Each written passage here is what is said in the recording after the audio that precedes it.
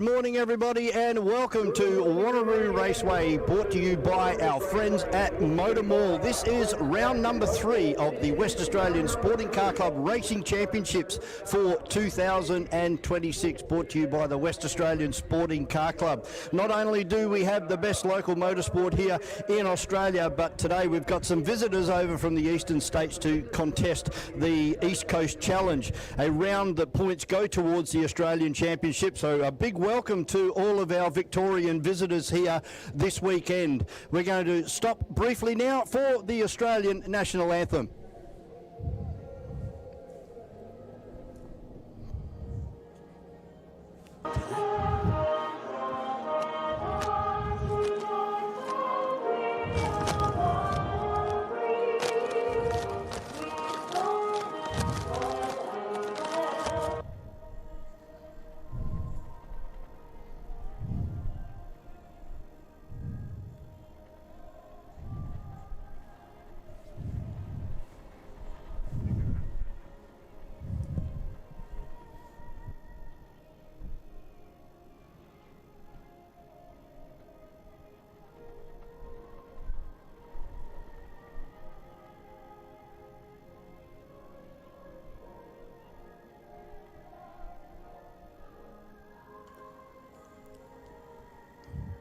As you can see outside, it's a wet and gloomy day here at Wanneroo MotorMall, Wanneroo Raceway. We are located just to the north of Perth here in Western Australia, and we welcome all of our live stream viewers wherever you may be watching us all around this big round world of ours. 19 degrees, winds from the northwest today up to 25 to 40 kilometres an hour, with rain and the chance of a possible thunderstorm throughout the day. As we can see over on our live stream now, looking towards the east, out towards Pearce and Bullsbrook, and some of the big heavy showers that we've already had go past. All of our sessions this morning being polluted by red flags, unfortunately, during our qualifying. On the cards today, we have our Formula Vs, FSR, Formula Fords, Saloon Cars, and Formula Classic, and then we round out the day with the historic touring cars. Highlight of the day will be later on this afternoon, a 23 lap plus 1 lap for our saloon cars that'll be doing a compulsory pit stop as well, with 3 drivers utilising a second driver, and everybody else is going to have to jump out and then jump back into the cars again.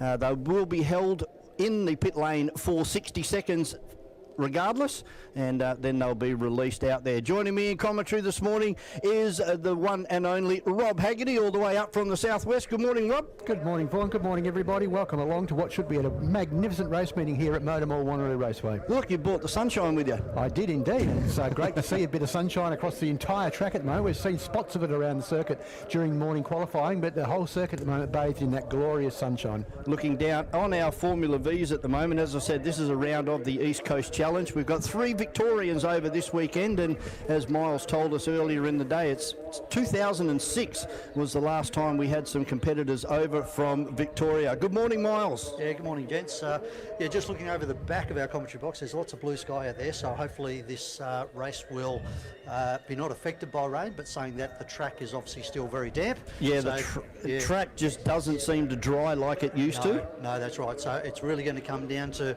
the best calls that these drivers have made in terms of tyre pressures and shock settings to who's going to come out on top on this one. But yeah, really great to see both Brock Hamilton and Ash Whittington on the front row. We were joking up in the pits, and they said, well, we come from Victoria, we race in the rain all the time, so we had an advantage straight away. Yeah, well, they brought that with them. They did. We've had some torrential downpours overnight, and of course the strong winds as well. As we can see, the Formula V Association of Western Australia, your sign over there in the S's is having a little bit of a laydown at the moment. It is, as is Asphalt Tech as well. That's right. So very heavy gusts here through the night. As we have a look at our grid, and it was Hamilton and Quiddington on the front row. Then we have Casely and Clifford. Isaac Scarry, a fantastic effort in the AJ, the first of the silver category cars in 6th overall. Then we have former WA champion in Rod Lisson from Franz Esterbauer, the second of the 1200 in the Rybuck.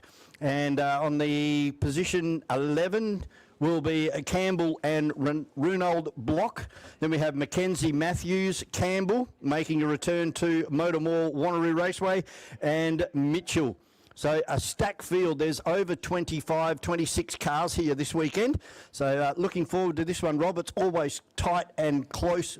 Very competitive category. Yeah, that's what they should rename this category, tight and close, because it is a really, really good category. Always turns on excellent racing all through the whole country. In fact, across the entire world, it always has. So, so great to see such a big field of Formula Vs out there as well. So the cars just making their way out of turn 6 at the moment, weaving their way up through and trying to get a bit of temperature into those tyres, probably using their brakes a fair bit to get a bit of tyre, bit of heat through the carcass from the brakes as well. Yep, and this weekend as well, guys, we've actually got a new tyre available. The category is going through a tyre change as of 2027. So what we used to run, the Dunlop tyre, has now been taken over by Goodyear. The tread pattern is exactly the same. Hopefully the compound is exactly the same. So this weekend is the first weekend that the Goodyears have been available. So there are some cars out there on Goodyears and some are out there still on the Dunlops. But come 27, it has to be totally a Goodyear field. Are the visitors using Goodyears? I did go down and have a look, and during qualifying, all 3 cars were now on Goodyears. But for the race, Ash Whittington has actually changed back over to the Dunlops.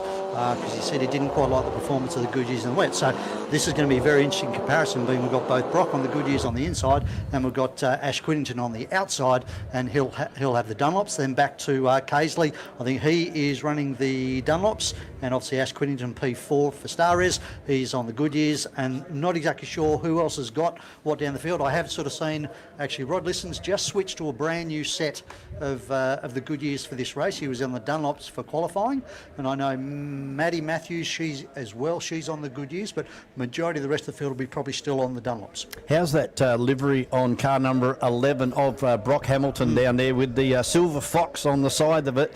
Makes it blend in with some other cars out there. They're all very, very similar. There's about 5 cars that look very similar, particularly when they're over there in the S's, as we're not too far away from a start here for race number 1 of round number 3. This is the East Coast Challenge for Formula V's. We're waiting for the red light to come on. There's a green flag down the back.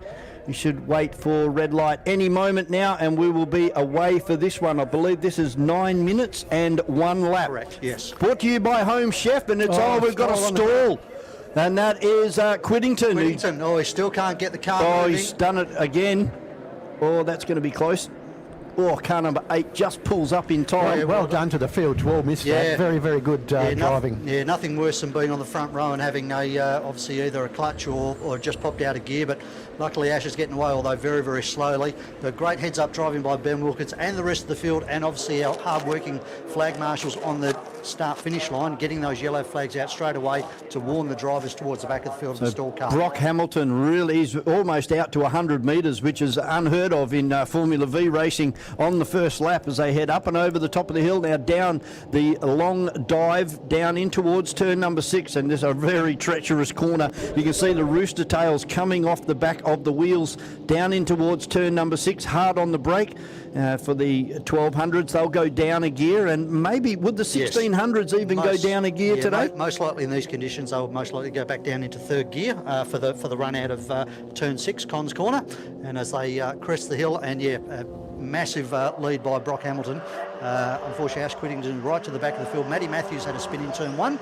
As we see 2nd and 3rd, and it is just trying to make out these cars. It's very, very difficult because they're all very much similar. And I think it is Dave Casely in P2, followed by Ash Clifford.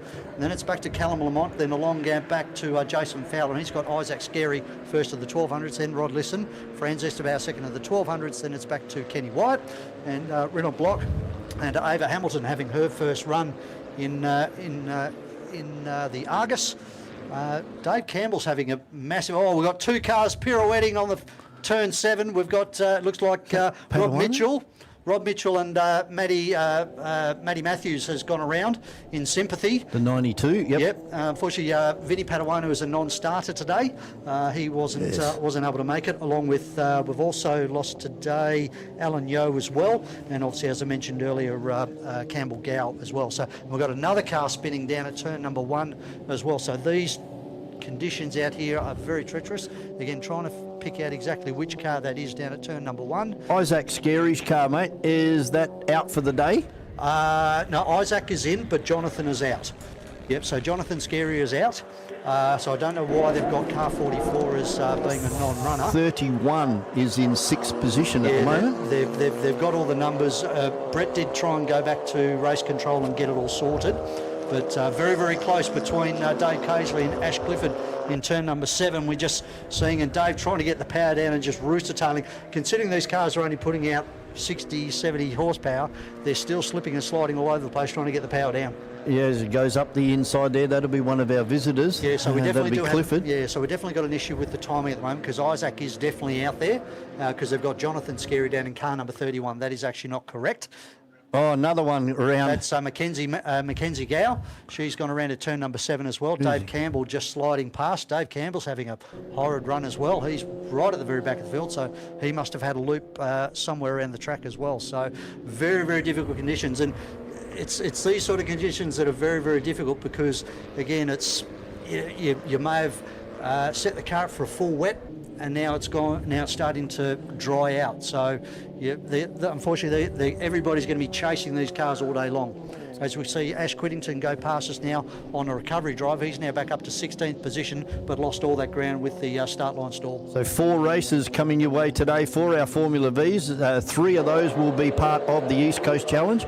And of course, all of the WA runners still running for state championship points in all 4 of these races today. As our leader comes across the line, car number 11 of Brock Hamilton has some 6 seconds last time across the line from Dave Casely in car number 7, who's been overtaken now by the 17 of Clifford now goes to the front. Casely and Hamilton, that's not right. Our timing is a little bit skew. It's definitely we're dropping Brock Hamilton down the down another the one gone over there in turn number 4. And that's exactly where Brock likes to go. Oh, geez, you had to make a bit of a correct to get around. I think that might be the Spectre. That might be the Spectre of that's a Rob blue Mitchell. car? Yep, of Rob. Number 16, I think it was. Yes, yeah, Rob Mitchell. So new competitor for us. As we see the field streaming through now, as you mentioned, this is part of the Formula V National Series and round number 3. And so far, the wins in terms of the first 2 rounds. First round went to Simon Pace from New South Wales at Winton, and then the second round went to Michael Kinsella at Sydney Motorsport Park about a month ago.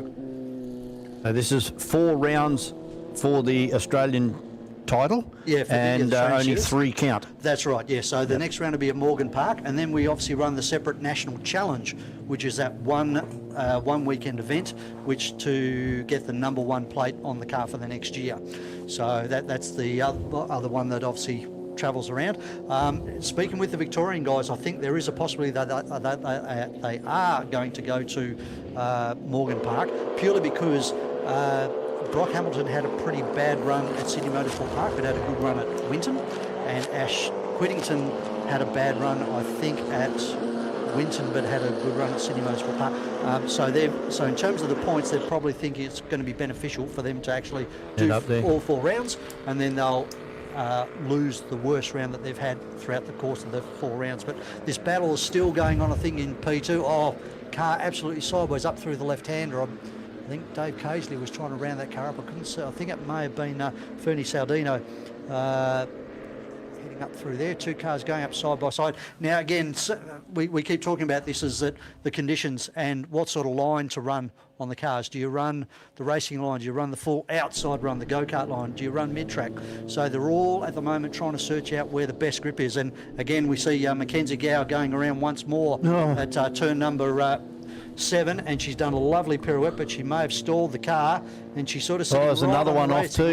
The green one down there under brakes. Yeah, Ben Wilkins, he's lost it under brakes into turn number 7. So these conditions out there for these competitors are super difficult. Franz Esterbauer doing a great job, one of our 1200s in front of multiple WA champion in Rod Lisson. So he's got about 5 or 6 car lengths last time across the line. Let's see if Rod's been able to get past him as they come up and over the top of the hill. No, Rod's starting to close in on him now. Is the 1600's got a little bit more horsepower, but under brakes, and because there's a double yellow wave flag, he's had to back out of that one. Got to wait for the green. So we cannot overtake until he gets to the green. He's pulled right up alongside. Yep, got him now, perfect. And you would expect the 1600 to have the grunt down here on the main straight. Now we're just talking about, obviously, we were talking earlier during qualifying about these conditions being the lever in terms of 16 and 1200. Isaac Scarey is currently in 4th position overall. Franz is in 5th position overall, and as you said, got a lot of very heavy hitters in terms of 1600 cars behind them. Listen, Fowler, Wyatt, Block, Campbell. Campbell's now starting to make his way back up through the field. He's back up into 10th position after his earlier misdemeanors, and so is Ash Whittington. Ash is now up to P12 as we, I think when last lap is out actually for our race leader. It's coming down the So car number 92 of Mackenzie Matthews is under investigation at the moment, so I'm not too sure what that's all about. I'll have to wait and see if there's any ramifications of that one. But, coming across the line now is 92, and then the 17. So why is he waving? That's checkered flag. That's why he's waving. Yep. So I think they've actually waved the checkered flag at the wrong car, to be honest, because of our timing issue. Because they've actually got Clifford at the as the race winner, and they've got Brock Hamilton down in 15th. So I don't know what's going on with our timing. But to me, the winner of that race should have been car number 11, being Brock Hamilton. But we'll leave the timing and everybody. Another one off. Where's that one? Down turn 6? That's turn 6, and that looked like Jason Fowler in the Sabre 02B for Giant Mandra. A checkered flag falls on this one, and we will have to confirm race results on this one, but it looks like Casely and Lamont will be second and third, and Isaac Scary in 4th place. That's a fantastic effort. Rod Lisson over the top of Franz Esterbauer for 6th, then Wyatt, Hamilton, Dave Campbell and Quiddington. Great job to get back up into the top 10 after stalling on the front row. Yeah, so I think possibly they've waved the checkered flag a bit too late, because I believe our race winner is just crossing the line now, being Brock Hamilton. So we'll wait again. We'll wait to see how timing sorts itself out. But to me, the race winner for race 1 is going to be Brock Hamilton from Ashcliffe from Dave Casely, Callum Lamont, and then the first of the 1200s being Isaac Scary in P5 from Rod Lisson and Franz Esterbauer P7, and second in class from Kenny White. Ava Hamilton, a great job, didn't mention her, first race meeting out, and she's got 3rd overall in the 1200s for that race, so a super job from Ava in the Argus. For Home Chef, that was our Formula V's, our race number 1 here for round 3 of the 2026 West Australian Sporting Car Club Championships for 2026. Miles, thanks very much. We'll catch you again later on in the morning. We'll take a short break here at MotorMall Wanneroo Raceway. FSR action. They're next out on the track. Home Chef. Great tasting chef-prepared meals. Healthy, delicious and nutritious. That's the Home Chef promise. Home Chef. Real food. Delicious, nutritious, delivered. Formula V Racing is brought to you by Home Chef, Litech Systems, BM Graphics Promotions, Everyday Heroes Occupational Therapy, Giant Mandurah, DMC Air Conditioning, and Designer Blinds. Experience supercars like never before in Perth with a Supercars travel ticket and experience package. Enjoy supercars your way with general admission, grandstand or hospitality. The choice is yours. Take part of the pit lane fan experience and meet your favourite drivers, or get closer to the teams with a team garage tour. Then get your hands on the trophy as part of our trophy photo opportunity. Head to travel.supercars.com and book today. FSR Racing is brought to you by Arise Racing, Radical Australia West, and Perth Motorsport Tyres.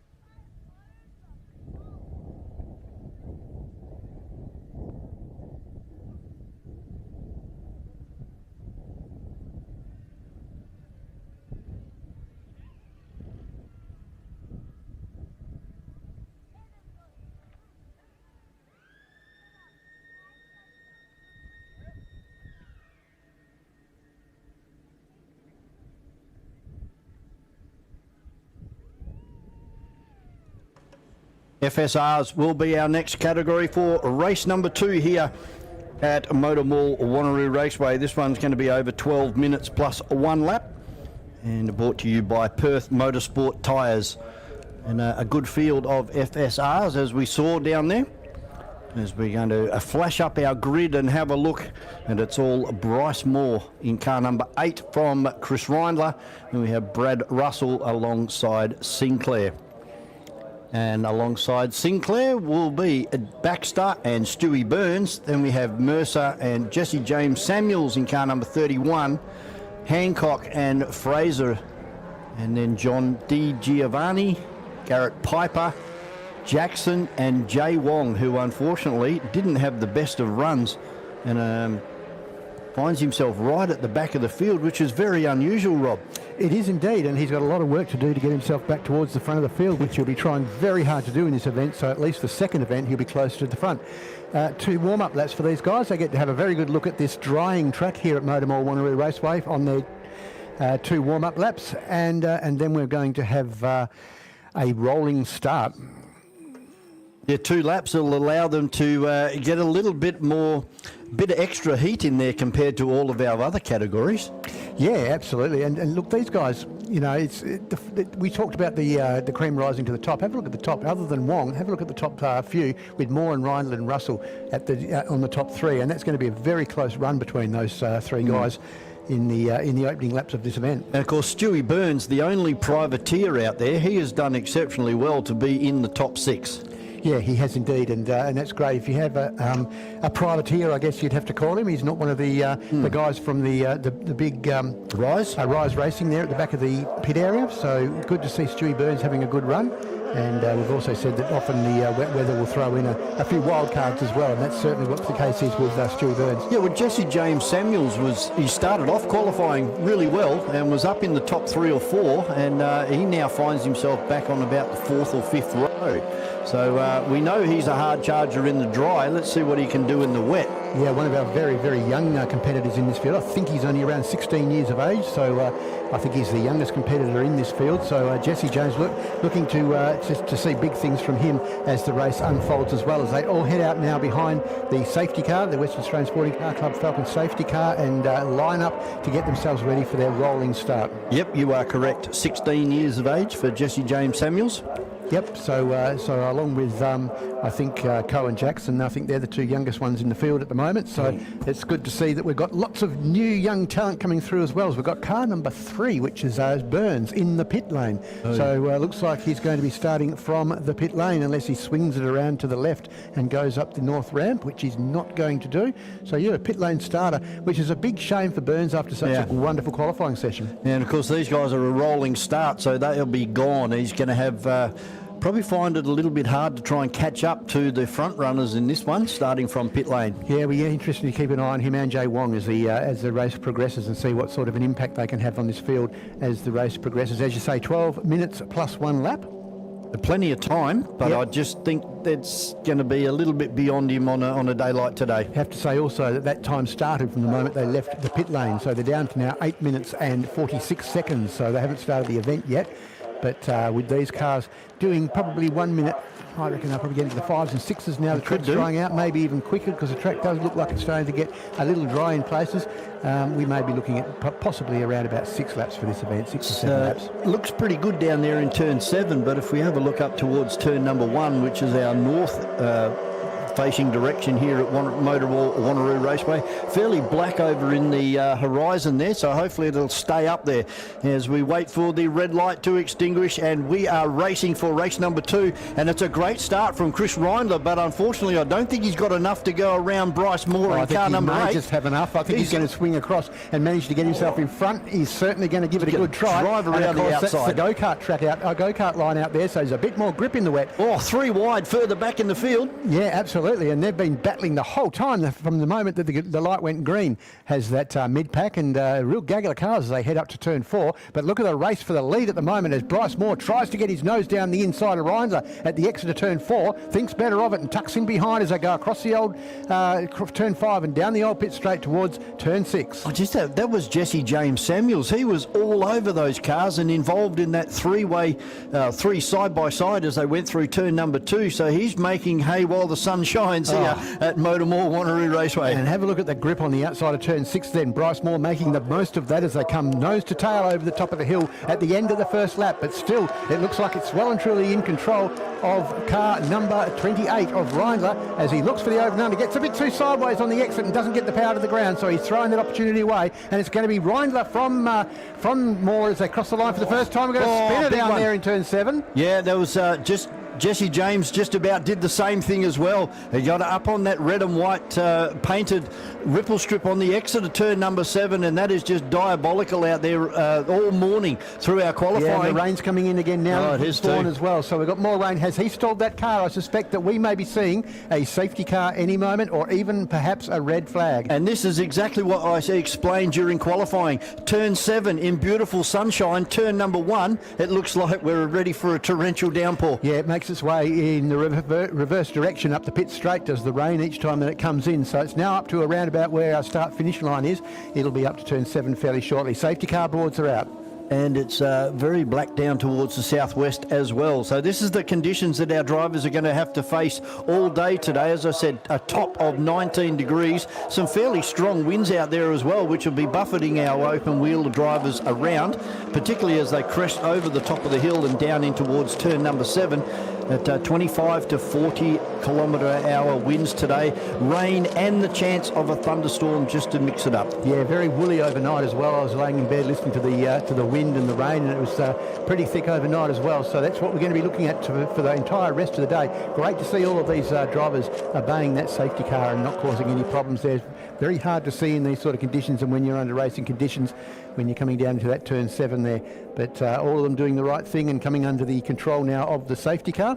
The biggest mover in that race so far has been car number 31. I think he started about 7th or 8th and he finds himself up into P4 is Jesse James Samuels in car number 31. And he also took out the fastest lap of that session so far as well with a 1:18.3. Yeah, he's 7/10 of a second quicker than Moore and Reinzer. Exactly what I was about to say. Not only has he taken that fastest lap, but he's absolutely blasted the leaders away with that fastest lap as well. So 7/10 of a second faster than them, and at this restart he's going to be right on their tail. Yeah, he put on some pretty heavy-handed moves early, and it's paid off for him now, because if it stays the way it is at the moment, he'll start on the second row for race number 2 later on this morning. Jay Wong up into 9th position from the back of the grid as well. We've also got a car off at turn 6, so we missed that one, but we've got the Manitou at the moment going over in that direction up over the top of the hill to recover a car down at turn 6. So I suspect that may be Di Giovanni, and I think it's Sinclair who spun down at the bottom of the hill. Yeah, that would be right. John Giovanni, car number 92. I think he's in his second year now, but still coming to grips with these FSR cars. Of course, they are not for beginners, are they? These are a full-on race car. Full-on race car, yes. Wings and slicks and all the different settings that you get to set up on what is a fairly full-on race car, and lots to learn. And I think that this may be the first time that Di Giovanni's been out on a moist Wanneroo Raceway track as well. Yeah, he's just buried the back end of the car, and of course the cars are so low to the ground that just like seesaws itself off the concrete and buries itself.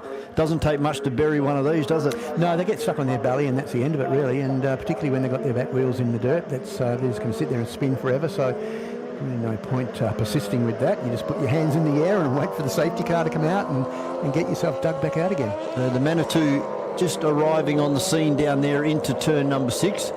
Let's see whether they're just going to pop him back up onto the onto the concrete shoulder. Yeah, Wanneroo Raceway famous for its sand traps, of course, and this is very much a limestone mining area around the MotorMall Wanneroo Raceway. Lots of limestone mining happens around here, so there's lots of cap rock also that is down underneath the sand traps around here. But you walk through these sand traps, if you happen to go off the circuit and unfortunately be stranded and have to get out of your car to across the fence to the first line of defence. You will sink up almost to your knees walking through this sand trap, or these sand traps. So it makes a mess of your race suit and your boots, I can tell you. It certainly works well and has done for many, many years. Since the inception of the racetrack back in 1969. Yeah, it certainly has, and we've had some pretty horrendous sorts of incidents that have happened up here over the 56 or 50. In fact, I think it's around about the 58th year now that we're here at Wanneroo Raceway, and we've had some pretty spectacular and scary accidents. But pretty much everyone's walked away as a result of these sand traps. So. It may be a bit of a pest for the spectators having to see safety cars come out, but it's a good circuit for keeping the drivers safe. Well, just for instance, down there in turn number 6, it's the sand trap. It's downhill. You're hitting 150, 160 kilometres an hour down into the braking area in just a normal road car. So you'd be hard placed. If there wasn't a sand trap down there, you would go straight into those hall pack tyres, and what's on the other side of the hall pack tyres is the go-kart track, and it's not at the same elevation. I run a virtually standard Mazda MX-5, or did run a virtually standard MX-5 up here in the regularity events, and I can tell you I was doing 178 kilometres an hour into the braking area at the bottom of turn 7 in a bog standard car. So yeah, she gets a bit of speed behind her, and you're very glad that sand trap's there when something goes wrong. Particularly being downhill on a wet day, it's comforting to actually see that sand there, knowing that if something was to go wrong, it's going to catch you before you end up in the fence. Yeah, absolutely. So the car's just trying to keep a bit of warmth in their tyres at the moment, having a little bit of a weave around on the circuit and dragging their brakes, I would suspect, as well, to get that brake heat through the wheels as well. And now we've got one end of the racetrack that's actually a lot wetter than the other. 7 looks like it was half drying before those couple of spots of rain, but up in turn 1, it bucketed down. I would also suspect, Vaughan, that we may see the checkered flag at the end of this lap. I think this may finish under a safety car condition, as we've only got around about 46 seconds left in this event, plus 1 lap. But that 46 seconds will evaporate on this lap behind the safety car. Hopefully we'll get a 1-lap flyer. Well, we'll see how we go. The safety car will be wanting to take its lights off fairly shortly if we're going to see that 1-lap flyer. And we've got our eyes on the safety car on the screen at the moment as it heads down the old pit straight. Of course, the pits here at MotorMall Wanneroo Raceway at that point of the circuit from 1969 right through to 1979, when we had the Australian Grand Prix here and they moved to the bottom of the hill where they exist at the moment. So... big shout out to Alan and Karen operating the safety car again this weekend. Thanks, guys, for giving up your Saturday. They've been doing that for many years, haven't they? They have. Certainly made that job their own. Very experienced officials. And there's our leader, Chris Reindler, in car number 28 from Bryce Moore. Lights are off the safety car, so we're going to get a one-lap screamer. This is going to be good.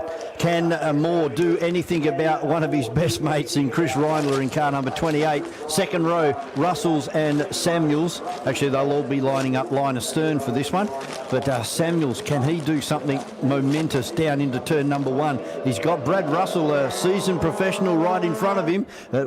Let's watch what car number 31 of Jess Samuels can do. So if Bryce Moore gets close enough, I would suspect that he's going to try that outside move on turn 6 to get a slingshot once more and try to get him down the end of the big long straight into turn 7. Look, one off at turn 1.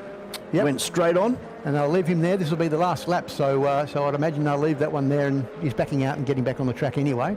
But look at Moore, he's right on that gearbox now of Reindler as they head up through turn 4. They've made a really big gap now between themselves and 3rd and 4th place. So it's going to be between Reindler and Moore as they head down the big long straight down towards turn 6. And what's Bryce Moore going to do here? Is he going to take that go-kart line and be on the outside and try to get a bit of extra speed on the extra turn 6 and do what I suspected, which is a big break? He is, because Reindler's gone to the inside, and that's allowed Moore to come right out. And unfortunately, not enough drive this time. Let's see what happens under the brakes. Yeah, he's got more momentum though. And look, he's trying to get his nose down the inside and trying to force the issue. But he's going to run around the outside. Yeah, he's going to do the over and under down here. There is lots of grip on the outside of here. He's done it. Reindler's lost it. Yeah, and Bryce Moore will take the win. Well done, well done. That's an excellent move. There's always a lot of grip around the outside of that corner in the dry, so you'd imagine in the wet there'd be a fair bit more than the inside as well. But he's finished the position 1 from Jesse James Samuels in second, from Brad Russell in third, then back to Mercer and Hancock, Fraser and Baxter. Reindler managing to get himself back into 8th position just in front of Jackson. Piper, Burns, Jay Wong managed to go back down the back of the field once more, and Di Giovanni finishing in the final position. A start procedure penalty of 5 seconds for car number 6, which is the Piper car. So there you go. Race results on the screen. Bryce Moore takes out the first of the FSR races for today at MotorMall Wanneroo Raceway from Jesse James Samuels. Then back to Brad Russell, Tony Mercer, Clinton Hancock doing a great job in car number 85 from Declan Fraser. And then we've got David Baxter, Chris Reindler recovering to 8th position, Cohen Jackson and Garrett Piper. They're your top 10 as they finished in the first event here for FSRs. And don't forget all of our drivers from all of the categories this week, or today, Super Saturday, running for the Competition Drivers Club Driver of the Day. And so far, Jess Samuels is mine. Well, it's only early, but that was a sensational drive from P7 or P8 to come home in 2nd place. Yeah, really, really good drive, and showing all of his years of go-kart experience there. We don't often see a lot of passing in the FSRs because once you get up under the car in front of you, you kind of lose all of that aerodynamic downforce on the front of the car, and the car becomes very unstable. But that didn't stop Jess Samuels. He just drove around the outside of people. Yeah, and there's obviously a lot more grip on the outside of the circuit at the moment in its fairly wet conditions that the track is in. So, and that was the idea that Bryce Moore had. He did exactly what I suspected he would on the outside of turn 6, and then coming down in turn 7, taking that position. So we're about to have Demelza in the pits. Yeah, good morning, Demelza, and of course Jamie down there as well. I believe you've got Bryce Moore, our race number 2 winner, with you. That is correct. We do have Bryce Moore, our race winner. And good morning. We are down here in a very wet pit lane. Bryce, congratulations. You, whilst you're getting yourself out there, how did you feel? We did have a few people off the track in that race. I'm so sorry. I did not hear a thing you said then. There was a few people who went off the track on that race. How did you feel going through that? Yeah, I'm always gutted for Chris. Obviously, he's my teammate, and wherever else we race, we didn't touch each other or anything. Well, I don't think we did. So yeah, a bit of a bittersweet. You know, I like racing hard with each other, but I suppose my ultimate is always me first and Chris second. You know, otherwise I wouldn't be a racer. So yeah, just a bit upsetting for him. I'm not sure what happened there in that last corner. Yeah, he bombed me on the start there, so he just outbroke me and literally drove around me. So it was good. It was nice to have a bit of competition out there and go toe to toe with someone. Just sucks for him. A bit upsetting, but. We are seeing quite intermittent showers throughout the day today. You did see quite a downpour during that. How did the car hold up? Yeah, the car's been fine. There's a pretty good wet weather tyre on these, to be honest. You just drive to your grip level. It's all you can really do. It does certainly make it interesting out there because the spread in the field becomes a lot larger, and you know the risk of red flags and safety car restarts and all that becomes much more of a play in it all. But yeah, I quite enjoy the wet, to be honest. So fantastic. We look forward to seeing more a little bit later on today. No worries. Thanks, Dan. Take care. Thanks a lot, Bryce. That's it from us here at Pit Lane right now. Lot more racing. Hopefully not too much bad weather coming up very soon, but we'll be back after this short break. The 2026 WA Sporting Car Club Championships is brought to you by MotorMall, Electrical Group Training, Sets, Crushing Services Australia, Bond Hire, Gallagher, and Radlink Communications. Experience supercars like never before in Perth with a Supercars travel ticket and experience package. Enjoy supercars your way with general admission, grandstand or hospitality. The choice is yours. Take part of the pit lane fan experience and meet your favourite drivers or get closer to the teams with a team garage tour. Then get your hands on the trophy as part of our trophy photo opportunity. Head to travel.supercars.com and book today.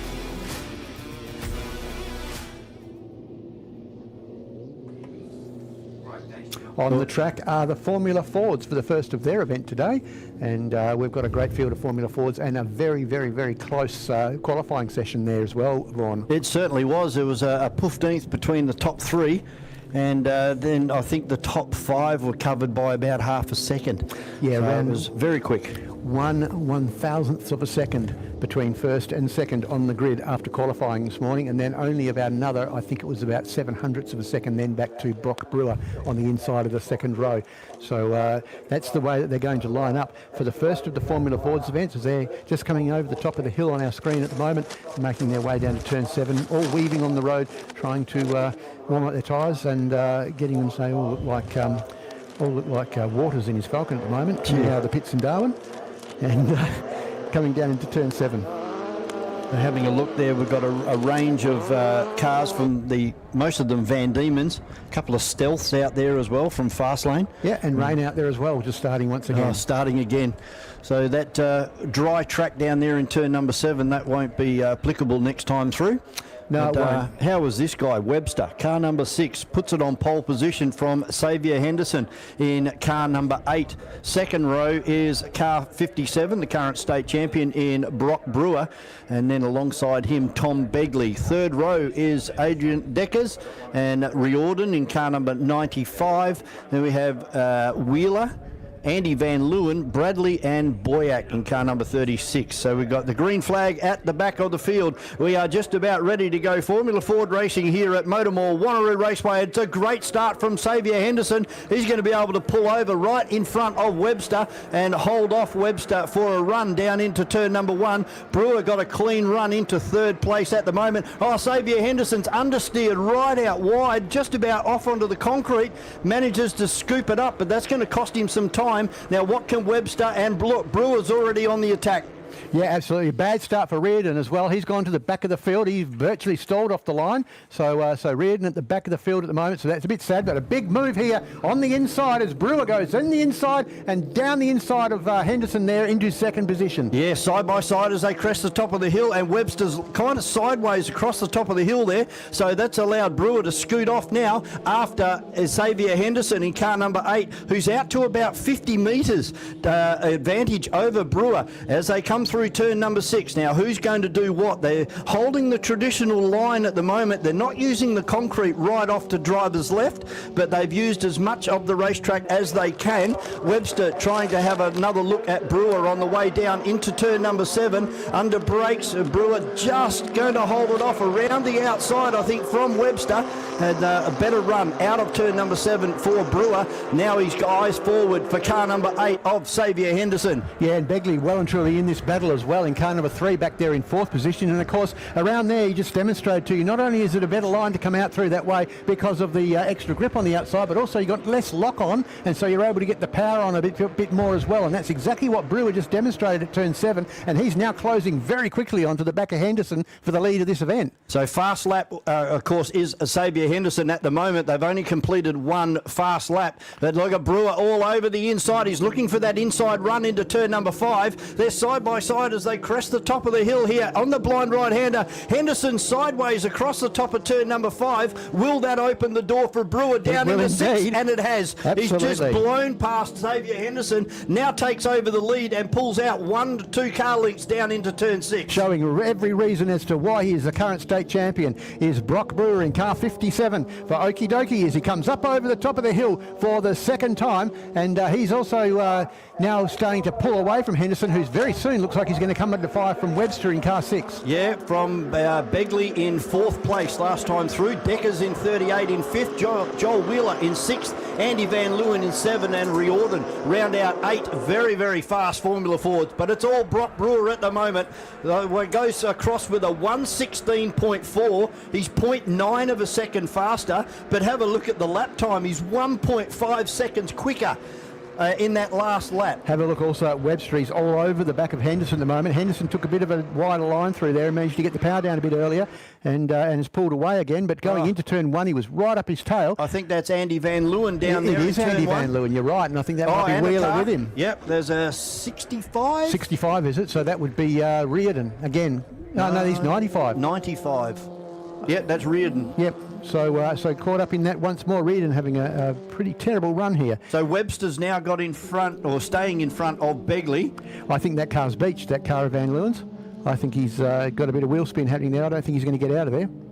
Yeah, he's not. So we're going to get a safety car, and we've in fact got the boards out right now as I speak, and the safety car making its way onto the track. So that means that every practice session has had a red flag, and every race so far has had a safety car just about, hasn't it, Vaughan? Yes, yep. A 1:16.2 for Brock Brewer last time. Only comparable laps was a 16.8 from Webster and a 16.9 from Begley. But Henderson, because he went sideways over the top of turn number 5 there, that cost him a 1.5 seconds. Yeah, exactly. And once you start doing that sort of thing, you start throwing away time, and he's paid the ultimate penalty for that. Yeah, you can see that Andy Van Leeuwen's car there is just beached on the left rear. And fortunately, geez, it's only a couple of inches there and he would have got away with that. Yeah, there's a fair old drop off there at the edge of the concrete strip that goes around the outside. Around the outside of the He's turn asking there. for a push to see whether the guys can push him out. Yeah, wow. That's actually beached on its belly. It's not going to be pushed out. No. So unfortunately, safety cars again here, which we thought at the beginning of the day that we were going to experience most of the day. I was very impressed with that safety car board on a stick. That's a good idea of getting the safety car board well and truly into the eyesight of the drivers. So that was Reardon going past. So our leaders are still cresting the top of the hill behind the safety car and heading down in towards turn number 6. So it looks like they might have to put a bit of attach a strap to Andy Van Leeuwen's car just to move him just a couple of inches. 6 inches would have done him. Yep, absolutely. We've got around about 4 minutes left in this event as well. So if he gets himself up and going, I don't think they're going to clear that in time for this lap, but we'll end up probably with around about 2 minutes left. We may have a 2-minute lap dash He's out at the end of this event. So maybe he can get going rather quickly. Yeah, I don't think they're going to turn the lights off this lap. I think we're going to see another lap of safety car, and that's going to leave about 2 minutes left, and we're going to see a couple of lap sprint towards the end of the event. Maybe 2 to 3 laps coming up. But Andy Van Leeuwen fires up and drives away. I think that's an RF 93 from memory. It is the Van Diemen, car number 66. Yep, absolutely, and a very nicely presented car for Andy Van Leeuwen. Of course, one of the writers for Speed Cafe. Yep, one of he's a multi-award-winning motorsport journalist. Yeah, absolutely, a very smart man, son of John Van Leeuwen, who's very involved in Formula Ford in Australia, has been for many, many years, and has been racing up here on and off since the early 1980s. So a family with a lot of cred in the Formula Ford industry. Certainly do. I can remember John driving. Now it was a hat company. Yes, it was. Yellow and green car. Yes, and he used to run that with his teammate Steve Bottomley. That's him. And that was the Great Australian Hat Company, I think they called themselves, making Akubras and what have you. Just back having in the 1980s. Just having a look for our live stream customers, a new camera for this weekend located over there in the pits, and really gives you a feeling of the sense of speed as the cars come across there. And it's a view that's been used multiple years now for the V8 supercars.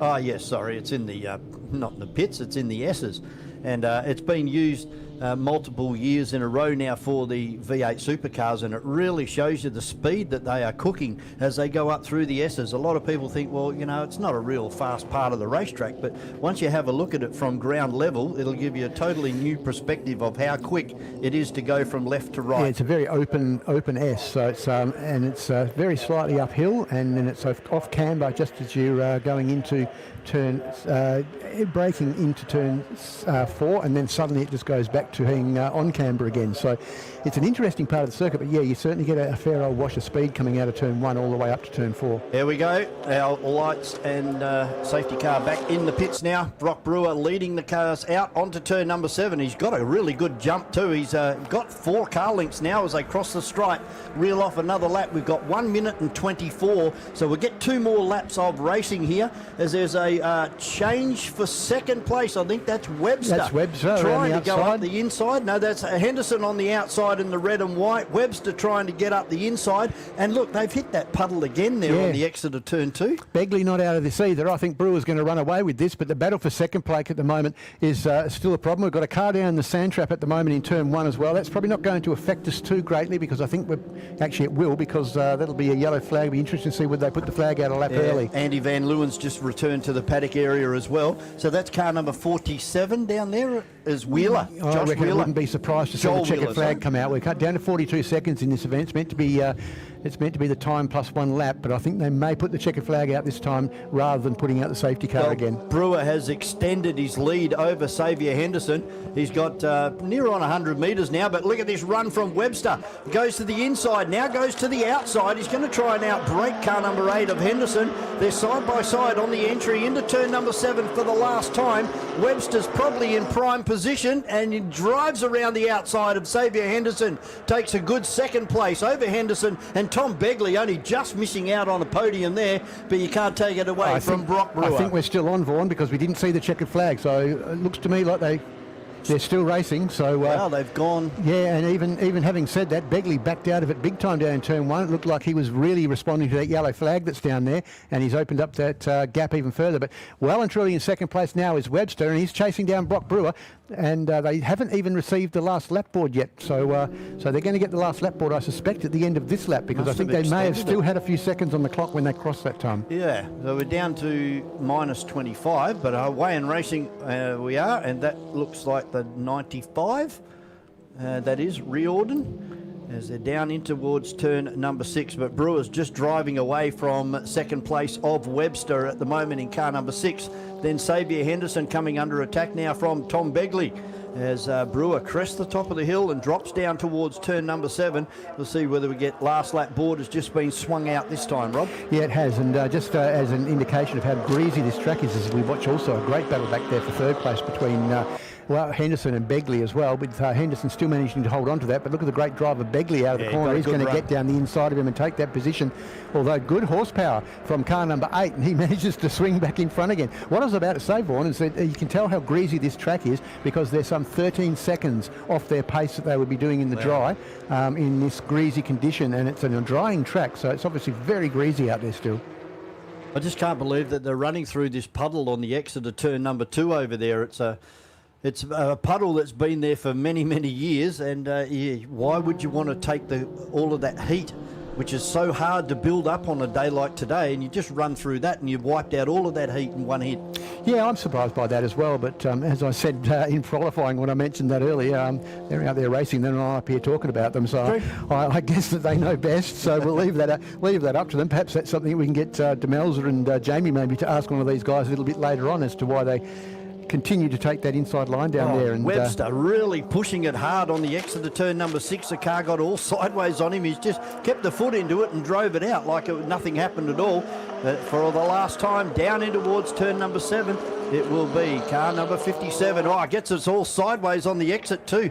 Breaks it into wheel spin. Brock Brewer takes the win. The current state champion in car number 57 over Webster. A great drive. Xavier Henderson for third, and Tom Begley, unfortunately, not making the podium this time, but I reckon he'll be one to keep an eye on in the next race. He will be off the second row, outside the second row. It was Deckers from Riordan then in the next 2 positions.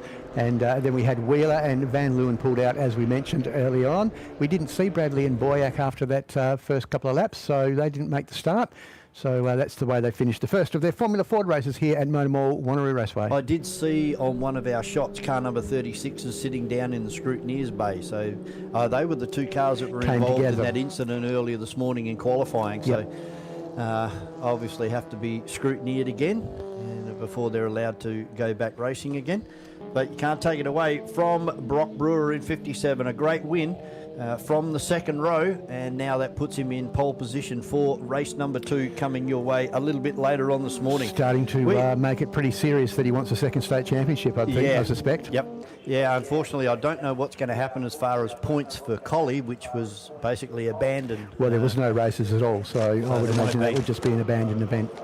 All right, coming up next, down there in pit lane, we have our historic touring cars, and these guys were also separated by not very much at all. We're going to take a short break. Access Hire bring you historic touring cars here at MotorMall, Wanneroo Raceway. Experience supercars like never before in Perth with a Supercars travel ticket and experience package. Enjoy supercars your way with general admission, grandstand or hospitality. The choice is yours. Take part of the pit lane fan experience and meet your favourite drivers or get closer to the teams with a team garage tour. Then get your hands on the trophy as part of our trophy photo opportunity. Head to travel.supercars.com and book today. The 2026 WA Sporting Car Club Championships is brought to you by MotorMall, Electrical Group Training, Sets, Crushing Services Australia, Bond Hire, Gallagher, and Radlink Communications. Historic Touring Car Racing is brought to you by Access Hire, I Write Signs, Moylan Grain Silos, and Perth Brake Parts.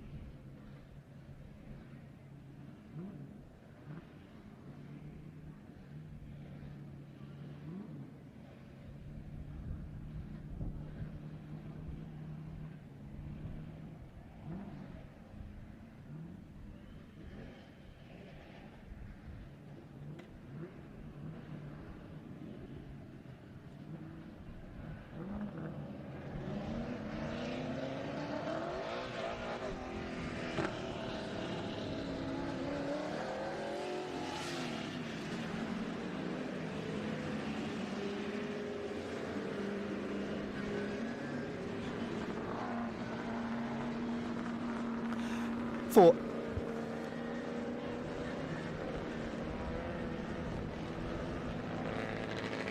For Access Hire, these are the historic touring car out of the West Australian Historic Touring Car Club. And on pole position, it's going to be Graham Woolhouse in that beautifully presented black and silver Mustang from Mark Cates in another Ford Mustang. And just to keep things as they are, in P3, Brian Edhouse in another Ford Mustang. Then we start to break it up a bit with Simon Northey in the 2002 Ti BMW. And alongside him will be Paul Onofaro, who's actually out qualified the more experienced Conor Onofaro, who'll start on the next row.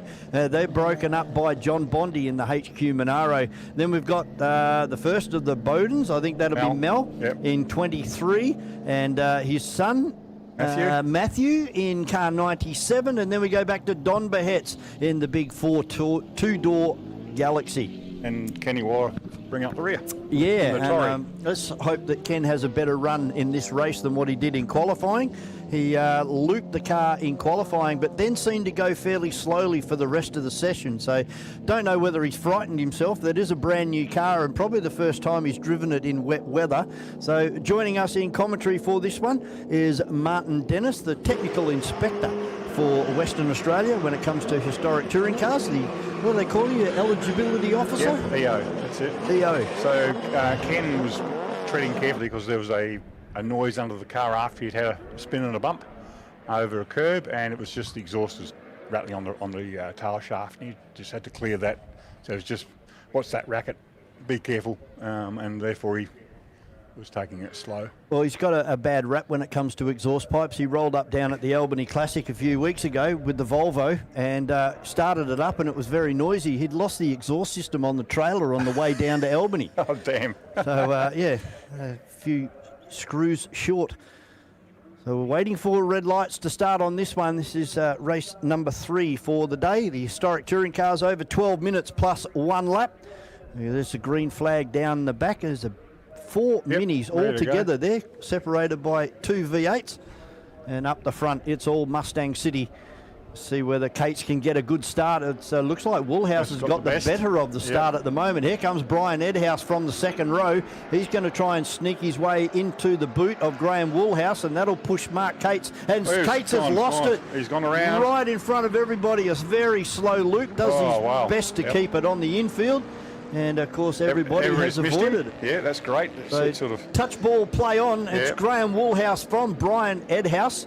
Then we go back to Simon Northey. Paul Onofaro, Conor Onofaro. Then we have John Bondi driving his brother's car. And then the first of the Bowden cars. And then the Galaxy's actually moved up a couple of positions now with Kenny Waller in the GTR XU1. Then we have Matthew Bowden. And rounding out the field, our spinner, 69 of Mark Cates. Yeah, actually I was going to say before the start, it's going to be interesting to see how they go. Track's damp, but not wet. They're all been playing with their tyres, trying to work out what was going to be the best move. So, pressure will be the big thing in these. Oh, yeah, too. But here comes Graham and Brian down into turn 7. Conor going to make a run here on Paul too as they crest the top of the hill. And absolutely, Graham's nice little drift. Well, that's going to cost him because look at Edhouse. He's got the power now as he blasts down the inside of Graham Woolhouse. But he won't outbrake him. No, he's on the brakes about a car length short compared to Graham. I suppose that's just the extra weight in the fastback. In the 69, yeah, they're just a bit heavier, but yeah, and you're being careful. Yeah, definitely. Being careful. Yeah. Definitely is Woolhouse doing his best to keep the car in a straight line there. A little bit of a wiggle as he went for a down change into third. The 2 minis, Conor able to get in front of Paul now. Yep. And they'll set sail after Simon Northey, that's having a great run as we try and pick up who we're on board with, Mark Cates. And see the driver at work here. That's Mark. It's Mark Cates as he drives around the outside of Don Behetz in the 2-door Ford Galaxy, the big 427 cubic inch. Down towards turn number 6 now, and very gingerly on the gears and the brakes. And it looks like we've catching up very, very quickly on Paul Onofaro. So unfortunately, it loots like Paul might have found a bit of trouble there. as the little green Mini has really lost ground compared to Conno. I think we have a car off in turn 6, I think. And maybe that's possibly why I think it may have been. Paul Onofaro. Oh, okay. That's why he's dropped so far back. That'll do it. Excursion by the sand trap. So called a long lap. Graham Woolhouse holding off Brian Edhouse. Yep. And again, these high horsepower Mustangs there, they're doing a really great job to keep them on the track and in a straight line. Absolutely. As they come up through the speed trap over there at the bus stop, there's Simon Northey just making his way past that new camera position. I'm watching Simon carefully because he's had an engine that was running hot after quali, and we're just going to quick play with it to try and sort out some issues. He's going okay, so he's doing a good job back there in third, and he's in fact our second camera car that was out there. We spent a little bit time on board with him just before we jumped into the car of Kate's. His fastest car across the top of the hill on that last time through was Simon Northey. A big move here on coming out from Edhouse as they come over the top of the hill side by side. But once again, as you mentioned, the light weight of the Woolhouse car just managing to get him on the brakes a little bit later, and he's managed to hold that position and gets a bit sideways on the exit of the corner, but then so does Edhouse. And they're having a good old battle at the front of this field. They've got strengths and weaknesses in different places. It looks like the Edhouse car a bit quicker in a straight line, but the Woolhouse car better under brakes. Certainly. And certainly Graham's keeping it on the inside, and that will always be a winner in conditions like this. As long as you can pull it up, very hard to drive around the outside in the wet. Yeah, absolutely. So here we go back on board with Simon Northey. As we go through the left-hander, we pop it up into third gear now, go through the bus stop here. It'll probably hang on to third gear on a day like today as he drives it through about mid-track, trying to find some adhesion out there as the big, tall climb up towards the top of the hill. The blind right-hander across the top of the hill here. You hope that there's nothing happening on the other side. Can you see the gauges? Yes. No, temp and all that's looking pretty good there. There's the red line. There's the red lines, yeah. That looks okay, good. It's behaving itself. Yes, it is. And there's no understeer or anything happening on the car, so it was Simon doing a great job there. He's pulled that mid-track. He's staying about mid-track through the corners there, so obviously he likes it out there. Well, there's a bit of grip. Oh, look at Bondi car just go flying past. Wanneroo just going past. I know that feeling. Yeah, give you pneumonia on the way past.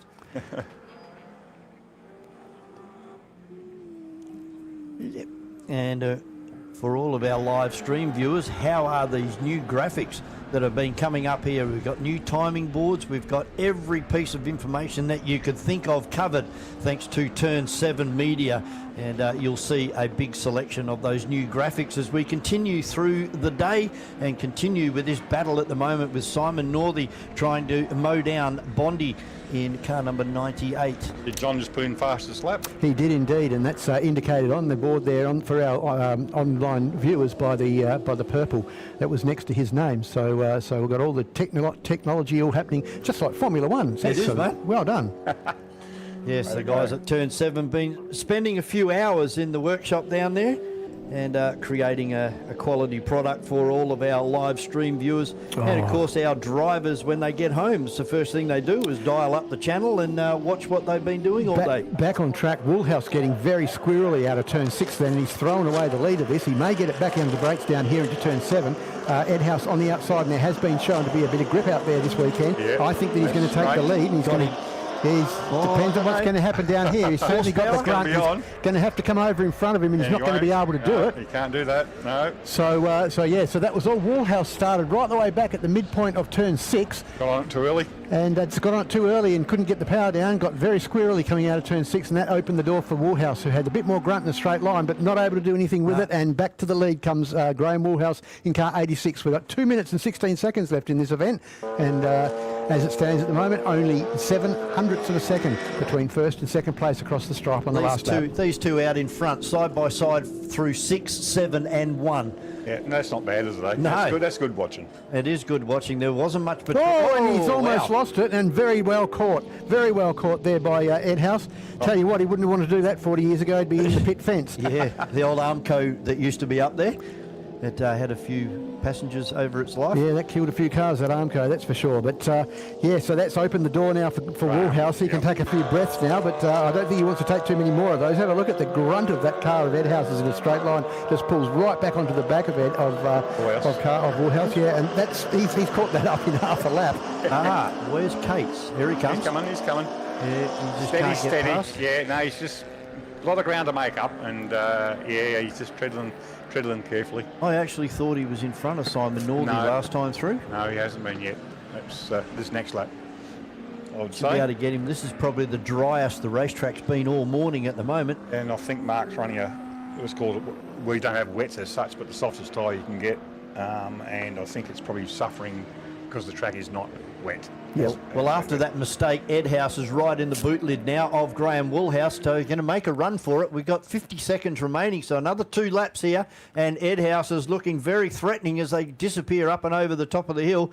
Meanwhile, back through our speed shot, looking back down towards turn number 1, we see John Bondi just coming past and Simon Northey, but Mark Cates is getting closer to the back of Northey this time as they crest over the top of the hill. Car number 44, the little BMW. And he's got a big, monstrous Mustang.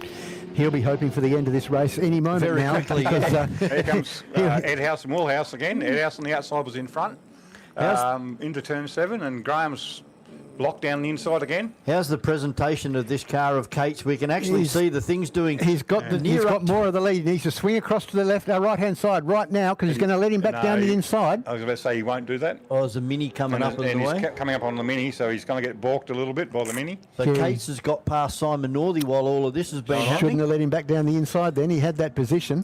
But yeah. No, we are gentlemen racers. Our 2 camera cars here, guys, going side by side down into turn number 1, but It is Mark Cates now, and you can see he was up to around just over 7,000 RPM at the gear changes in that Mustang.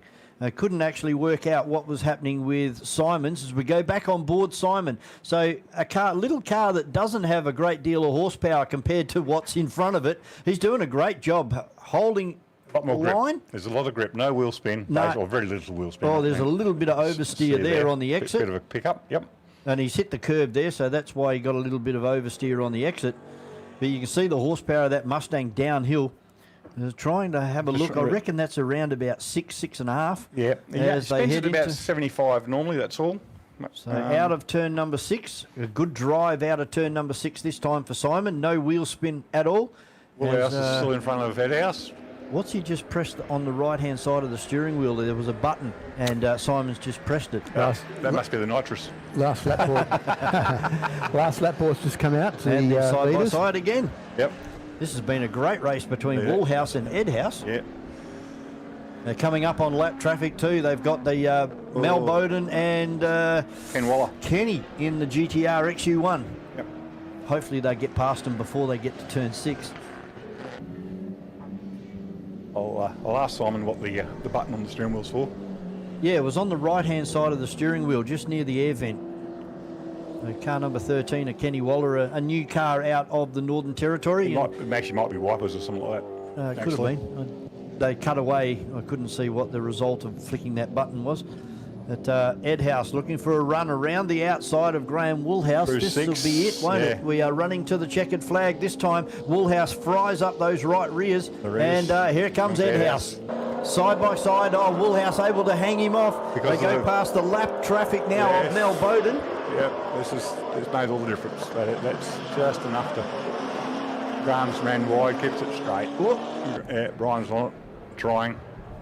That was awesome. And that's a good run. That's a great win for Graham Woolhouse in the Mustang over Brian Edhouse. Then the Holden Monaro should come through in the third. Yep, it's gone through. Number 98. Cates will be next across the line in another Mustang. Yep. And then we go back to the BMW of Simon Northey. And behind him will be Onofaro, apparently, but I don't see him. There he comes down the hill now. Yeah, he's actually... Oh, that's a lap car there of Matthew. Matthew's lapped, yes. Now Conno coming out of turn number 7. So that's the way they're going to finish in this one. Woolhouse, Ed House and John Bondi. 2 American products and 1 Aussie product. Yep. And here comes Paul next. Paul Onofaro.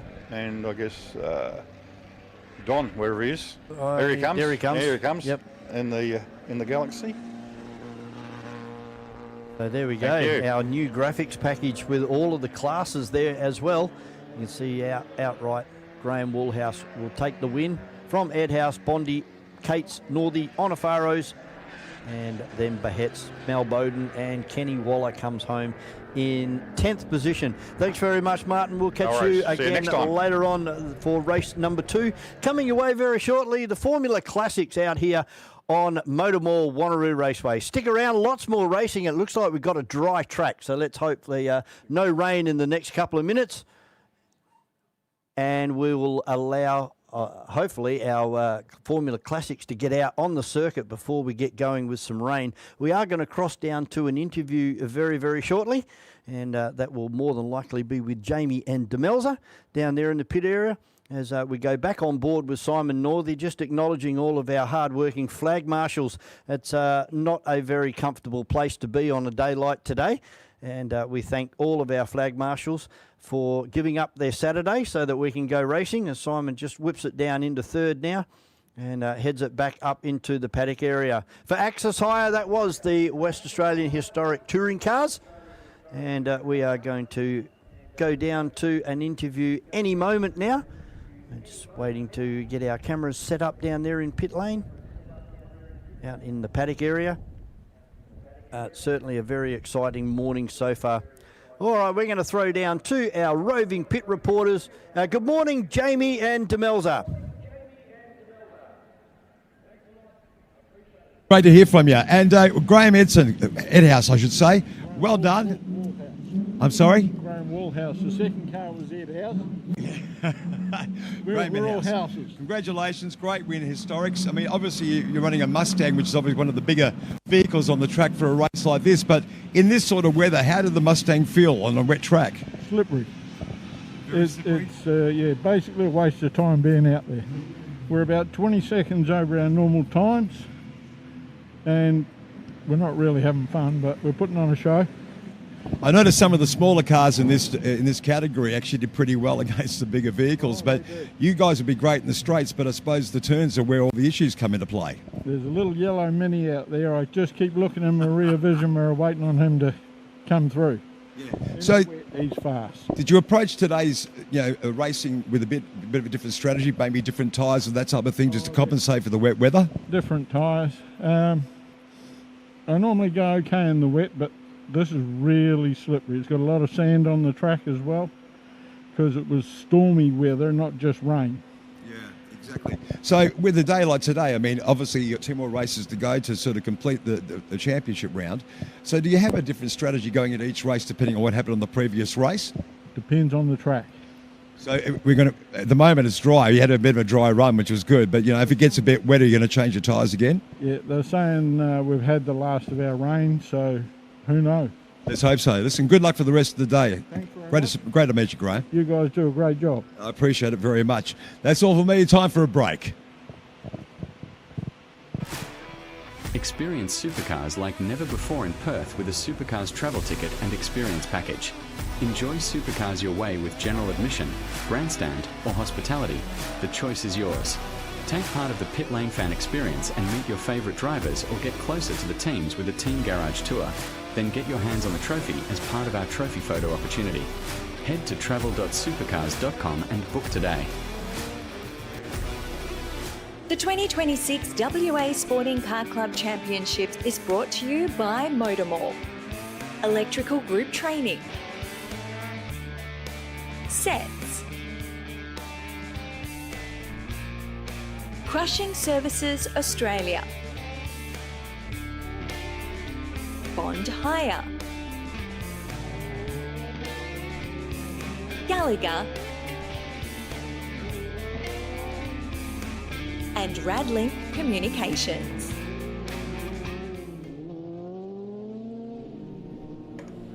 And welcome back to MotorMall Wanneroo Raceway, our mobile museum. And a depleted field, unfortunately, out there today, Rob. We've only got 6 cars, but bearing in mind the cost of these cars and trying to source wet weather tyres for these particular cars would be a bit of an effort. I think that's what the problem has been this weekend, is that there's a significant number of entrants who don't have wet tyres, and straight away that Motorsport Australia Race Control decide that it's a wet track, then you are obliged to run wet tyres.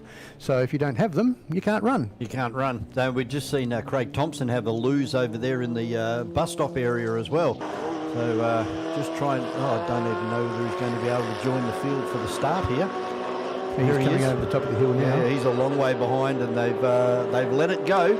So it's William Norman, in the Rolt RT4 that takes the lead down into turn number 1 from Simon Alderson, who was clearly the fastest in qualifying earlier this morning. Good start from Colin Yude back there in that little Sports 2000 car 94, the little Tiger I think that might be. Yep. And he managed to come from the back of the grid more or less up into third position, getting in front of Thompson, and also Thompson's around again. No, that's not Thompson, that's Grove. Grove, sorry, that's yes. the ex-Craig Bradkey car. Yep. The once car that was created for the great man Ayrton Senna, and he stalled it. Now he's got it going again. And still not last, because Craig Thompson is in the last place at the moment, car 182. But our leaders, they're coming up and over the top of the hill, and it's Bill Norman starting to drive away now. A fairly decent dry track. Probably the best conditions we've had so far this morning. Yeah, it's certainly not dry, but it's not as wet. I think you'd probably describe it as. But yeah, you look down here, there's a fair old sheen on the track where the sun's shining in front of us at the race start-finish line.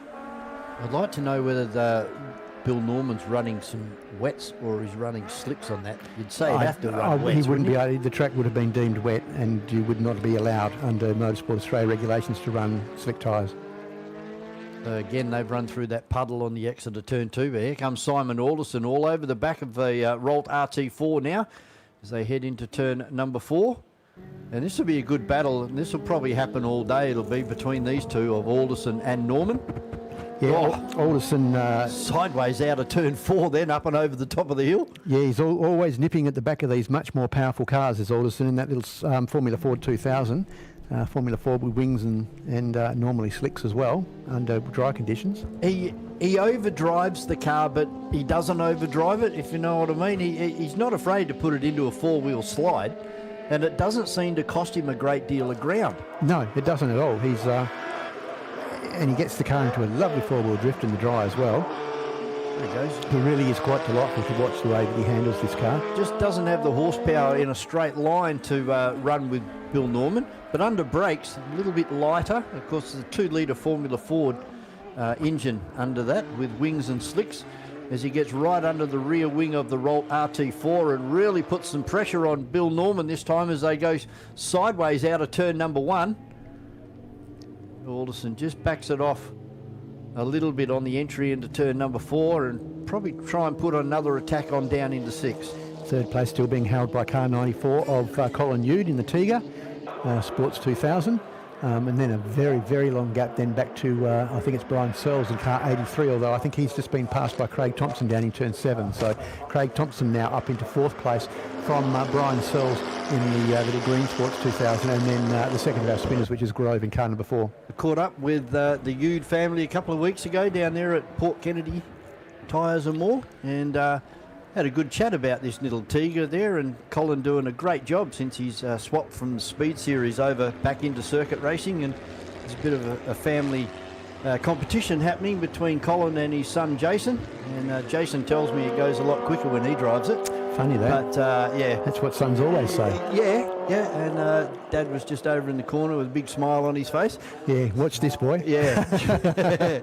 It's good to see the family rivalry there, and it'd be great to see Jason behind the wheel of that Tiger in one of these events, and just put his money where his mouth is and see whether he can actually go quicker than Dad. Jason's a brilliant little driver, and sure wouldn't surprise me at all if he isn't quicker than Colin these days. But the Yude family's been around motorsport here in Western Australia for so many years, and great to see them out having a lot of fun out there, particularly in this little Tiger. Beautiful little car, S cargo racing car. And yeah, it's a lovely little car, although he's really just cruising around at the moment. Probably no reason to really stretch it, but it doesn't sound like it's running all that well at the moment. Oh, you can't even see car in front or behind him at the moment. as Thompson comes down, getting lapped by our leaders now. That's Grove. Who's overtaken Sells for the final position. See how gingerly they all are. They're giving each other heaps of room and heaps of respect out there.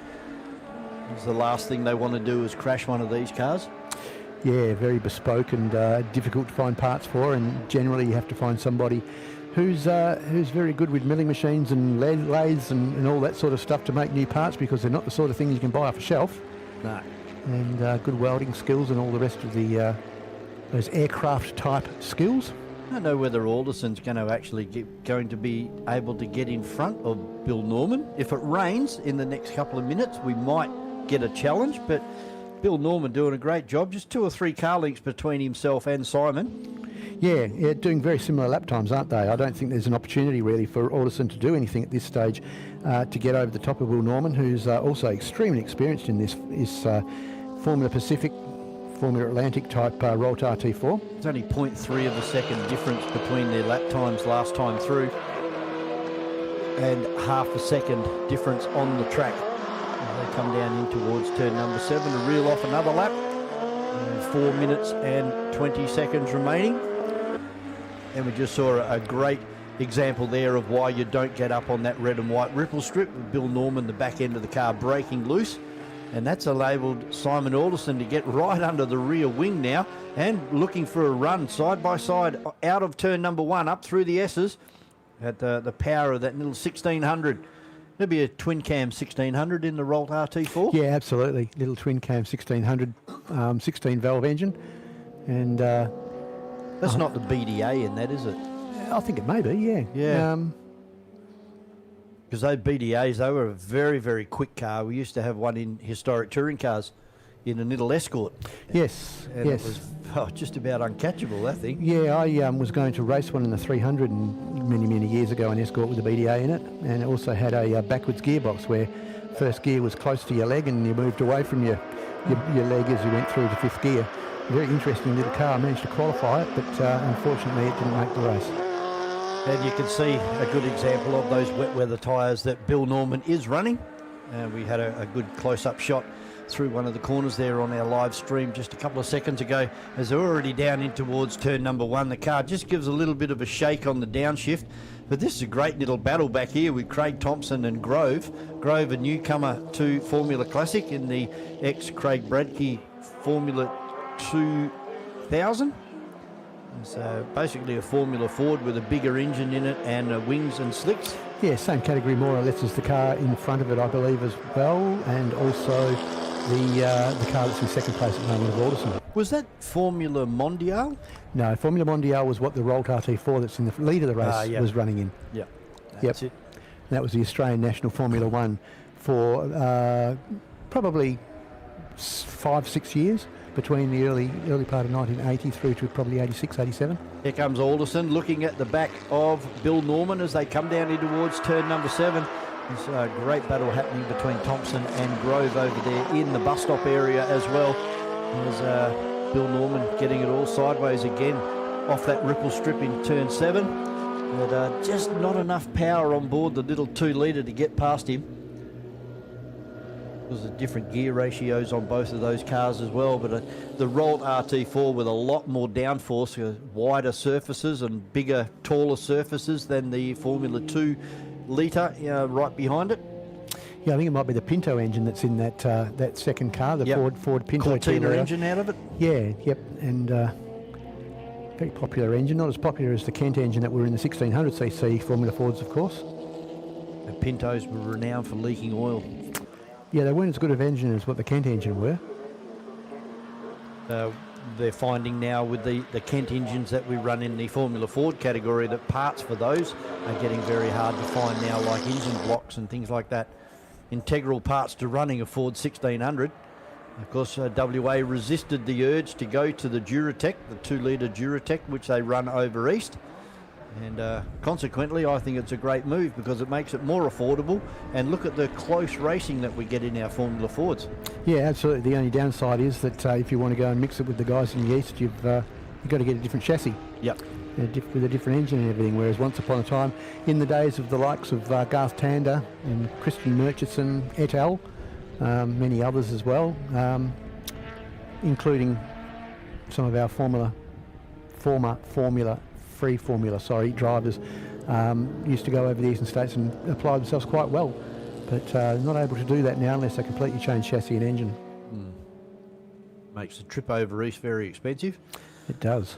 Has Thompson and Grove now being rounded up by our leader in Bill Norman, taking it nice and easy past Craig Thompson down the inside. Now this might give Simon Alderson a chance, but I don't think he's got enough horsepower on board as they come back over the top of the hill. We're down to time even now, so we should get one lap to go this time through. As for Home Chef, our Formula Vs will be next out on the circuit here at MotorMall Wanneroo Raceway. Hope you're enjoying the coverage on our Turn 7 media platform. And it's great to see so many people dialing in from around the world to check out what happens over here in Perth, Western Australia with our motor racing. Some of the best motor racing that you'll see anywhere in Australia. Yeah, absolutely. And a good battle that's out the front of the field at the moment. I don't think Will Normal will mind me saying that he's the other side of 75 years old as well. Yep. Well and truly. And he's doing an outstanding job out there. Just goes to show you don't need to hang your helmet up just because you've turned 40. You can keep racing well into your older age, be an elder statesman, and you look through the entry list today, and there's quite a few people here at Wanneroo Raceway this weekend who are on the opposite side of 60. Yes. And still enjoying themselves, and not only that, but still being really competitive as we watch Alderson just getting his nose up the inside of that Roll RT4 coming out of turn 6, but he's not going to do anything about it as they come down to turn 7 for the final time. They'll receive the checkered flag this time when they go past the stripe. Look at Alderson, he's trying everything that he can to get beside him again, though, but I think it's going to be horsepower that wins the race in the end. And they've had a great time. They'll have something to laugh about and a smile and shake their hands as they get out of the cars after the event. Of course, the Mount Clarence hill climb taken out again by Dick Ward in Little Fiat Arbath again on the Saturday morning down there a few weeks ago. Yeah, good old Mighty Mouse. Of course, Dick, he's north of 80 and still able to rule Mount Clarence. He is indeed. He's, I believe, 84 years of age, and he's a very, very competitive guy, always has been. And he's been running that Fiat Arbath here in Western Australia since 1971. Came over here just with the Fiat engine in it, went to a Toyota Corolla engine, and then it went to the rotary engine shortly after that. So he's been running that for many, many years, and he's still having a good time. And I can tell you something, every time he gets out of it, he's got a smile on his face as well. He certainly does. He also did very, very well at the Northern Round the Houses as well earlier in the year. But that's the way they finish in Formula Classic, with Bill Norman taking the win from Simon Alderson and Colin Yude coming across the line in third place. We're going to take we're going to go to an ad break for our live stream viewers, and coming up very shortly, race number 2 of the East Coast Challenge for Formula Vs here at MotorMall Wanneroo Raceway. The 2026 WA Sporting Car Club Championships is brought to you by MotorMall. Electrical Group Training, Sets, Crushing Services Australia, Bond Hire, Gallagher, and Radlink Communications. Experience supercars like never before in Perth with a Supercars travel ticket and experience package. Enjoy supercars your way with general admission, grandstand or hospitality. The choice is yours. Take part of the pit lane fan experience and meet your favourite drivers, or get closer to the teams with a team garage tour. Then get your hands on the trophy as part of our trophy photo opportunity. Head to travel.supercars.com and book today. Home Chef. Great tasting chef-prepared meals. Healthy, delicious and nutritious. That's the Home Chef promise. Home Chef. Real food. Delicious, nutritious, delivered. Formula V Racing is brought to you by Home Chef, Litech Systems, BM Graphics Promotions, Everyday Heroes Occupational Therapy, Giant Mandurah,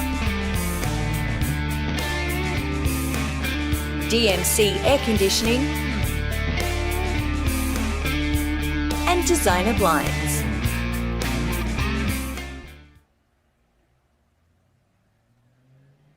Well, welcome back to MotorMall Wanneroo Raceway. Just about ready for race number 2 for our Formula Vs. For our live stream viewers, you've just seen one of our advertisements for Supercars Travel. And for all of our members of the West Australian Sporting Car Club, keep checking your email accounts in the next couple of days. A lot of information coming your way in regards to extra pit tours and extras thrown in by the good people at Supercars Travel for when the Supercars do get back here to Perth. So don't forget, check your emails. Check it out in your emails in the next couple of days. There will be a small dollar figure attached to that, and they will be paid extras, of course, over the Supercars weekend here at MotorMall Wanneroo Raceway. But we're going to move on to race number 2 now for Home Chef, the Australian Challenge for Formula Vs. And back up in the desk is Miles Lockett. Yeah, g'day, Vaughan. So the Australian Series, round 3 for this one. And the cars are heading out. We had a little bit of a drama with the timing in race number 1, which we called, obviously, Brock Hamilton the winner, but he was down in 15th. That's now all been sorted out. So Brock has taken his rightful position in terms of P1. Now doing a bit of garage sleuthing between race 1 and 2. What happened with Ash Whittington? The car is fitted with a line locker. Right, okay. And when he dropped the clutch, the line locker didn't want to disengage. So he went nowhere. Yeah. And so he's frantically fiddling around with buttons on his steering wheel to try and get the thing finally disengaged, and he finally did. So the grid for this one: Brock Hamilton on pole, Ash Clifford P2, David Caseley first of the WA boys P3, Callum Lamont, then it's Isaac Scarry first of the 1200s, back to Rod Lisson, Franz Esteban the second of the 1200s, Kenny White, Ava Hamilton, great job, P3 in the 1200s out of P number 9, and then it's David Campbell in the J. So he was having a lot of rear end grip issues, he was telling me just before, so hopefully he's got that sorted. Ash Whittington, a great to comeback drive, he's now back into P11, and then it's Reynold Block in the Stinger, Jason Fowler, again complaining of no grip, Brett Scarey, a good job in the CDV, he's in 14, followed by Ross Campbell in the Gerbert, and then it's Mackenzie Gow, Matty Matthews, we have got then Ferdy Sedina in the Kingfisher, followed by Amanda Hollis, Ben Wilkins in the Polar out of P20, and then rounding out the field will be Rob Mitchell in the Spectre, and great to see Rob up here. He's travelled all the way up from Bunbury along with Ferdy, and good to see them up here at MotorMall Wanneroo Raceway to compete in this one. And it's a dry track, so this is going to be interesting with this one because who's gone out with wet settings, who's gone out with dry settings. There is a little bit of a cloud over the back of my head that I saw walking in the commentary box, so what is that going to do? But hopefully now we've got a dry track, we're going to really see these Formula Vs go out at Hammer and Tong, and I know that's what Dave Caseley was really hoping for, a dry track to really try and get in amongst these Silver Fox team cars who are lined up on the front row, Brock Hamilton and Ash Clifford.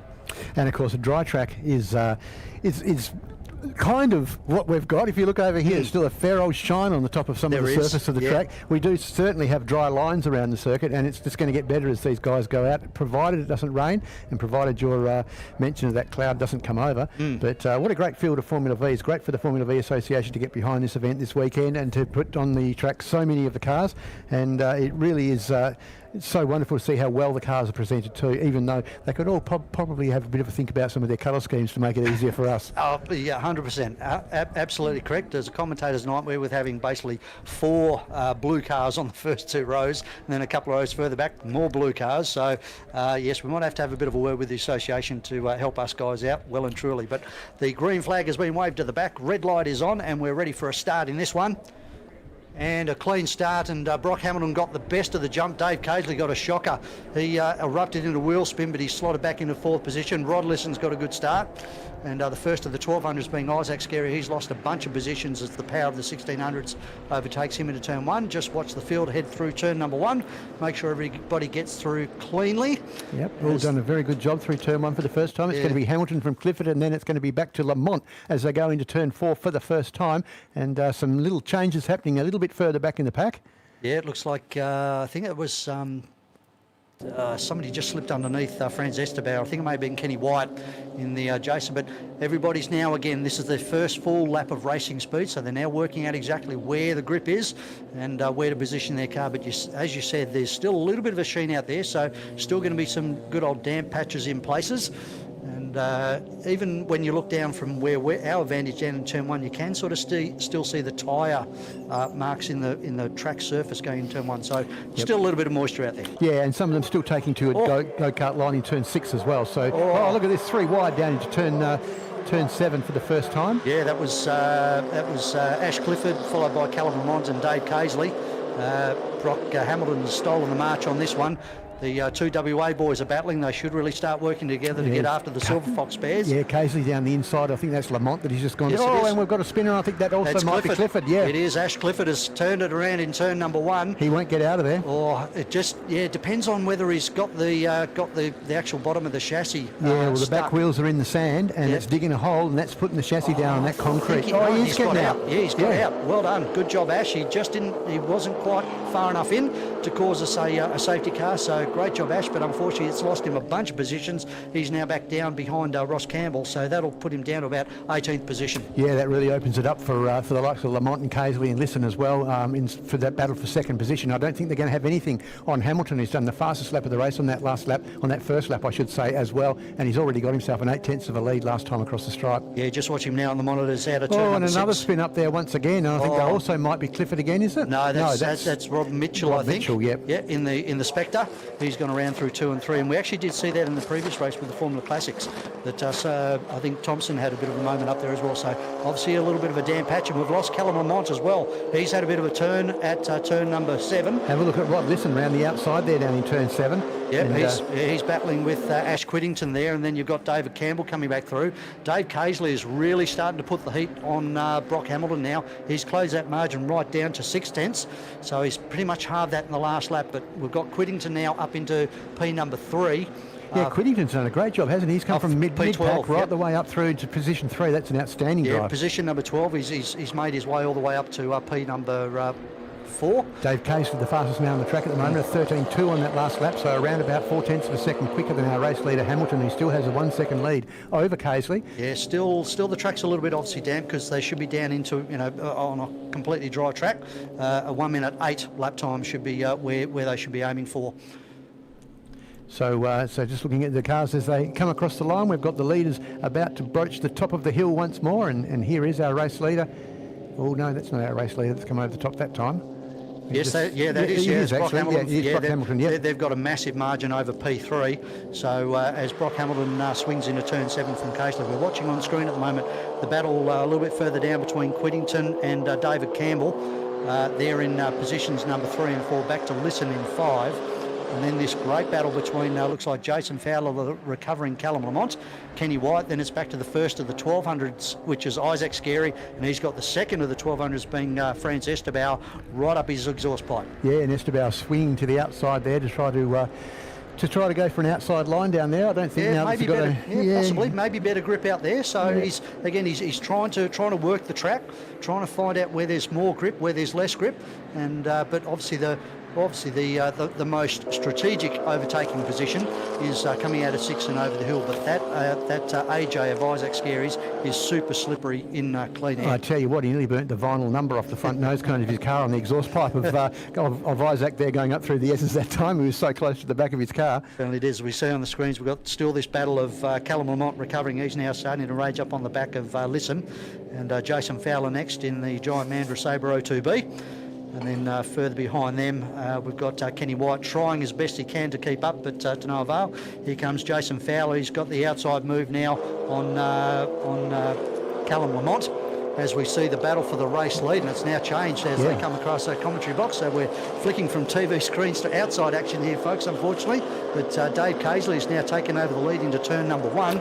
Isn't it amazing how Casey's risen back to the top again in the drying conditions? He's been outstanding, the outstanding driver in Formula V here in Western Australia for at least the last 6 to 8 months. Well, you look at the last lap times through, an 11.4 compared to a 12 flat, so 6/10 quicker was David over Brock that time. So starting the local knowledge you're starting to come to the fore as our race leaders are now starting to get in the back markers, being Rob Mitchell. Jason Fowler going very well back there also in 6th position. He's got a fast lap time over the guys that are in front of him too, so I wouldn't be surprised to see him starting to make his way a bit further forward towards the front of the field.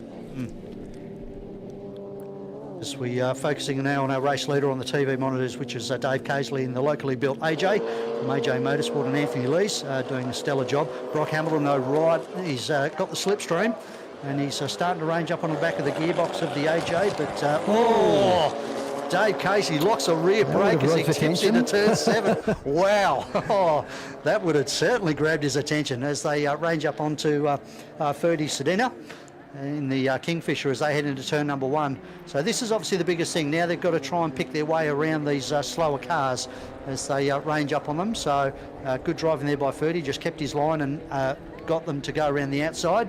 This battle is still raging on towards the back end of the 1600s, and the battle for the 1200s is now in favour of Franz Esterbauer as they head across the start-finish line.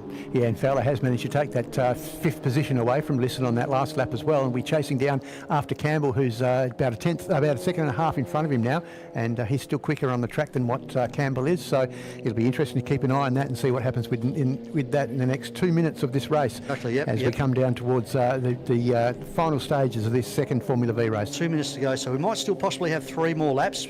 Dave's car is starting to get very, very taily, so he may have possibly overpressured the tyres a little bit as Brock Hamilton now lines him up and ranges down the inside into turn number 7, and they go side by side. Brake. Again, yeah. Yeah, he's obviously got a little bit too much rear brake bias on the AJ, and he sweeps around, takes the normal racing line, and gets back in front. So this is a great battle between Brock and Dave at the back.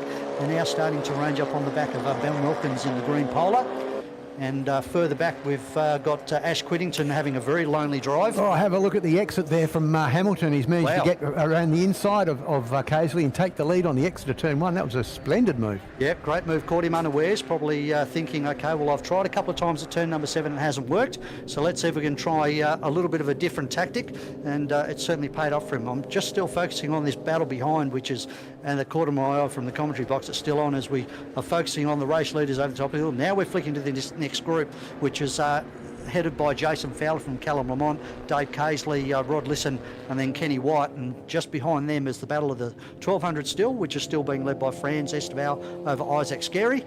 And then further back behind that, I think the next of the silver class cars, I think might be Brett Scarey in the CDV. As suspected, Jason Fowler, he's gone basically from 7th to 4th in 2 laps, and he's still got quick laps as well. He's got a fair old gap that he's got to catch up, about 8 seconds between himself and Quiddington, so he's not going to be able to do that as our race leaders once more go across the stripe. Yep. Car 7 still leading Casely from Hamilton, and Hamilton with the fastest lap of the race. That was on the last lap, and that's 1:11.0, so still a few seconds to find with it being a dry track, but nonetheless, those guys, it's still, as you say before, it's better to be in second place coming over the hill for the final time than first with Formula V's. Yeah, so I reckon there'll be one more lap last time by, because we've just gone to time negative as we're focusing again back on this battle for 4th, 5th, 6th and 7th and 8th, which is still led by Fowler from Callum Lamont. Then it's back to Dave Campbell, and then it's back to Roddy Lisson.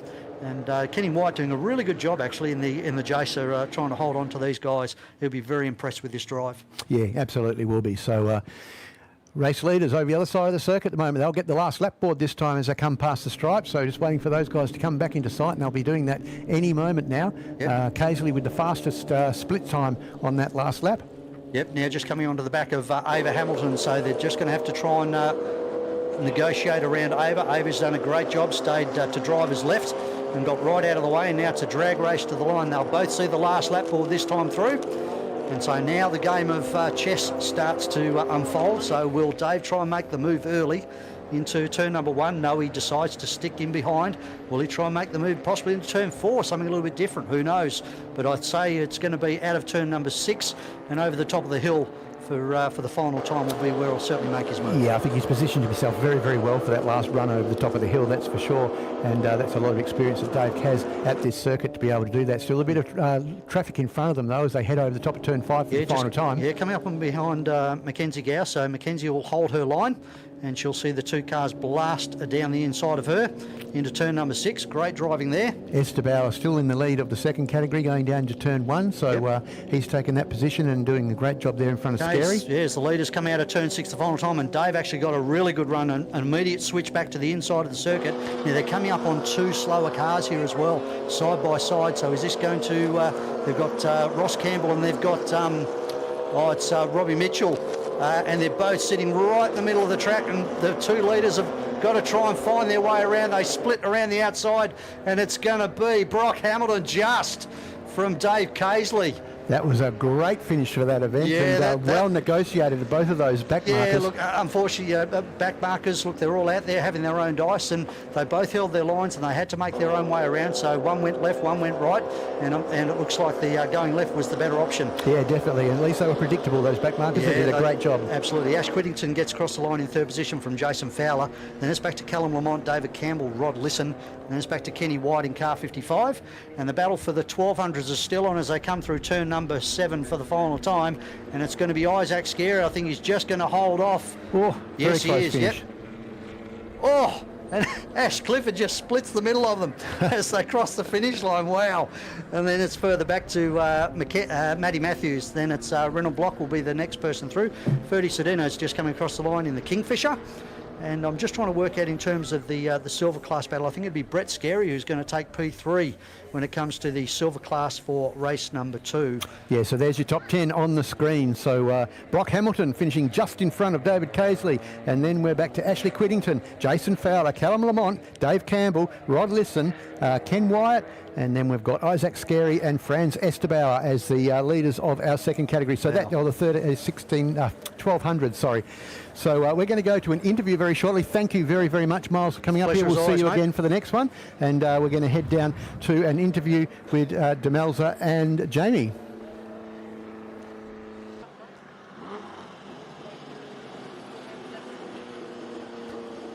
I'm just waiting on our drivers to return back up into the pit area there. But what a sensational finish to race number 2 for Home Chef, the Australian Challenge.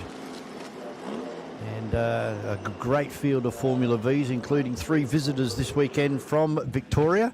And having these Victorians, they've really taken to MotorMall Wanneroo Raceway in a very short amount of time. Yeah, they absolutely have. So now we're going to have this interview with Demelza down there with our race winner for the Formula Vs. We are here down at pit lane with Brock Hamilton, who just took out that race. Brock, you got to be happy with that race just then. Yeah, it was an awesome little battle between Dave and I. We battled backwards and forwards, and then it came down to the last lap, last corner, and it was just magnificent. We're both having a bit of fun, and that's all you can ask for. We did see the track clear up and dry up a little bit. How did that help with that particular race?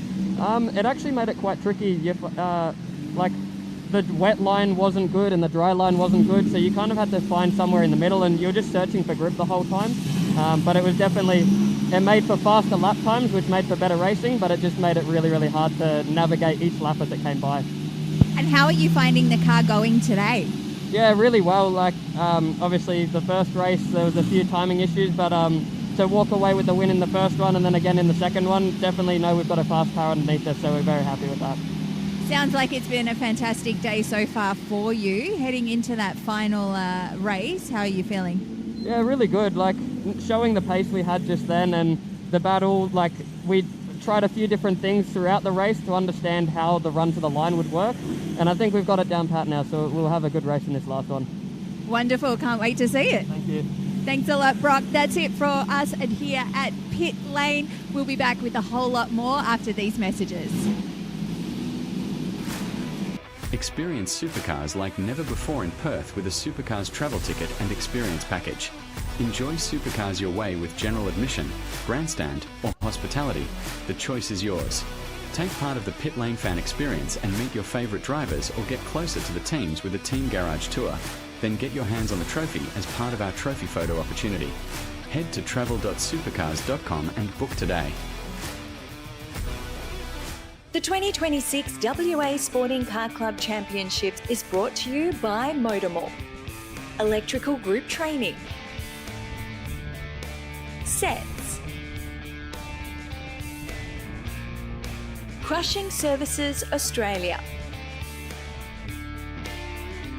Bond Hire, Gallagher, and Radlink Communications.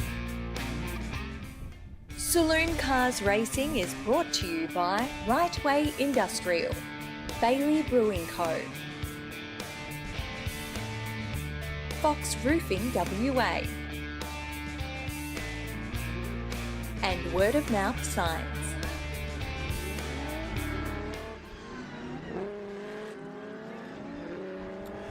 Race number 1 for Raceway Industrial. These are the saloon cars, and a big, massive field of saloon cars. Of course, later on this afternoon, a 23-minute race plus 1 lap.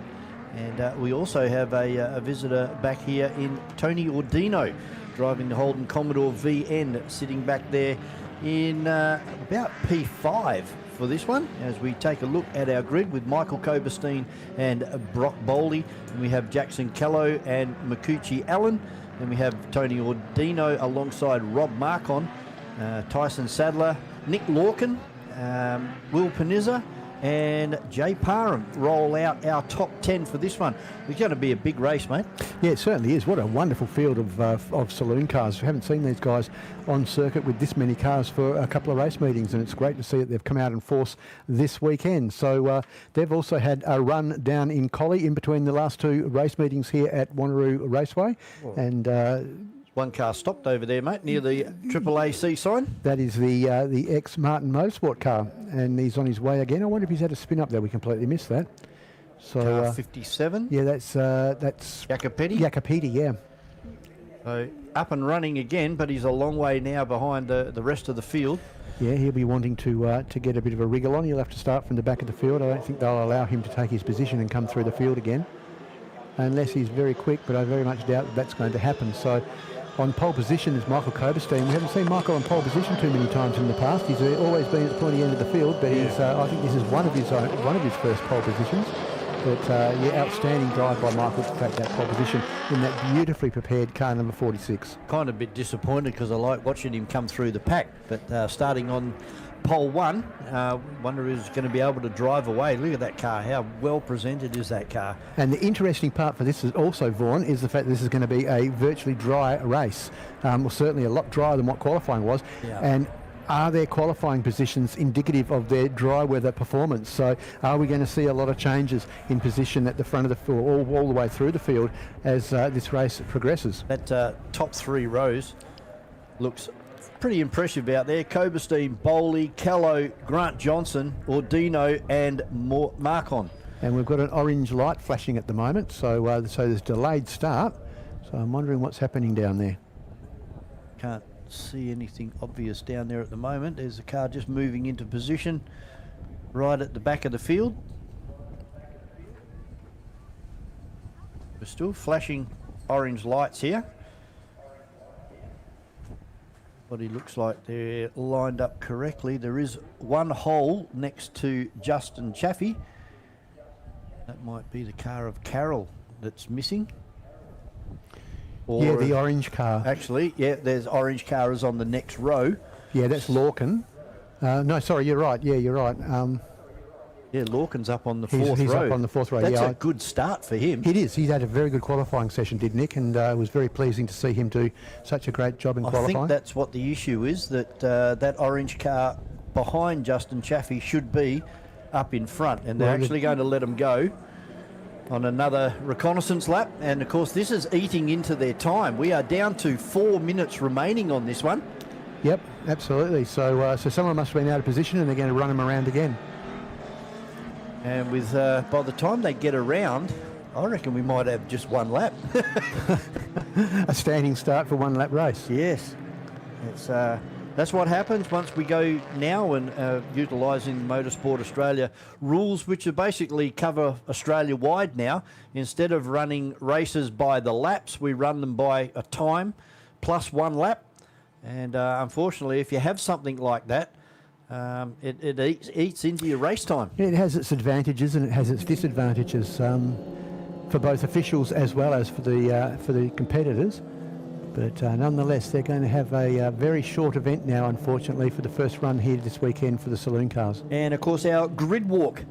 I haven't heard that it's been called off, so after this race all of our Saloon Cars will line up down there on the start-finish line, and you're quite welcome to come across and go for a walk out there on the racetrack and go and see your favourite drivers and have a look at their cars and have a chat about all things motorsport. And we'll do that straight after this event, and I'm sure Jamie and Demelza will be down there doing a couple of interviews out there on the grid walk.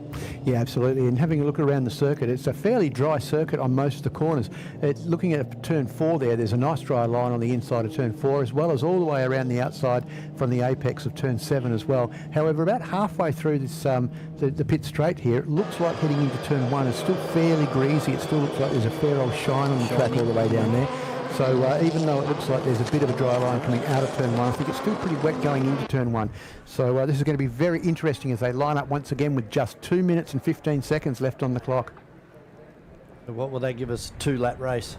Well, it'll be 2 laps. I'd suspect it may be 2 laps plus 1. 2 laps to the rundown and then plus 1, if you know what I mean. I think they'll get the 2 laps in before the time runs out. So we're down to 2 minutes now, and we'll wait and see what Motorsport Australia Race Control do on this one. And unfortunately, they've wasted nearly 10 minutes of their racing time, and it puts pay to a good race, I would say. But look at that field stretching right back to McCracken House in turn 7. And again, they've lined up in the same positions with that orange car not coming forward. It is a little bit of a shame, really, isn't it? Because it does penalise big grids. Yeah. And that's one thing we don't want to do, is penalise grids that are large, because, I mean, we want to get big grids. So, you down know, to 1 minute 24. And there has been a sign held out from race control. I'm not sure what it was. Oh, a slow start from Bowley. He's absolutely missed the start. He's allowed 4 or 5 cars to get past him. And there's a squeeze on here a little bit further back with the Rick Gill car driven by Rob Marcon having a bit of a squeeze a little bit further back. I think that might have been with car 36 of Tyson Sadler. They head up through the bus stop area. It's Coberstein over Callow. Then we go back to Grant Johnson. Tony Ordino, a bit of a brake lock-up going into turn number 4. That's the first brake lock-up we've seen today on a wet track. Then we go back to Brock Bowley.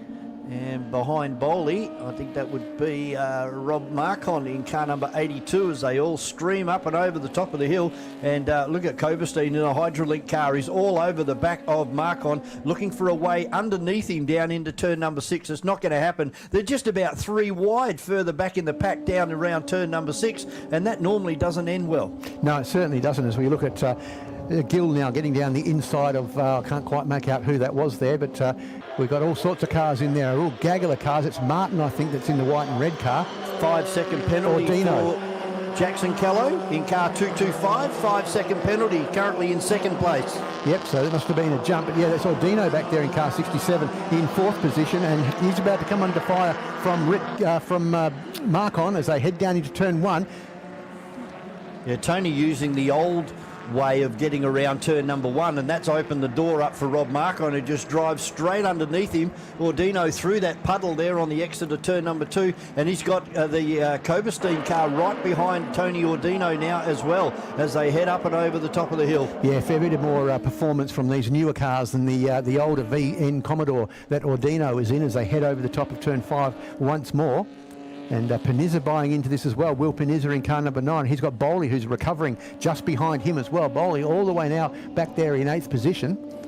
But here's the race lead, and we'll just, for the moment, just forget about that 5-second penalty to car 225, which is in second position at the moment as they come down towards turn 7. And he's just about to do an outside line to try to get the over and under on Coberstein.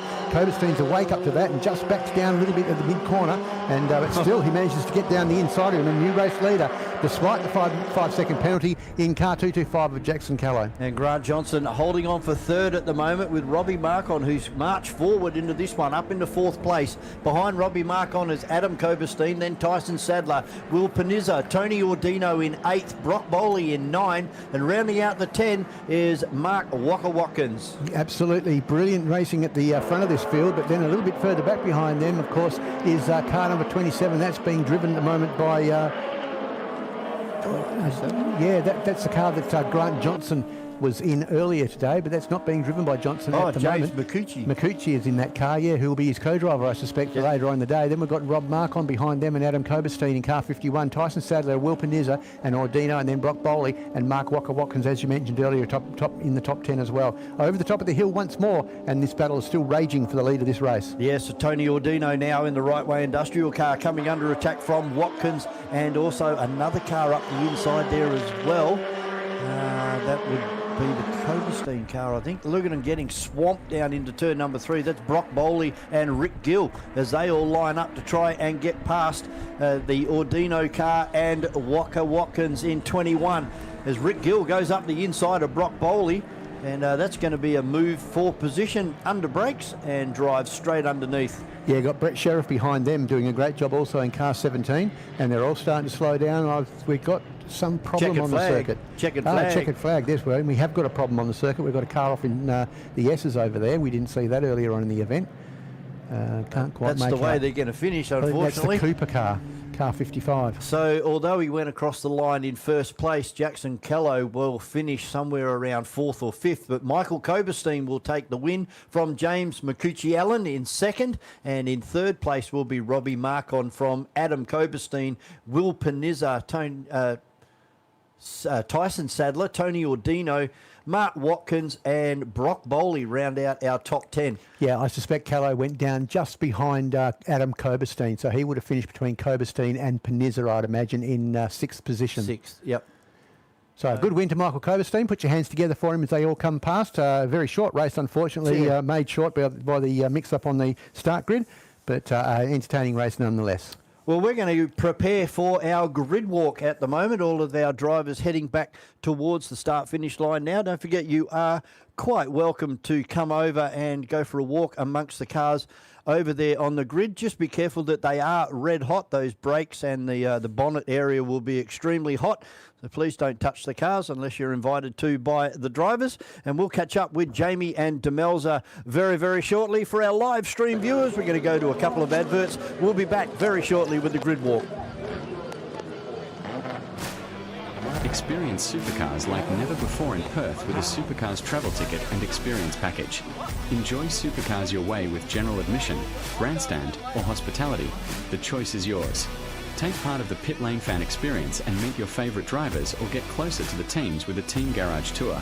Then get your hands on the trophy as part of our trophy photo opportunity. Head to travel.supercars.com and book today. The 2026 WA Sporting Car Club Championships is brought to you by MotorMall. Electrical Group Training. Sets. Crushing Services Australia. Bond Hire. Gallagher. And Radlink Communications.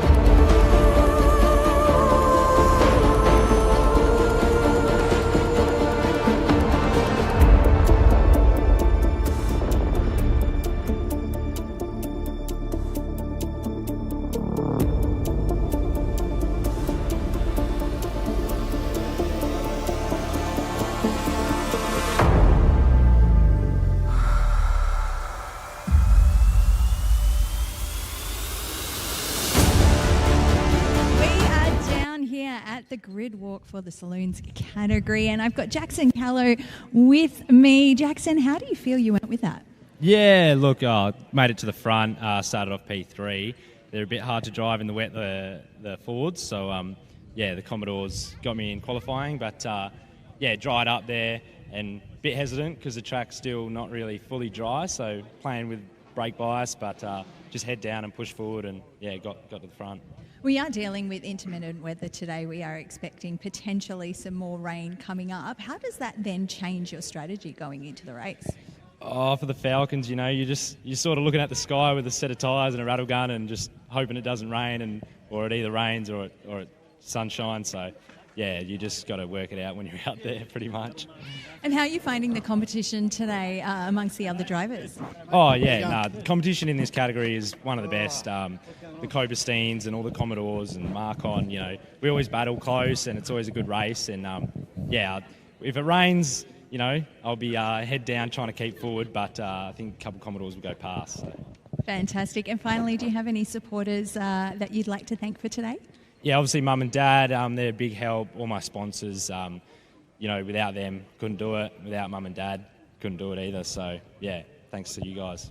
Wonderful. Thanks a lot, Jackson. Good luck for the rest of the day. Thank you. And Jamie, I believe it's over to you. Absolutely right. Now I'm joined by the winner of the Saloon race this is the third race this morning, isn't it? So, but the first race is it? Okay, but the first race without rain though. Yeah. That's the thing. So Michael Coppenstein, congratulations, well done. So tell us about the race. What strategy did you have going into this today's racing? Went out with a wet setup really because qualifying went out with a wet. Did really good. Prefer the wet. Struggled a little bit in the dry. Jackson got the jump on me. Hopefully it rains the rest of the day and we'll keep him behind us. You kept the same tyres on from what you started today. So obviously that caused a few issues when it came to your race strategy. Yeah, the race tyres were really restricted, really. It comes down to the car setup for the wet. Hopefully just change a little bit of camber and all that sort of stuff. Get the grip up in the wet. Had a couple of months off in between the two championship rounds. So have you had much work done on the car in that sort of break? Did a little bit of rebuilding. We just recently came back from Bathurst, which did really good. Didn't get the result we wanted, but it was a good experience going there. And, was that your first time at Bathurst? Yeah, it was, yeah. And what was that experience like? The king of tracks, so to speak. Mind-blowing. Being right on the wall, no mistakes. It's amazing. So, Michael, when you got a wet weather day like today for this championship round, are you trying to be as consistent as you can be on the track when it comes to taking all the turns, especially in a car this size? Yeah, you got to be consistent. Don't push it too hard. You're just going to end up in the sand trap. Try to be a result, and that's what you're going to get, really. Get out the front, be consistent, you'll stay out there, really. Everyone else will try to push and make mistakes. Well, you've won this race, so it's good for your point scoring when it comes to the championship round. So looking forward to seeing the next race as well. Thanks very much for your time, and great effort today. No worries, thank you. And huge thanks out to my sponsors, West Coast Cylinders, Oceans Automotive, and Melmac Automotive. And how about giving a shout out to all the people that support you in the car? Yeah, that's Mum and Dad, and my missus, really. They let us do it, so it's good. Well done, Michael. Great to see you. Where are you, Demelza? You're next up. I'm right here, but I've had a bit of a dress change as well, so you might miss me. It's a bit like, where's Wally? I'm here with James. James, how do you think you went just then? I reckon I did all right, considering it's my first time. So I thought I'll go give it a go. Grant got us an amazing qualifying, and I just held it. Fantastic. And what made you decide to get into driving? Have you come up from the go-karts? Yeah, so I've been doing go-karting for, I think, 11 years now. And Grant's given me this opportunity that I could not resist, as you can probably tell, to come and drive this with him this weekend. And And what type of preparation would go into something like that, given you've been given such an amazing opportunity? Just doing laps. That's all it comes down to. You gotta put the effort in to get the result. So just lap after lap, I've been doing. He's been coaching me. So yeah. And how are you finding driving against the rest of the drivers? It's very competitive. Like as I was saying before, he came up the inside of me onto the last turn on the last lap, and I was like, is he going to do it? Is he not? And then that's like something that you have to go and do to experience. It's a completely different atmosphere here. Fantastic. And finally, do you have any supporters that you'd like to thank? Just mainly Grant, Fondy as well. They've been putting in countless effort for me to be able to come and do this. And yeah. Wonderful, James. Congratulations. Welcome to the track. Thank you. And good luck for the rest of the day. Thank you. Now, I believe we are going to Jamie, so let's head down the grid. Now, if you haven't seen what we do here for the grid walk, basically at lunchtime, you can come and check out one of the wonderful categories that we have racing here at the Raceway for today. And you can check out the cars, you can come and chat to the drivers. You can, if it's something that you might be interested in being involved in some way, shape or form, this is actually the perfect opportunity for you to be able to do it. And it means you can get up amongst the drivers, you can come and have a look at the different cars that are here as well. And we do all sorts of different categories as well. Now, I believe we have spied Jamie. So Jamie, it's over to you. Certainly, thanks, Demelza. And we're with Tony Ordino. Tony, congratulations. You've done well. You're in mid-pack. But it's actually a huge number of cars in this category for this saloon racing today. So how did you feel about the race? It was good. It was quite good. Obviously, the earlier models, they do struggle with straight lines. So in the wet, we were good. Obviously, we qualified, I think, fifth outright in the wet. Did you prepare for the wet before you started today's racing? Yeah, we did. Well, I'm a Victorian, mate, so it's always wet. But yeah, the car was still full wet setup, so we still have 40-piece on tyres, bars disconnected. So she was a bit of a handful, that one, but no, enjoyed it. Is this the first time you've actually raced on MotorMall at Wanneroo Raceway? No, I've raced here a few times now in a few different classes. So, I've got the opportunity from Andrew from Rightway and Phil, the car owner. So, any chance to get out racing, I'm here. How do you find the track here at Wanneroo Raceway? It's good. I love it. The guys in the Saloon Car, committee and crews, they're all great. Everyone gets along. So, it makes the weekend more enjoyable. So, coming from Victoria, is the level of competition here for the Saloon Cars similar in nature, or is it? Have they got nuances and differences between the two states? No, not really. You probably do see a bit more of a mixture. Like the AUs are probably a bit quicker here than over east, but no, everyone's just so close. Like Wanneroo is a small track, time differences aren't great, or massive. Sorry. So yeah. Tell us about the car. Tell us about the history of the car. Yep. So this was one of Andrew Martin's cars, one of his fleet. He's now sold this on to Phil. So Phil's allowed me to come and have a steer this weekend. He's just getting new to the category and just getting a bit of seat time. So just seeing how the car goes, and so far she's been good. You got one more race today, is that right? One more race to go, or you got two more? Two more. Two more to go. So what's the strategy going into the next two races dependent on the weather? Because we are expecting more rain towards the later part of the day. Yeah, bring on the rain.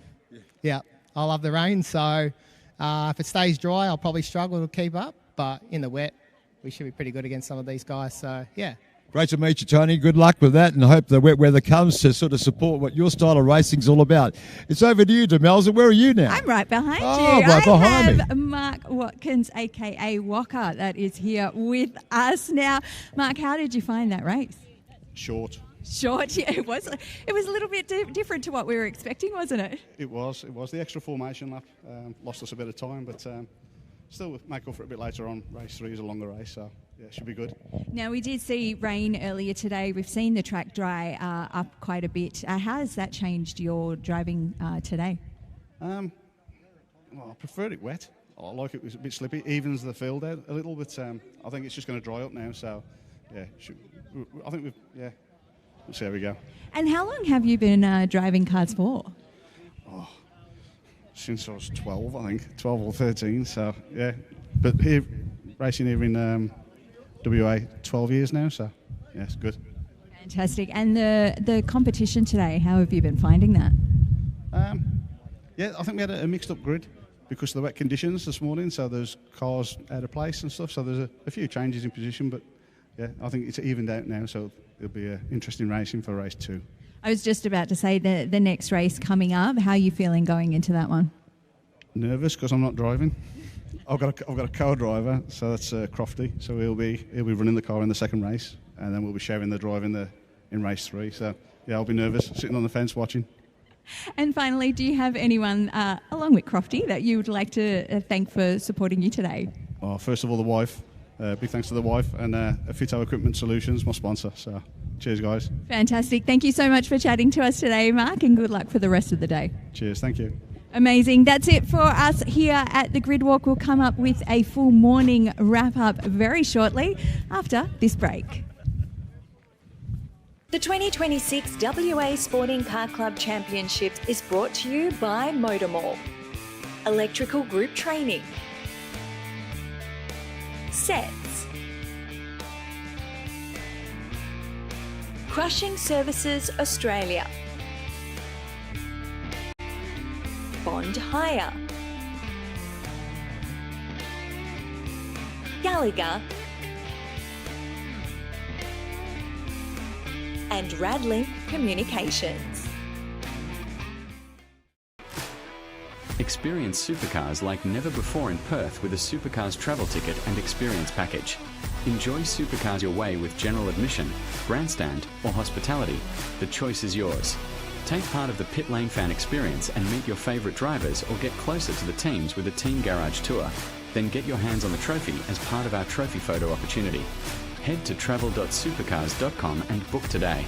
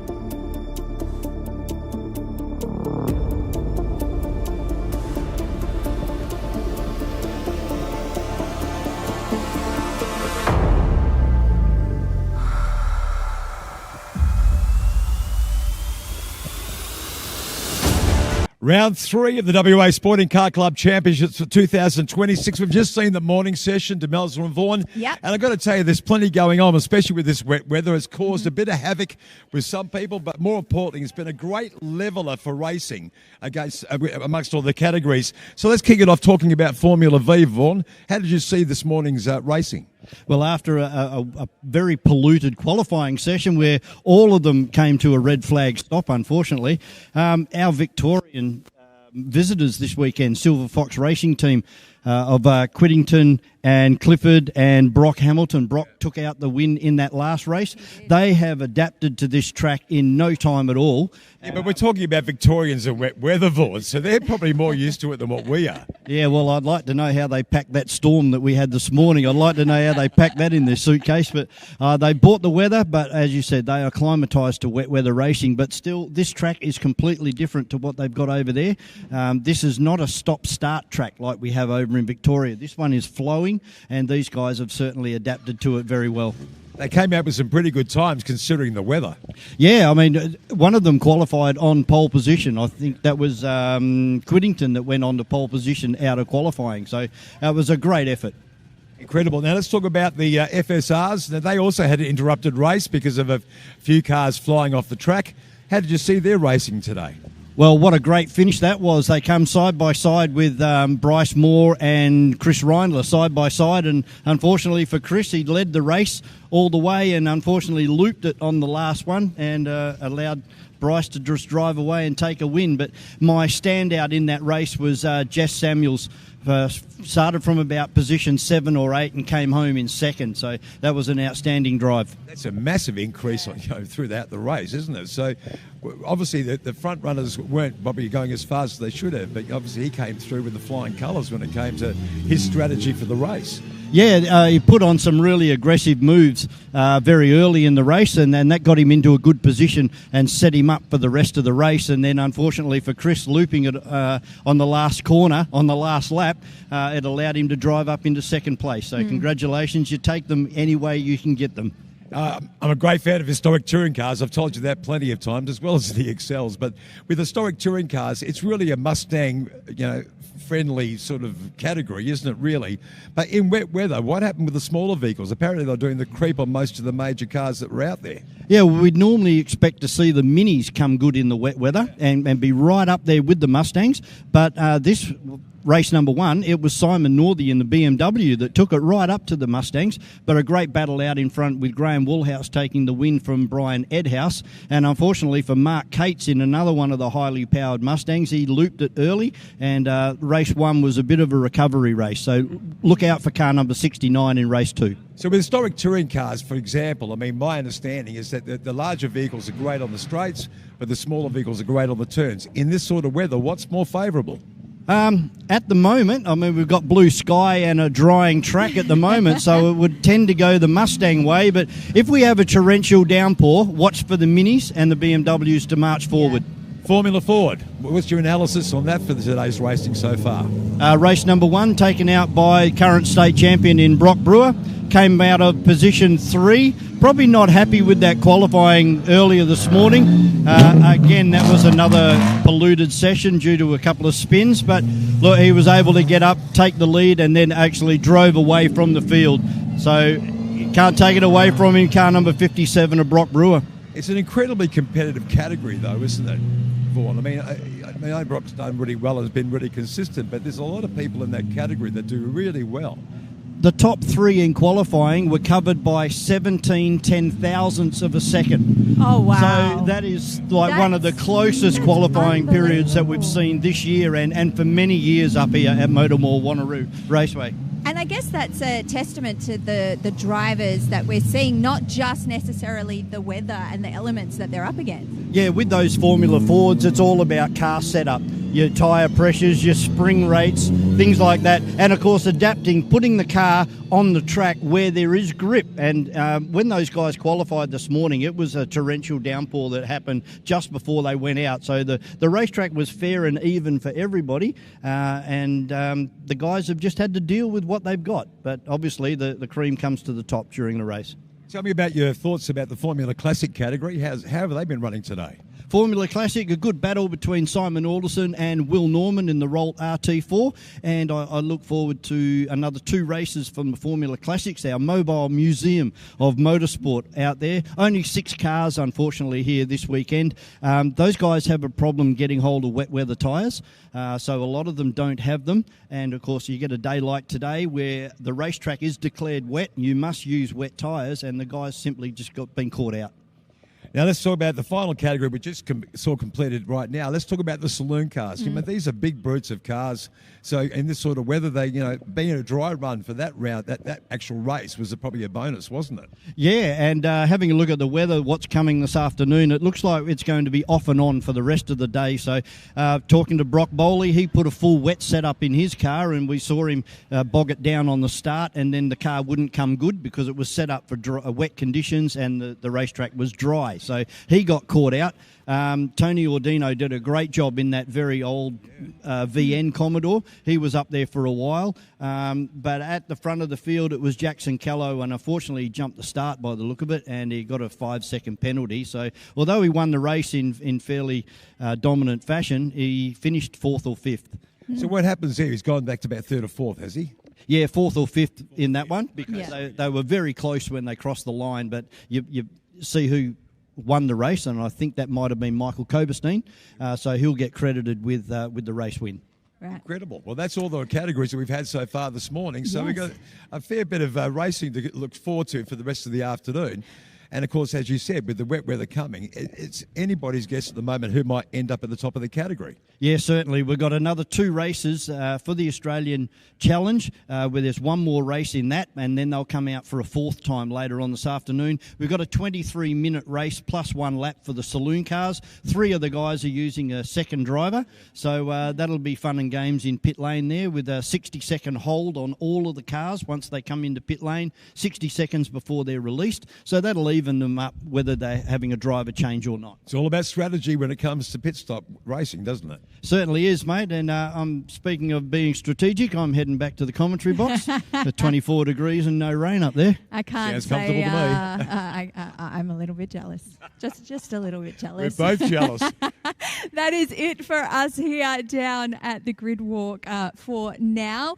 We are going to leave you with some highlights from this morning. We'll be back after the lunch break.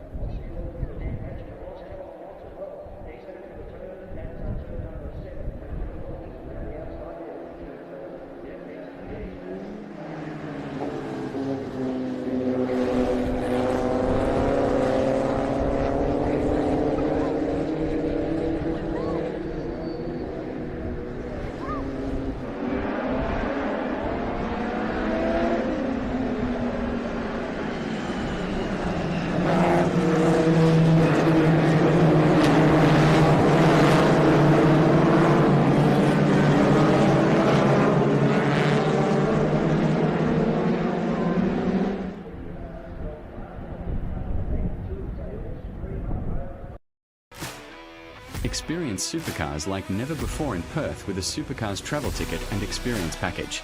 Enjoy supercars your way with general admission, grandstand or hospitality. The choice is yours.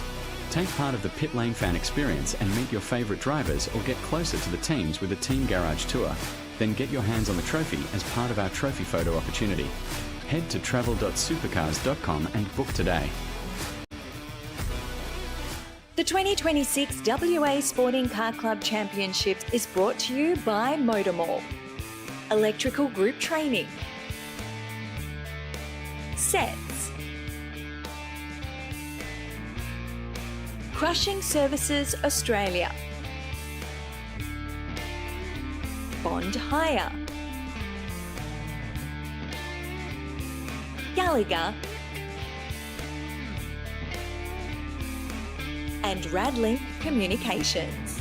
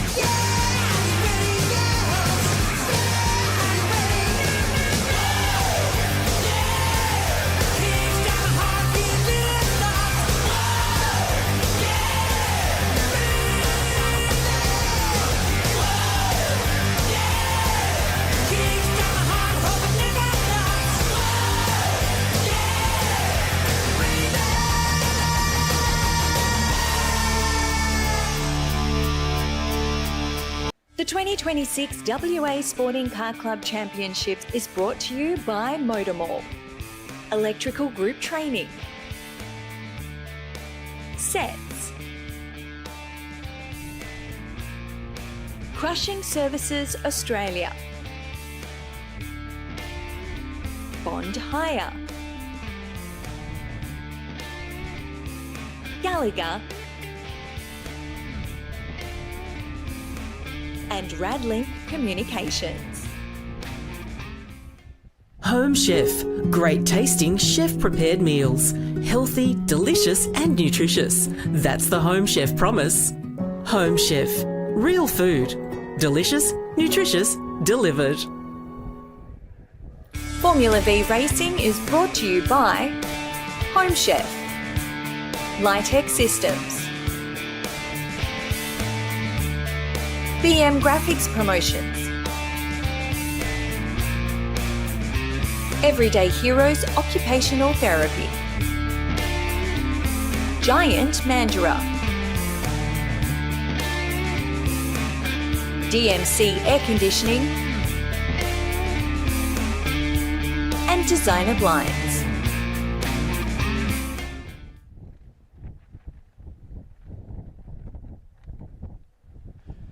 Welcome back to MotorMall Wanneroo Raceway for our afternoon session. This is round 3 of the West Australian Sporting Car Club Racing Championships for 2026. We've got our Formula Vs just about ready to make their way out onto the circuit, and also on the card this afternoon we have historic touring cars, Formula Classic, Formula Ford and the Saloon Cars, and the Saloon Cars getting ready for their 23-minute plus 1 lap. A bit of an enduro happening this afternoon. We've got a big field of Saloon Cars. Our Formula Vs with 3 visitors from Victoria, the first time since 2006, and we have Brock Hamilton from Silver Fox Racing on pole position. He's won 2 races so far this morning and also top qualified as well, so he is right up there in the running for the Competition Drivers Club Driver of the Day. Dave Casely will start alongside him with Quiddington from Victoria out of P3, Jason Fowler in 4, and then we have Lamont, Dave Campbell, Rod Lisson having a fairly ordinary day, Ken Wyatt and Isaac Scary, and rounding out our 10 will be Franz Esterbauer. Welcome back to the commentary box. Miles Lockett, what's been happening down in Formula V land? Mate, actually not really a lot. Everybody was sort of pretty happy with their cars as we still go through the grid here. A couple of slight changes. I know that you were just mentioning about Rod Lisson. They've actually put a new carburetor on that car to try in this one, so we'll see what happens. And also, I think they found a little bit of an issue with some of the front suspension was worked its way a little bit loose, so he's now tightened that up. But I mean, the battle in the race we had this morning between Dave Casely and Brock Hamilton was sensational. Came down to that final corner and they just came up on lap traffic at the wrong time. But look, that's motorsport. You got to play the cards you dealt, and Brock chose the left lane and Casely chose the right lane, and Brock managed to out-drag him to the line. That was the worst possible place to come across 2 slower drivers that were running side by side themselves. Yeah, look, they're having their own battle as well, so, you know, fair play to them, and that's what it's all about. You win some, you lose some. Luckily, everybody, you know, had their wits about them and got around the issue, the traffic in front, and they all got to the line. And even the battle in the 1200s between Isaac Scary and Franz Esterbauer. Again, super racing between those 2 guys. Let's see what they can do in this next one, and we'll sort of see if possibly Brett Scary or Ross Campbell or Mackenzie Gow can, or even Ava Hamilton can have a good launch off the line and get onto the back of those 2, and we're going to have a good battle within the 1200s as well as we hear the 1 minute board go out from the commentary box. So the dummy grid will be cleared, and the cars will be heading out onto the circuit very shortly for their warm-up lap. Now this one is 9 minutes plus 1 lap. Previous race we had was 12 minutes plus 1 lap. That's correct. And seeing Mitchell, car number 16, he's had a couple of spins this morning, and first time out for him, and of course Hollis as well, first time out for her in car number 22. And down the back of the field there also is Sardina What can you tell us about him in car number 88? So Ferdy and also Rob Mitchell, as I say, they both come up from Bunbury. Rob bought the Spectre off Jason Fowler, and we thought he was only just going to run sort of time challenges and regularities and things down at Collie, but really great for Rob to make the journey up to MotorMall Wanneroo Raceway to have a run. Ferdy, Sedina. Ferdy's actually got 2 cars in his stable. He's also got the old Aurora, which was a car that used to be run up here by Derek Burns and a few others of the like, and Vinnie Padawan, but it hasn't got the correct engine in it at the moment. So I believe he's possibly going to put a legit 1600 engine back in it, so he'll have 2 cars. But in the meantime, he bought this Kingfisher out of Victoria, a car that we haven't seen here before, so really good to see Ferdy out there having his first run up here and doing a great job. And we mentioned before, obviously, Ava Hamilton, this is her first race meeting as well in the ex-Bruce Allen, what's the name of that car? Whoops, the Argus, of course it is. Of course, the Argus. I advertised that up for sale down in Albany a couple of weeks ago. Yes. So and it was taken up. Yeah, so Bruce has been running that with the VSCC and around the houses and all that sort of stuff. So Ava's just got into that car and doing really, really well today. She had a couple of first couple of races. I think she was in the top 3. So starting a little bit further down the field. But and yes, on board for this race we've got Maddie Matthews. This would be great. This is almost like helmet cam, isn't it? It's attached to the roll cage directly behind her head, as you can see. So we'll get a great perspective of what it's like to drive a Formula V at MotorMall Wanneroo Raceway. Is just starting to get some heat into those tyres. It's only 2.41 kilometres around here. It's really hard work on a day like today with that cold wind blowing to try and get any type of heat into these tyres. You have to start racing and then just grin and bear it. So we've got the front row heading up to the grid now. So Brock Hamilton off pole, Dave Casely off P2. So now that we've got Ash Whittington in P3 and obviously Ash Clifford in P... we haven't got Ash Clifford in P4. We've got Jason Fowler. So Ash Clifford is coming from Fairway, I think, P11. Yeah, about 11 so Ash has now got to try and get his way through the field to get up with the leaders. Should make an issue, but now that Ash Clifford, and he's now disconnected obviously the line locker, he'll get the car off the line a lot better and get after these front 2 guys, and we should be in for an absolute ripper between these 3 over the course of the next. We're already down to 6 minutes, so that's only really going to give us in the vicinity of about 5 laps plus 1, so maybe about 6 or 7 laps. Just short, sharp races here for this Australian series. Yeah, being we've got the 4 races today, so they're running a little bit shorter than what we normally do. Red lights off and away we go, and that's a ripper start from car number 11 of Brock Hamilton. He's going to go down into turn number 1 in the lead.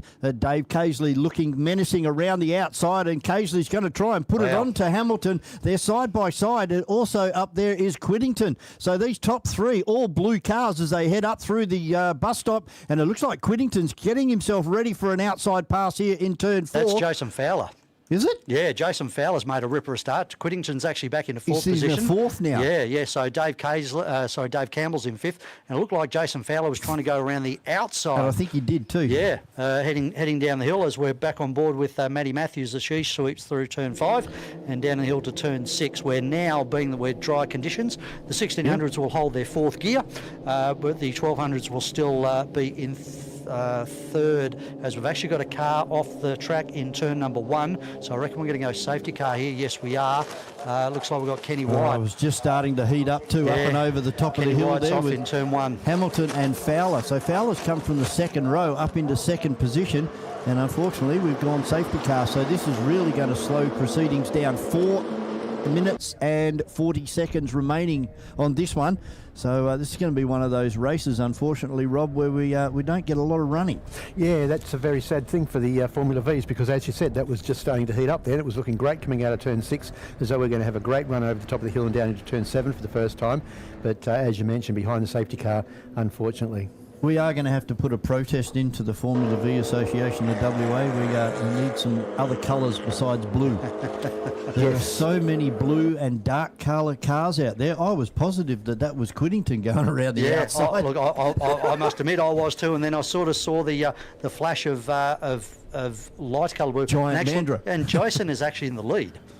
So he's managed to get around both Casely and Hamilton somewhere over the back of the field, which we didn't see. Casey's actually now back to 4th. Yeah, and Jason started fairly buried in the field in the last event, and he made his way up through the field to finish, I think, 4th in that last event, and that's where he started this one, and was a standout in that race as well. So as it's dried out, Jason Fowler has definitely come to the fore. Dave Campbell's come forward as well. He's in P5 with Rod Lisson with that new carby on for this one. And Callum Lamont, he's had a fairly up and down day, looped it early in race number 1. And I think he might have actually had a spin in quali as well. And then we go back to Clifford, the third of our Eastern Staters. Yeah, made up 3 spots there. So he's in front of the first of the 1200s, being Franz Esterbauer from Isaac Scarey. Isaac Scarey and Matthews. So 3 silver cars. Oh no, she's running gold. It'll be Brett Scarey in third place at the moment for our 1200s. Exactly, yep. And unfortunately, just a shame, the hard-working crash crew managed to get Kenny White out of the sand, and the recovery vehicle is now in field, but too late. Yeah, unfortunately too late for the safety car to get away, so it'll be one more lap behind the safety car, and I reckon we'll probably have maybe 3 flying laps to run to the checker. Yeah, we're down to 2 minutes and 40 seconds now, and another lap behind. That'll be another, maybe 2 laps I reckon we'll get out of this one.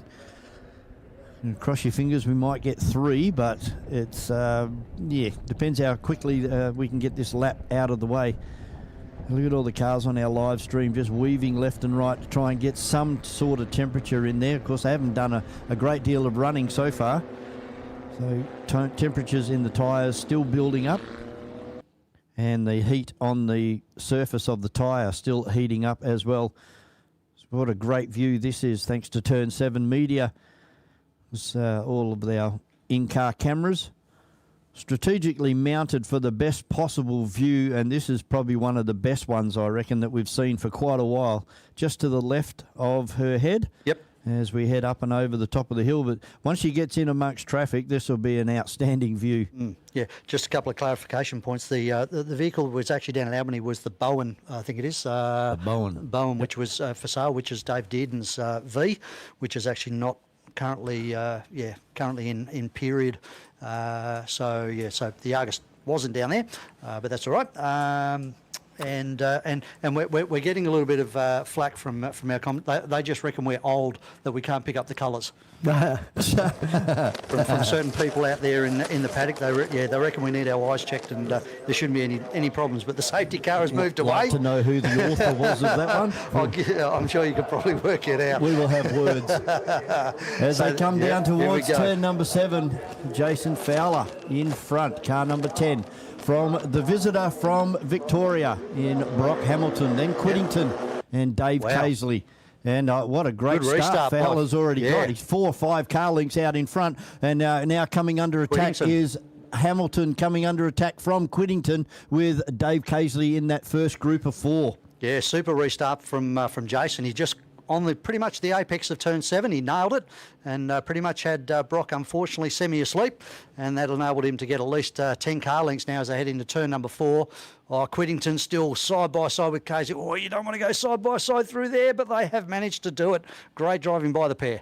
And back onto the traditional race line now, Rob. Yeah, I was going to say Casey actually took that position then from Quiddington as well. So so he's up into third place. It's excellent. On board now with with the beautiful red car there of Matthews. Yep. Yeah. So she's right behind the 2 battling 1200s.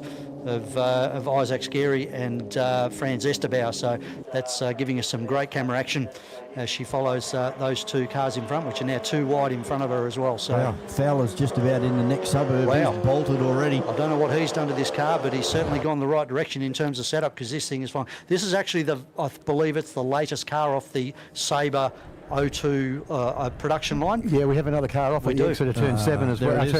Turn 1. I'm sorry, over there, and they're all putting their hands up to acknowledge the yellow flag. Double Rob wave Mitchell. Yellows. Yeah, Rob Mitchell in the Spectre has gone at turn number 1. He's had a day out, hasn't he? He has, yeah. It's a blue car. So unfortunately, I think with we're already in time negative, and actually the checkered flag has actually been waved. by the looks of it. So the safety car, race officials have seen that Rob Mitchell was off the circuit, so they've decided to call this one. So it's actually going to be Jason Fowler with the win from Brock Hamilton, Dave Casey in third, Ash Whittington, and Dave Campbell in fifth position from Ash Clifford. Good move there, up 5 positions from Callum Lamont, Rod Lesson. Isaac Skerry wins the battle of the 1200s with Matty Matthews in 10th, and will be Franz Esterbauer in 11th position. Well, short and sweet for race number 3, but they do have one more race coming up later on this afternoon. Back to 9 minutes plus 1 lap for Home Chef. They were our Formula V race. Thanks very much, Miles. Not much to talk about this time, but and probably not going to be a great deal to talk about because they haven't gone far enough to do any damage to their vehicles. No worries. All right, we'll see you in the next one. Thanks very much, Miles.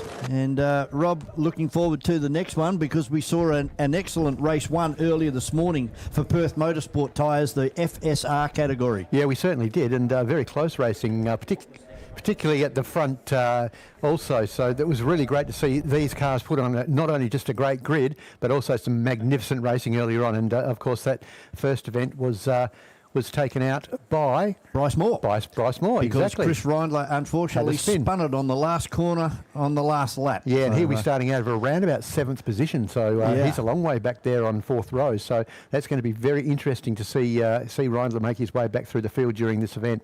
So yeah, looking forward to this one. Historically, we don't see a great deal of passing in this category, but young Jess Samuels came from 7th or 8th and finished 2nd place in that first race. Yeah, absolutely. And you say young, and he is very young as well. I think he was 16 years of age. Yeah, so I think he is equal. Well, I think he's a couple of years younger than the other person in the event, which is Cohen Jackson, who I think is 18 years of age. Yep. So they're the 2 young ones that are out there in the field at the moment. But we've got a very broad range of ages in this FSR competition this weekend. Well, while we get that car extricated off turn number 1, we will take a short break here at MotorMall Wanneroo Raceway. We'll be back very shortly with Jamie and Demelza down there in Pitland, and we'll pick them up from the interview very shortly. Experience supercars like never before in Perth with a Supercars travel ticket and experience package. Enjoy supercars your way with general admission, grandstand or hospitality. The choice is yours. Take part of the pit lane fan experience and meet your favourite drivers or get closer to the teams with a team garage tour. Then get your hands on the trophy as part of our trophy photo opportunity. Head to travel.supercars.com and book today. The 2026 WA Sporting Car Club Championships is brought to you by MotorMall. Electrical Group Training.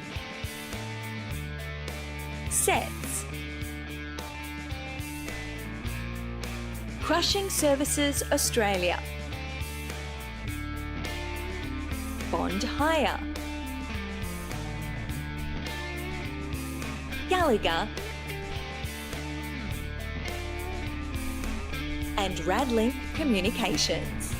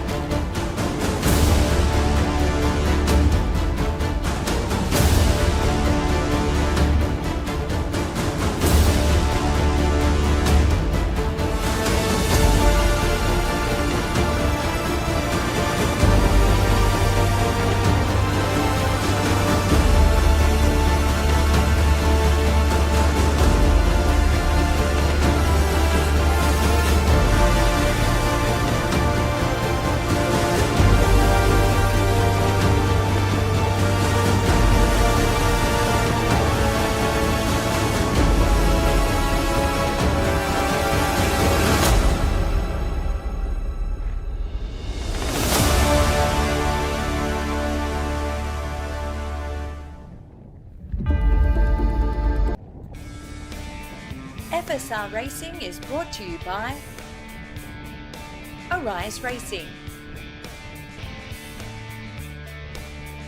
Radical Australia West, and Perth Motorsport Tyres.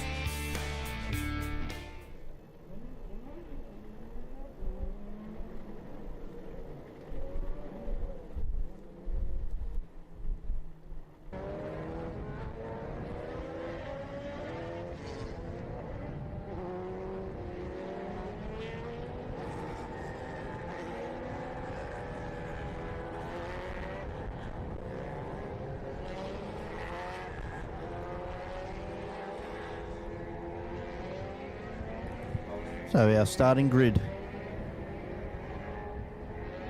Our starting grid back up on our live stream thanks to Turn 7 Media, and it is Bryce Moore in car number 8, and the young hard charger of Jess Samuels, car number 31, will start alongside him. On the second row, the veteran Brad Russell alongside Mercer in 78. Then we have Hancock and Fraser, Baxter and Chris Reindler, who's going to make a big charge from mid-pack. He'll be up the front before you know it. And then we have Jackson, Garrett Piper, Stewie Burns, Jay Wong, who unfortunately had a bad qualifying period and was getting to midfield in race number 1 and then unfortunately ran off at turn number 1. John Deere Giovanni, he found the sand down in turn number 6, and Sinclair rounds out our field. Yeah, it hasn't been a day for Jay Wong, has it? He had a bad qualifying session. He really hasn't been able to recover from that throughout the day. But really looking forward to this one. I think that Jess Samuels in second position is going to be magnificent to watch, and I think he's going to take it up to Bryce Moore. Hopefully he does. Yeah, I hope he does too. And it's also going to be really interesting to watch Chris Reindler, who is out of 7th position on the grid, long way back there on row 3, and that's row 4 in fact, and it'll be interesting to see how quickly he can get through the field and back onto the tail of the leaders. Now, even if Jess Samuels cannot win this race, just sitting behind or racing with Bryce Moore, he's going to learn a hell of a lot in the next 10 minutes. Yeah, I think so. I think his racecraft will improve from watching Bryce Moore, who's won quite a few championships here from Formula Ford right the way through this FSR. And I think it's going to be a very good advantage for him to be able to sit behind him for a few laps and just observe his driving. So there's Jay Wong in the orange and blue car, just heading up and over the top of the hill to join the rest of the field. So our safety car will pull away this time as it heads down the side straight here at MotorMall Wanneroo Raceway, and the guys will line up double Indian file, which they're starting to do now. And we will be racing before you know it. Moore and Samuels on the front row with Russell and Mercer right behind them. And Mercer is probably his best run, I reckon. He's right up there in the top 4. Yeah, we haven't seen Tony do that well in the past, so that's good to see as well. Here's another relative newcomer to FSR racing. They seem to change over the entrance every couple of race meetings, don't they? There's new names popping up and people returning. They do, and it's great to see so much interest in the FSR racing here at MotorMall Wanneroo Raceway. That's a decent field of FSRs as they come out onto the main straight. Who will get the jump? Red lights on, off, and away we go. And look at Mercer already moving across. Look at Reindler up into 3rd position just about already off row 7, and he's gone right around the outside of a whole bunch of cars there into turn 1. He's lost a few positions on the outside there, and in fact he's being balked now by the car that's in front of him, so he's lost more than a few positions, so he's back there a little bit now. But gee, that was a great jump from him. Got one back. He's going to try around the outside here into turn number 4. Yeah, I think he'll do that too, but out the front of the field it was Bryce Moore who got the best of the starts from Samuel, and that's the way they were over the top of off the top of the hill for the first time. Brad Russell's actually up into 2nd place as they crest the top of the hill and head down towards 6th, and that puts Jess Samuels in car number 31 back into 3rd place. But Bryce Moore, what a start, and he has bolted. He's got a good 150 metres over Brad Russell as they crest the top of the hill. Yeah, I didn't see Russell jump into 2nd place there. That must have been a pretty magnificent start by him as well, but it's all pretty much gaps are staying more or less the same as they come down into turn 7 up into 5th place. I think that might be now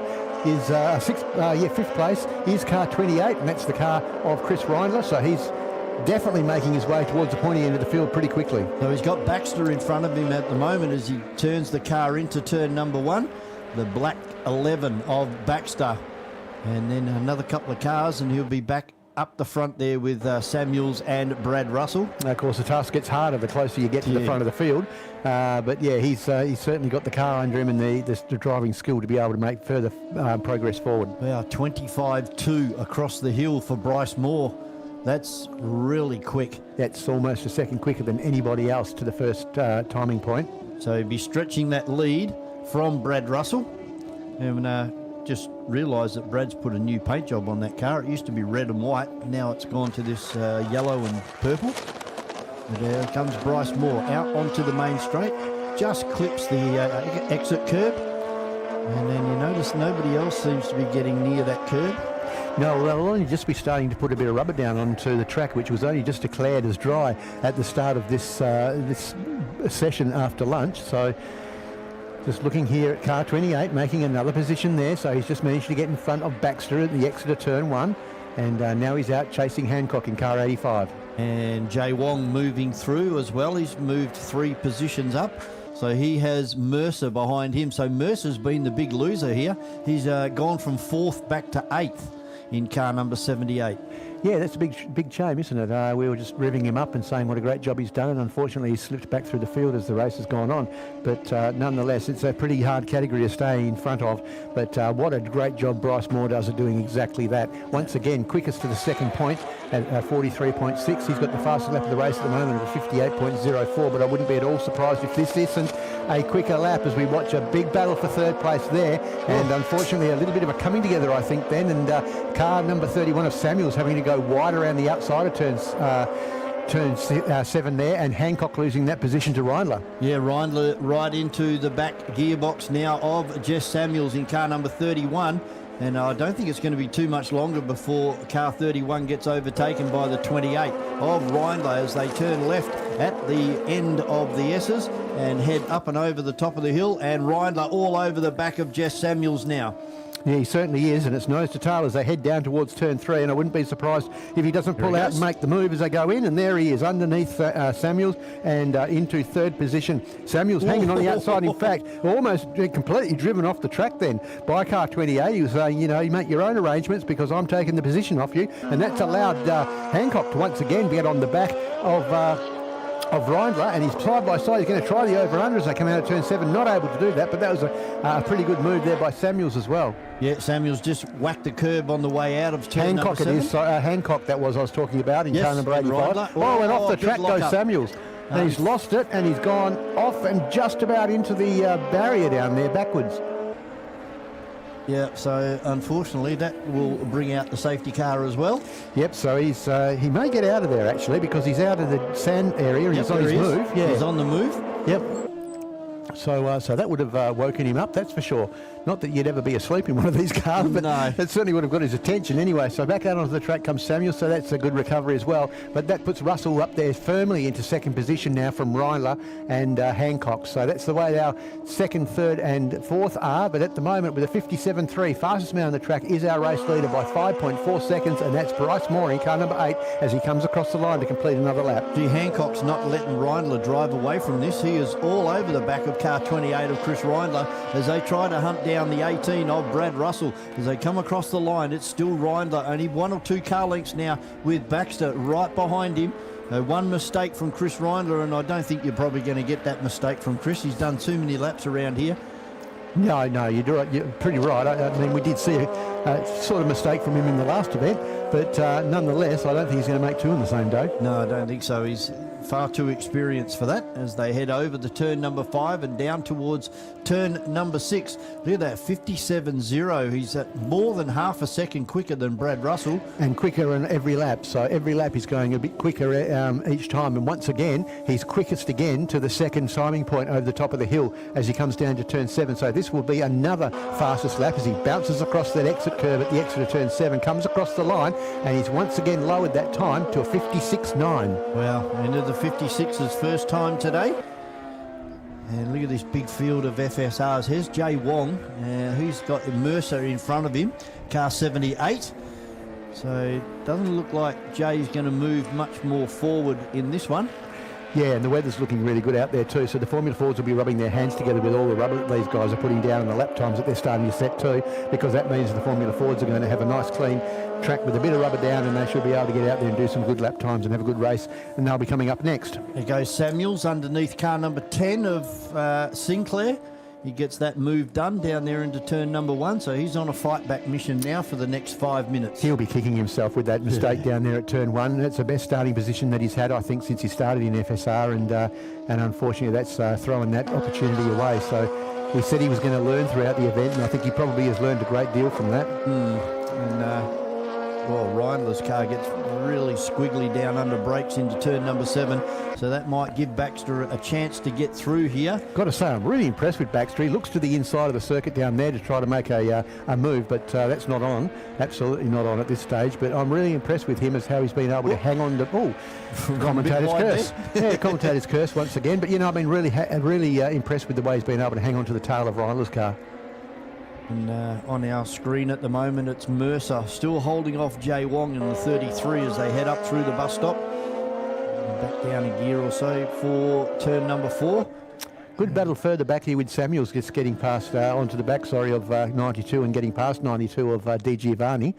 So that was a good move down into turn 1 as well, as he's making his way back up. I think that'll be the last position that he's able to make in this event, most likely. Definitely. He's too far for the car in front, so that'll put him back into P12. Garrett Piper in car number 6 in 11th position at the moment, and I don't think Chris Reindler's going to improve from 3rd place either, because Brad Russell is a good 100-150 metres in front. Yeah, and a couple of tenths of a second quicker each lap as well. So he's just extending that by a couple of metres each lap as well. So, yeah, I think it's well and truly settled down, this race. The only real interest in the race at the moment is to see whether or not Hancock can get back onto the tail of Reindler. He's going a tenth of a second or so a lap faster. He could get back onto the tail of Reindler, but even if he does it, I doubt that he's going to be able to make too much of a move to get past him. But he has just gone quickest of all competitors in this event so far to the first timing point. Wow, that's pretty impressive. The 56.9 for Bryce Moore and a 57.01 for Brad Russell. A 57.3 for Reindler, so yeah, he's a good 0.4 of a second away from Bryce Moore. Yep, so here they come across the line. The last time past it was around about 1.8 seconds between them. Fastest lap to Hancock now, and the time has come down to around about 0.5 of a second between them now. So he's definitely starting to cling back on. And yes, look at that, slingshot out of turn 1. That absolutely fantastic exit out of turn 1 that time from Hancock, and he's now right on the tail once again of Reindler. His car's come good at the right time with 2.5 minutes remaining in this one. All eyes now on car number 11. Of 85. Oh, and almost a big off once again from car 31 of Samuels there coming out of turn 7. He got really sideways coming out of the corner there, and he managed to hang on to it. So push. Yeah, he's not having a good time out there at the moment. I wonder if he set the car up incorrectly. Very wriggly once again out of turn 1. So I wonder if that car's got a setup in it that's not suiting the drier conditions. Well, all will be revealed in their 3rd race coming up later on this afternoon, as Bryce Moore heads down into turn number 1 and drives out now up towards the bus stop area. Then we have Brad Russell, car number 18, Reindler and Hancock. And Hancock still all over the back of Chris Reindler as they head up through the bus stop. Yeah, he certainly is. Not quite as quick out of turn 1 that time as he was on the last occasion, but still 1 minute and 27 seconds to go in this event, so they've still got at least another 2 or 3 laps to go. They'll get this one done, and they'll probably get another 2 after that. So Hancock with the fastest lap time for the race, a 56.8. He's 1/10 of a second quicker than Bryce Moore's fastest lap. Yeah, there's something funny with car 31 of Samuels. He's weaving all the way down the straight there as if he's trying to get some tyre temperature into the car, or there's something about the car that he's not happy with, and he's trying to diagnose what's maybe wrong with it. But yeah, he's not a happy man out there in car 31 at the moment as we watch this battle once again between car number 28 and car number 85 coming onto that's Reindler, and it's Baxter coming onto the pit straight. And they really closed up at the bottom of the hill there, but it just seems that he got a better slingshot out of turn 7 and drew away from him coming down the pit straight that time. Status quo, really, isn't it? There's that elastic band effect where it looks like Reindler's pulling away, and then under brakes, Baxter pulls right up onto the back of him again. But I don't think there's anything he's going to be able to do from there. We are 30 seconds away from 1 lap to go. Yeah, and fastest man on the track was in fact Hancock with a 56.8. So he's exactly 1/100th of a second faster than what Bryce Moore was on his fastest lap, which he set on lap 11, which is some time ago now. So just watching them all come through. We're just about to count down the time. Here we go now. He will get across the line before the time counts down. Just. So 2 seconds. So 2 more laps left in this event now.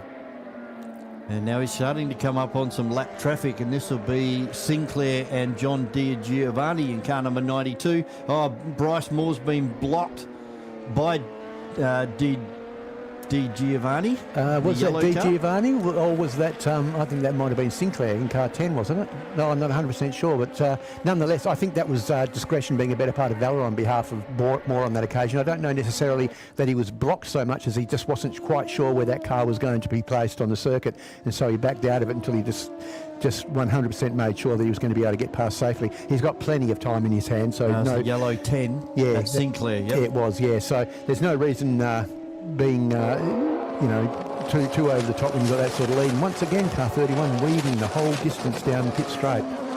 So really interesting what's happening in that car. I'd love to go and talk to them after the race and find out. He feels something coming loose or something in the steering that's not right, giving him some sensations that he's not used to. Yeah, something funny going on with that car. That's absolutely for sure. Yeah, Brad Russell. The last lap board is now out to Bryce Moore, who's heading up into turn 4 as we speak. Chris Reindler on screen at the moment, still holding off Baxter in car number 11. And then we go back to Fraser Mercer in the purple and white car. And there could be another bit of a battle developing here with Jay Wong. And right behind Jay Wong, we have Stewie Burns, our only privateer out there. Yeah, and of course he started the first race this weekend from pit lane, so he's also on a recovery mission as well. But here's our race leader back into sight and over the top of the hill and down into turn 7 for the final time. And this will be your race winner, Bryce Moore, 2 from 2 so far today in car number 8, our current state champion, as he crosses the line and receives the checkered flag. He's going to win this event by around about 7 seconds from Russell, who is about to come across the line, has just done so, and then it's going to be Reindler back to Hancock, and then we're going to have Dave Baxter back there in car number 11 from Declan Fraser in car 777. And on to the pit straight now comes Troy Mercer. He's going to cross the line, Tony Mercer, sorry, in car number 78 is going to cross the line now from Jay Wong, who's had a much better event, and it's back to Stewie Burns in car number 3. Yeah, well, looks like Jay Wong was able to get past 3 or 4 cars there early in that race, but that was race number 2 for FSR. They have one more race coming up later on this afternoon, over 12 minutes plus 1 lap. Formula Ford already down in the dummy grid area. Looking forward to this one. This is going to be an absolute knockout. Yeah, it is indeed, and as I said before, there's been plenty of rubber now put down on the circuit for these guys, so we expect some pretty good lap times and hopefully some great dices as well. Well, these probably going to come down to car setup, because we got completely different conditions now for race number 2 for the Formula Fords. They haven't seen a dry track all day. No, I reckon that these guys would have looked over to the back of the circuit and discerned that there wasn't any weather coming in as well, and they've probably put a full setup for dry weather in the cars now. Yeah, so that's an adjustment to air pressures and, of course, the spring rates, yep, and possibly camber as well. Yes, so try and even it out a bit, get some drive out of the back wheels and get some turn in on those front wheels. So it's all about the geometry. Potentially even tyres as well. They may have put a more used tyre onto the car that's a bit more scrubbed, rather than one with full tread that they would have been using in the wet. So there's all sorts of little changes that you can make with these cars to set them up for weather, sway bars and all that sort of stuff as well. So it's going to be very interesting to see how they've gone and who's got the right setup and who's going to be the person who takes the flag at the end of what will be, I believe, 12-minute race. It won't be much longer, and we will be crossing down to the pit areas. And we've got Jamie and Demelza out roaming out there in the paddock area. I believe you guys have got somebody for us. We do. We are here back in pit lane for round 3 of the WA Sporting Car Club Championships. We are here with Brad Russell, who came in second in that race. Brad, how are you feeling after that? Good. It was pretty slow lap times out there. I don't know why. Maybe not much grip, but it was consistent, so quite happy with that. We did see quite a downpour in your first race today. It is the track has been declared as dry now. How did you find the difference between the two races? I was probably a bit cautious. I had a big shunt in Queensland 2 weeks ago, so we're not racing for sheep stations today. So yeah, took it pretty easy. Enjoyed race 1 in the wet. I was hoping for more wet weather practice, actually. And how did you find the car overall today, given the change in the weather as well? Oh, the car's great. Yeah, the guys at Arise do a really good job in setting it up, and yeah, it's running like a dream. Really good. At the start of the race, we did see quite a bit of a competition going within that lead pack. How did you pull away from it all? I think that maybe they were slowing each other down. You know, Bryce just put his foot down and left us, and then I was sort of in no man's land at second. It was good. Happy with that. Fantastic. And you are going in for one more race for today. How are you feeling going in there? Good. Just want to keep it clean. That's the most important thing.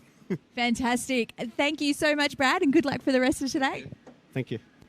That's it for us here at Pit Lane. There's a whole Experience heap more. supercars like never before in Perth with a Supercars travel ticket and experience package. Enjoy supercars your way with general admission, grandstand or hospitality. The choice is yours. Take part of the Pit Lane fan experience and meet your favourite drivers or get closer to the teams with a team garage tour. Then get your hands on the trophy as part of our trophy photo opportunity. Head to travel.supercars.com and book today. The 2026 WA Sporting Car Club Championships is brought to you by MotorMall. Electrical Group Training. Sets. Crushing Services Australia. Bond Hire. Gallagher. And Radlink Communications.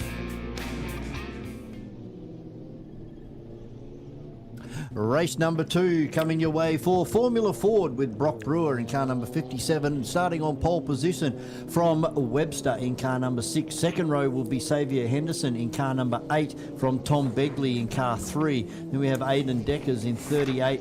Riordan in 95, Joel Wheeler in car 47, Andy Van Leeuwen out of car number 66, then Bradley and Boyack, although I don't know that we're going to see Boyack. I did see the car over at the scrutineering.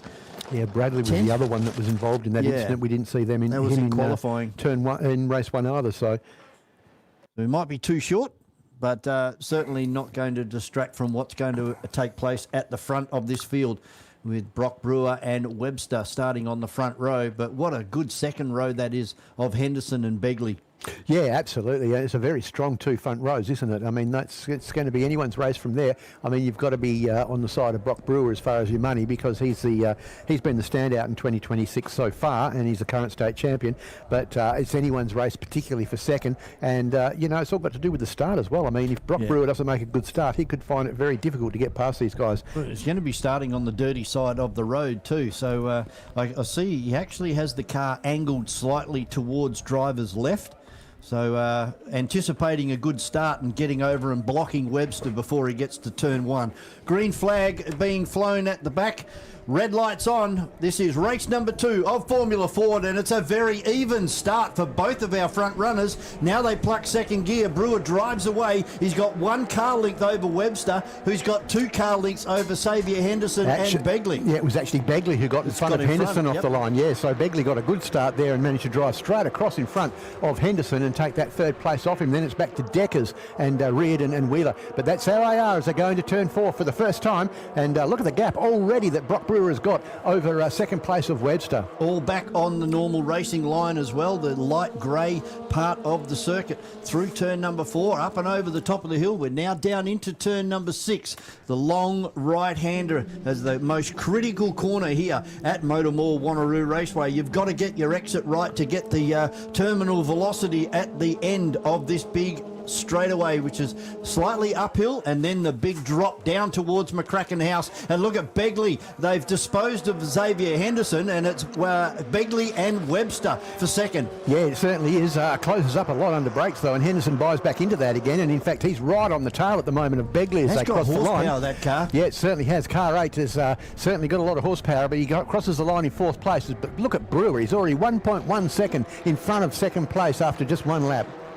A fast lap, as you would expect, to Brock Brewer, but he's extended that out to 100 metres now from Webster in car number 6. Then we have Begley still under attack from Xavier Henderson in car number 8. Behind Henderson, we have Aidan Deckers in car number 38, Joel Wheeler in 47, then Andy Van Leeuwen and Riordan, and as we anticipated, Bradley and Boyack, no partakers in this one. No, certainly not. Begley the quickest to the first timing point on this lap, so our third place person trying all that he can to get onto the back of Webster. He's got around about half a second to catch there to be able to do that. As they come out of turn 6, he's starting to shake off the battle back there from Henderson and starting to move away as he closes onto the back of our second place sitter of Webster down into turn 7. He's got his nose up the inside and he's going to take that second place from him, and if he doesn't be careful, he's going to lose the third place as well. In fact, that is what's going to happen, as Henderson goes down the inside of Webster as well, and Webster's gone from second to 4th place in the matter of around about 150, 200 metres. Well, technically still hanging on for He's third. hung on, yeah. Only just from Xavier Henderson in car number 8.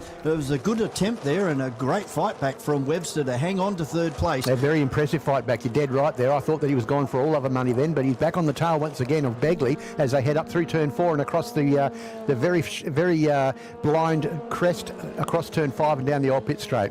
And we say it's a blind crest, but it certainly is when you're so low to the ground in one of these cars, or a Formula V or Formula Classic. It really emphasises how blind that corner is. And Xavier Henderson looking to put a move on Webster here as they come out of turn number 6 and the big long climb up and over the top of the hill. Can they get onto the back of Begley, holding on for second place? Get on the back of him. They've gone past him, so there's a move down into turn 7, and that's Xavier Henderson trying to get up the inside here, and now it looks like Begley may lose 2 spots. Yeah, it does indeed. So Webster into second, Henderson trying all that he can to get past Begley, but he don't know that he's going to be able to make it. I think he has made it actually. So yes, Begley back there to third place still. And then Xavier Henderson in car number 8. But you can forget about Brock Brewer. He's gone. Yeah, all the action is second, third and fourth. Yeah, these guys battling and holding themselves up, and they're around about a second a lap slower at the moment than what our race leader Brock Brewer is. He's got the fastest lap of a 62.4 and he's got 3.2 seconds last time across the stripe. 62.4, so that's about where they should be. I don't think we'll see any 61s today. I think that might be just a little bit out of the question. Yeah, I think it depends really on the wind, and you never know in the next one. They might get going a little bit quicker and adjust those settings a little bit on their cars to the conditions. But that seems to have settled down a little bit now for second place. The battle now in the events really back there for 5th and 6th place between Deckers and Wheeler, and that's really closed up as well. No, Xavier Henderson, the horsepower of that car, he's all over the back of Begley again as they cross the stripe and down towards turn number 1. I reckon there's going to be a move on here very shortly from Xavier Henderson on Begley. Yeah, I reckon you might be right there actually. Begley seems to get out of the corners pretty well, but yeah, that car's got some horsepower, that car of Xavier Henderson's. Certainly under brakes too. He closes right up and gets under the Hewlin gearbox of the Begley car in front as they go across the top of the hill. Yeah, Wheeler and Deckers. Wheeler's gotten in front of Deckers, and it was a little bit sideways then mid-corner at turn 4 as well. So he washed off just a little bit of speed and gave a little bit of an invitation to Deckers to try to get closer to him. But that seems to have sorted out a little bit more as down into turn 6 as well. Our live stream viewers having a look at that fight between Wheeler and Deckers at the moment as they make the long climb up and over the top of the hill. But here comes I reckon the move's going to be on very shortly here with Xavier Henderson in car 8 and 3 of Begley. And Begley's starting to get a bit defensive now, but look at the horsepower of this car number 8. He'll be probably side by side by the time they get down into turn 1, but no, Begley's able to hang on. So I don't know where that turn of speed came from. Begley came slightly driver's right there to protect his inside line, keeping his eye in the mirror to see what Henderson was going to do as they went into turn 1 that time, and Henderson stayed well and truly driver's left, and so before the braking area, Begley once again feigned back over to the left-hand side and took his regular line. So I think he felt fairly comfortable that Henderson wasn't going to make a move down there into turn 1, and in the end that was the case. Yeah. So pretty much status quo at the moment with all of the cars over the other side of the field. And we'll wait for Brock Brewer, who should be the first one up and over the top of the hill and right on cue. Down the side straight here, down in towards turn number 7. And there's the move from Xavier Henderson on Begley. They're side by side, and then the horsepower. Although I think Begley got out of it a little bit early there and allowed Xavier Henderson to drive around the outside. Just kicks that left front up on the exit ripple strip and drives away, and already has 4 or 5 car lengths over Tom Begley. It's going to be interesting to see whether Begley can fight back here or not, or whether he's a spent force, because, yeah, that looked like in the end a fairly easy pass from Henderson. And like you say, he has pulled that 5, 6, 7 car lengths between himself now and Begley already. And they've not got very much gap between themselves and the battle there back for 5th and 6th between Wheeler and Deckers, which is still on. And once again, Wheeler fairly sideways at the midpoint of corner of turn 4 there, and allowing Deckers once again to just draw up a little bit closer onto the back of the gearbox of his car number 47. So Webster in second place has just set fastest lap of the race, a 62.2. So that's 0.2 of a second quicker than Brock Brewer's best.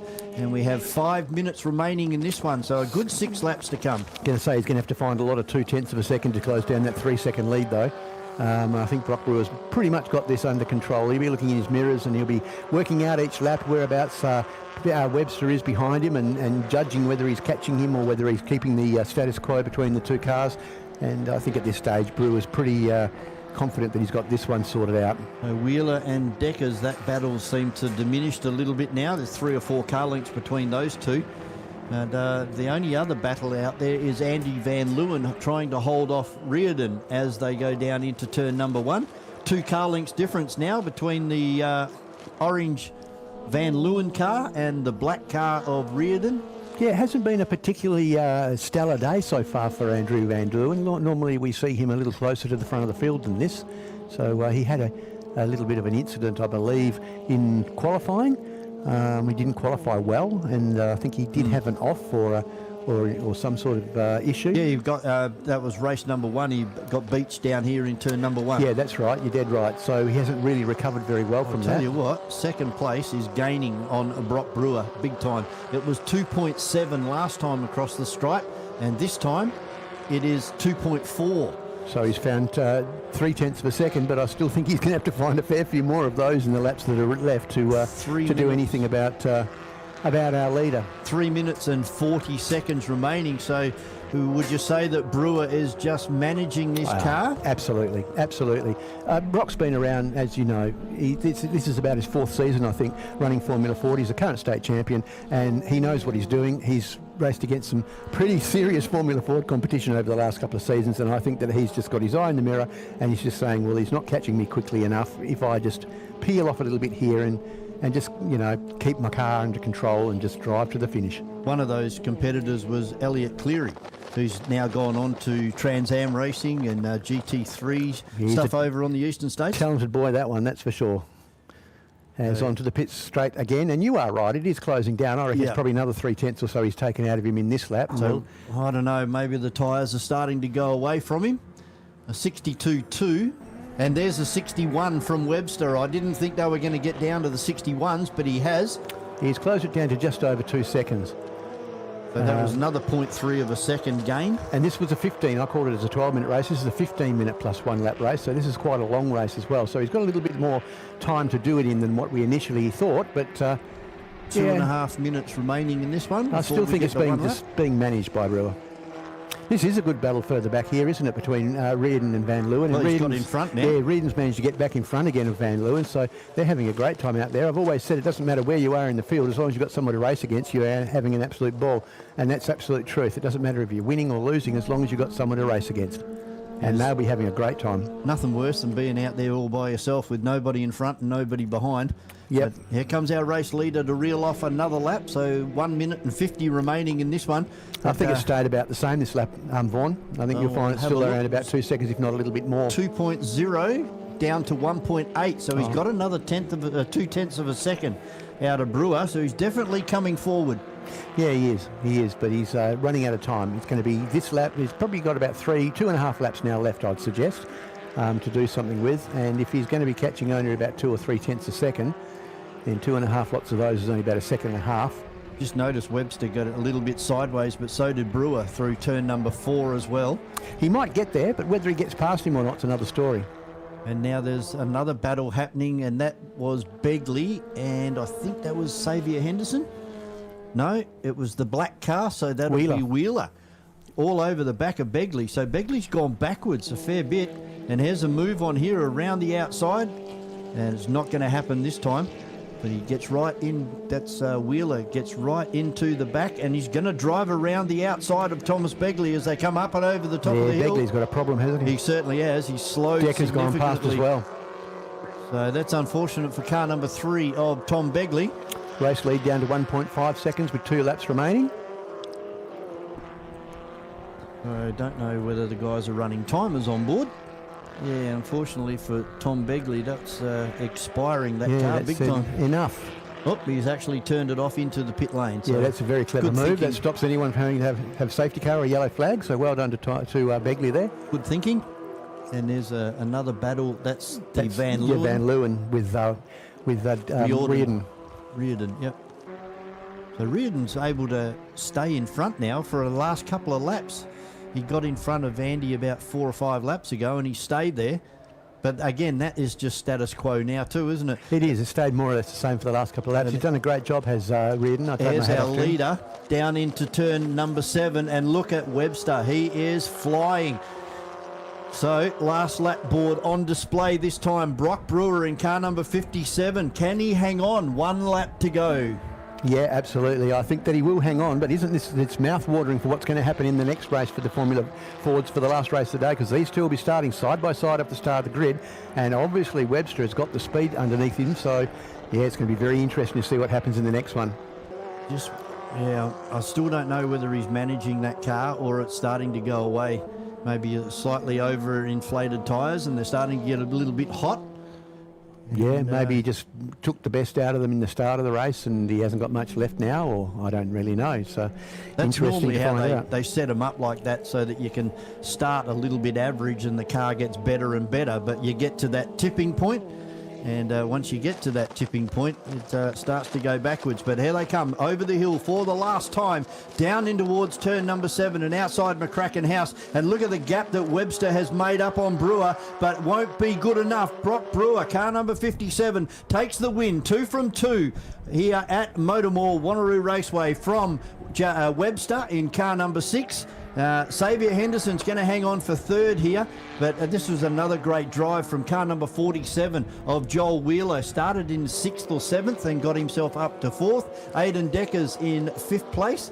And then we wait for Reardon. And look at Andy Van Leeuwen trying to make a last lap run, and it's going to work here. He's driven right the way around the outside of Reardon in car number 95 and takes over 6th place. Reardon will end up in 7th, and unfortunately for Tom Begley, he was a DNF in this one. Yeah, that was a whole race-long battle between Van Leeuwen and Reardon, and in the end Van Leeuwen managed to get over the top and take that position. But yeah, really impressed with young Jack Webster in car 6. I think that he's really going to take it up to Brock Brewer in the final race for Formula Fords, which will be coming along later on in the afternoon.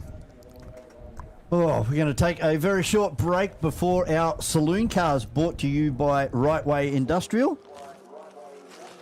And for our live stream viewers, we're going to view a couple of adverts, pay a few debts, and we'll be back very shortly with Raceway Industrial Saloon Cars coming your way next here at MotorMall Wanneroo Raceway. Experience supercars like never before in Perth with a Supercars travel ticket and experience package. Enjoy supercars your way with general admission, grandstand or hospitality. The choice is yours. Take part of the pit lane fan experience and meet your favourite drivers or get closer to the teams with a Team Garage tour. Then get your hands on the trophy as part of our trophy photo opportunity. Head to travel.supercars.com and book today. The 2026 WA Sporting Car Club Championships is brought to you by MotorMall. Electrical Group Training. Sets. Crushing Services Australia. On to Hire. Gallagher. And Radlink Communications. Saloon Cars Racing is brought to you by Raceway Industrial, Bailey Brewing Co., Fox Roofing WA, and Word of Mouth Signs.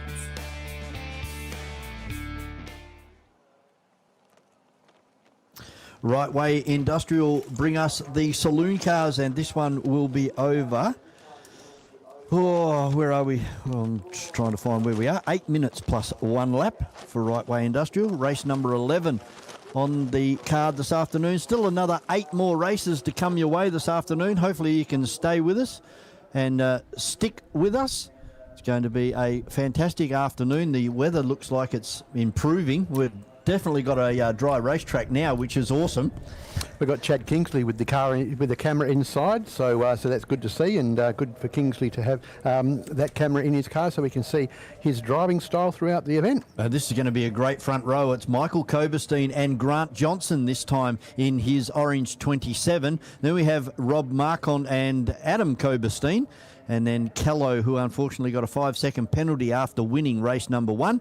So that dropped him back into 5th position. Will Panizza will start out of 6th. Tyson Sadler and Tony Ordino. And Tony's doing a fantastic job. That's one of the older model VN Commodores, and he's put it right amongst the AUs and the VY Holden Commodores.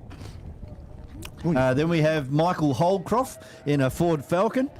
And next to Holdcroft was Brock Bowley, and I talked to Brock at the grid walk, and they went full wet weather setup, and of course it started to come dry, so that car went backwards. Yeah, absolutely. It's not. It was very unusual to see Brock that far back in the grid, to be honest. But yeah, I think that we'll see him come forward during the event. But this is going to be very, very interesting to see how Michael Koberstein goes against Grant Johnson off the front row, and Rob Marcon and Adam Koberstein off the second row. And of course our race 1, winner without the penalty of Jackson Callow and Will Panizza back there on row 3. I think we're going to be in for a brilliant display of saloon car racing. So further back in the field we have Rick Gill alongside Brett Sheriff, then Reg Ralph and Craig James, Nick Lorcan, who started off the day quite well. He drifted back in race number 1. And then we have Justin Chaffee, Daniel Karukin, Parham in 97, Martin and Kingsley. They're our top 20 at the moment, but there's still another couple of cars there with Carroll, Warren Ellis. I'm not sure about Cooper. I think I've seen Cooper's cars damaged on the front left hand. I think that was the car that went into the ACCC towing sign over there at the bus stop. And Jacopetti, he is definitely out there. I've just seen the Purple People Eater leave pit lane. Yeah, and so what a huge field. It's a great field. It's an absolutely brilliant field. And you mentioned Justin Chaffee in car number 15. He had a day out in Collie about a month ago or so, and won the day down there for his category in his VN Commodore. So good to see Justin out there on the circuit again. He does a lot of running in that car. He uses it for regularities as well every now and then. And then the next day he'll often come out and run it in the saloon cars. So that car gets a fair few laps around the circuit. But yeah, that was really, really good to see Justin have such a good day down in Collie about a month ago. As you said, our onboard camera for our live stream viewers is back 3/4 the way back towards McCracken House. Car number 23 of Kingsley will be having that. Let's see whether he can progress forward and give us some great vision out the front of that car, starting from 3/4 the way back towards McCracken House. Bowley going up towards the he's coming into the pits. He's going to be either a pit lane starter or he's going to not run in this event. He's got his pit crew coming down to him, so at least they're on the ball. and he's coming down. He's not making too much of an effort to get. Oh, he's got a wheel off. The front left-hand wheel has actually come off that car. It's not been bolted on properly, or something's broken. Oh yes, yeah, that's showing some positive camber. Yeah, well, it was almost off the car when he first came down to pit lane, so it's going to be a DNF, unfortunately, or DNS in the case, because he has not started the event. So yeah, they probably don't even want to let that car go too much further, because that wheel's going to end up coming off completely. Oh yeah, look at the angle of that. The top of the tyre facing right out, and that is exactly opposite to how you would set up a race car. It's got, we're away for the start, and a great start from Koberstein, and that's a double great start from Koberstein, who's side by side back there in the field as well, being Adam Koberstein in the Hydrolink car, and he's managed to get in front and side by side with the second place, but he's gotten in front of Marcon, and he's gotten up to third place. How's he going to come out of this corner? They're side by side as they go across the first S. Marcon's going to be balked to a certain degree by the orange car of Johnson in front, and he's lost it. And that car's going to be, you're lucky not to tip over, and he's gotten out of that one fairly scot-free. He's going to be able to get back up that hill. But yeah, that was a bit of a moment for him. That certainly would have got his attention. Gee, there was Reg Ralph leaning on somebody all the way through turn number 4 and across turn number 5 as well. I don't know who that was. It was Reg and maybe Brett Sheriff. That's a scary place to go off there, where Marcon just went off there, and so glad to see the outcome of that was a positive outcome. Possibly not for the race result for him, but certainly in the preservation of that car as we watch them come over the top of the hill. And look at this battle still raging back there for third place, and it's Koberstein well and truly under fire now. I think that might be Callow in car 225, our first race winner if he hadn't got a penalty, and they got the lights on there, meaning serious business. Watkins just got the big heave-ho, and that was from Reg Ralph. So Reg Ralph in the 41, and he's taken Craig James underneath Watkins as well, and that's opened the door for Chaffee now to drive underneath Watkins. So a big loser there for Watkins. Side by side, Adam Koberstein and Callow up through the S's again, and this is where we last time saw Marcon go around. This time he manages to get round the corner, but on the inside is Koberstein. Is he going to be able to just get the back of that car back across the nose? And he does, so he sort of gets that position consolidated to a degree as they head down into turn 6 once again. We're on board with Kingsley in car 23, and we can see in front of us a huge gaggle of cars going across turn 5. And nobody running exceptionally wide on the exit of turn number 5. No, you'd lose your fillings when you do that down there at turn 5 with that sawtooth curb. So a very late entry there from Kingsley. Now he drives the car up the hill, lets it run right out to driver's left, uses a little bit of the concrete apron, and our leader's already down here onto the main straight. That black car in fourth position, that's Sadler. He's trying to come forward in a rate of knots as well. Yeah, it's Panizza it is actually, and he's managed to get past Koberstein as Panizza, and he's going to move up into fourth position. But Koberstein's still fighting on the outside of there, but I think it's going to be a lost cause, and it is. So there's Koberstein, Adam Koberstein, after such a great start, now back to fifth position. Still our race leader is Michael Koberstein. He's done a 66.5 on that last lap, and he's got 1.8 seconds between himself and Grant Johnson in second place. The Watkins has got the bit between the teeth too. He's turned in, and there was a car there. I think that was Craig James on the inside. It was Craig James. He gave him a bit of a heave-ho, didn't he? Got into the back quarter panel of the car, and that's brought him under fire now from the car of Justin Chaffee, who's now right on the tail there of... got Karukin in that battle as well. Yeah, I can't see him I can't see Watkins on our tree up here. Car number 51 of Koberstein under investigation with contact with another car. I wonder if that's with the incident up there with... look at this battle for second place. Sorry, this battle for second place as we watch Jackson Callow get down the inside of Johnson at turn 7 there. They were side by side and leaning on each other, and both having the same attitude on the car, a bit sideways on the way out, but it looks like he has got him. But what I was going to say is I wonder if that was the contact that he had up here with Marcon on lap 1. Yes. Yep, car number... what was Marcon's 82? 82, yeah. Yep. So look at the Michael Koberstein 100 metres in front now of Callow, Grant Johnson, Will Panizza, Adam Koberstein back in the Hydrolink car. So they'll get the last lap board, I think, at the end of this lap, and that'll be time then for one more lap. So this race has certainly run down quickly. It was only a 8 minute plus 1 lap. So we've got 34 seconds left, so I don't think they're going to get to the line once more before they get the last lap board. As our race leader over the top now. He's still got himself probably a 200 metre, 150 metre gap there, so that's still plenty of a lead that he can hold into the last lap. That was confirmation of car 51 and 82, so that was Rob Marcon, and that'll be the contact that sent Rob off the road at turn 4. Yeah, they're going to get another lap, so they've got 2 more laps in this event. I thought that maybe they mightn't get back to the line in this time. This is a great battle. Here's a couple of the older vehicles there with Reg Ralph and Tony Ordino, Watkins, Craig James and Daniel Karukin.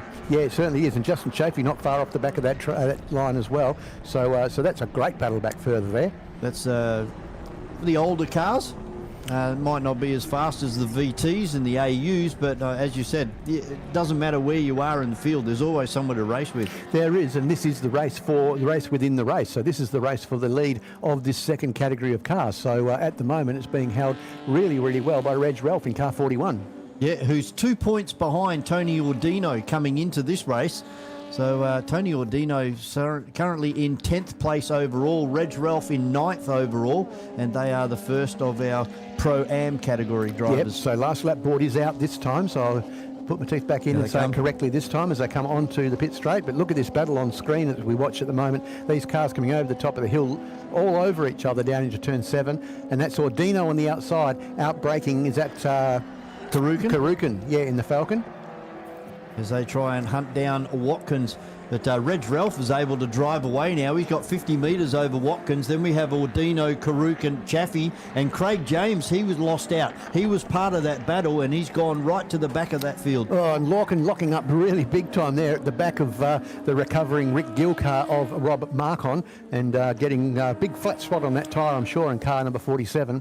And then right behind the 47 is Martin with those yellow wheels. Yeah, the yellow star wheels, yep, absolutely, and getting a little sideways across the bump into turn 4 that time. Also it was Kingsley in our camera car as we await for our race leader to come over the top of the hill for the final time, and it's going to be Michael Koberstein who's going to be able to take this one out. All he has to do is brake and get round turn 7, and he's going to see the checkered flag.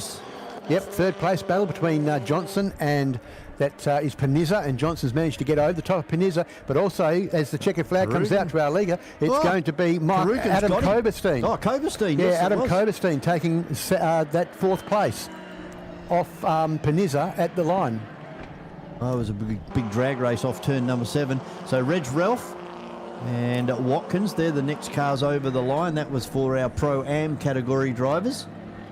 So Tony Ordino ended up about 4th or 5th in that one. Yep, as we watch Martin come across the line, camera car Kingsley, car 23, just finishing in 18th in front of Parnham, and Carroll in car 25, that very pretty black and orange car. And then we've got Alice coming across the line, and he'll be our final finisher. So thumbs up from our camera car of Kingsley, car number 23, and here are our results for the second saloon car race here at MotorMall Wanneroo Raceway. Michael Koberstein for West Coast Cylinder Heads, finishing first place from Jackson Callow. Grant Johnson back there in a strong 3rd place from Adam Koberstein, who finished brilliantly just passing William Panizza on the line. Brett Sheriff back in car 17 in 6th place from Tyson Sadler. Rick Gill finishes 8th from Reg Ralph, and Michael Holcroft back there in 10th position in what was a very entertaining saloon car race. Certainly was. It looks like Justin Chaffee will take out 12th overall from Tony Ordino, then Rob Marcon, Craig James, Nick Lorcan, Andrew Martin, Chad Kingsley, Jack Parham and Brad Carroll round out 20 cars to finish this one.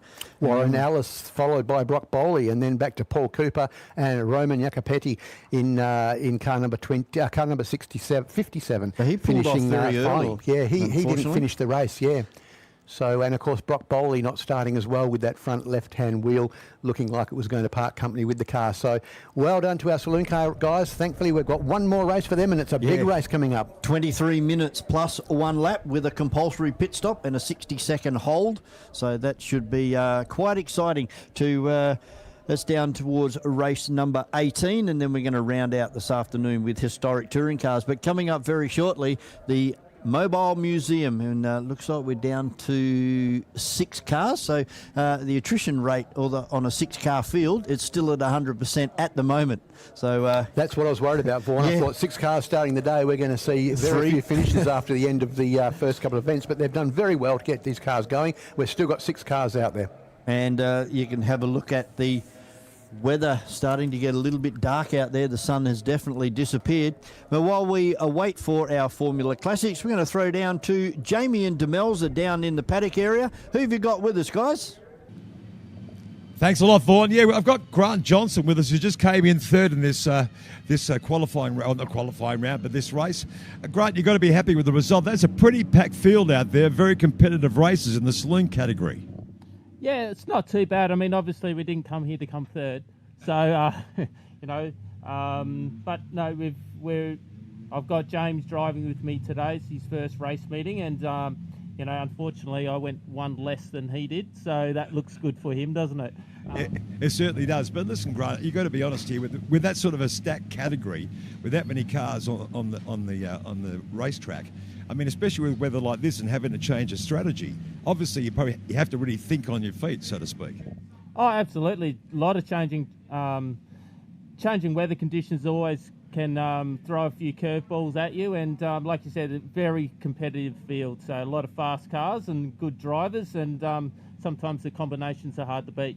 You would have heard the fact that it was going to rain this weekend, so you put that in your mind straight away when it came to the strategy towards this race? Absolutely. I was actually hoping it would rain, and I was a bit disappointed when the sun came out. So hopefully for the final it's wet, and we'll be 2 steps ahead.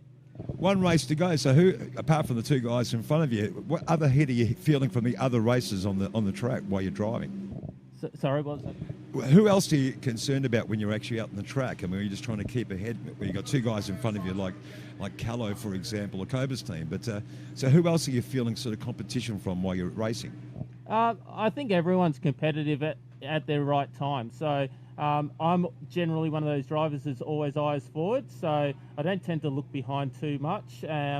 I mean, if we're struggling for pace, like we were just then, we'll have a quick look at it as we're kind of coming out of a corner, so we can defend maybe on the last lap to defend the inside line so I don't get overtaken under the brakes. But generally speaking, eyes forward. Looks like the rain's gone away for a short period, and maybe it'll stay away until the next race at least. So will that change your strategy about going to your last race for the championship day? Oh, not really. Well, there's still a rain dance. I'm looking in the mirror now and I can see the rain, so keep going. No worries. Listen, all the best to you. Hope you have a great last race. Thanks for your time. That's all from me. Time for a break. Experience supercars like never before in Perth with a Supercars travel ticket and experience package. Enjoy supercars your way with general admission, grandstand or hospitality. The choice is yours. Take part of the pit lane fan experience and meet your favourite drivers, or get closer to the teams with a team garage tour. Then get your hands on the trophy as part of our trophy photo opportunity. Head to travel.supercars.com and book today. The 2026 WA Sporting Car Club Championships is brought to you by MotorMall, Electrical Group Training, Sets, Crushing Services Australia, Bond Hire, Gallagher, and Radlink Communications.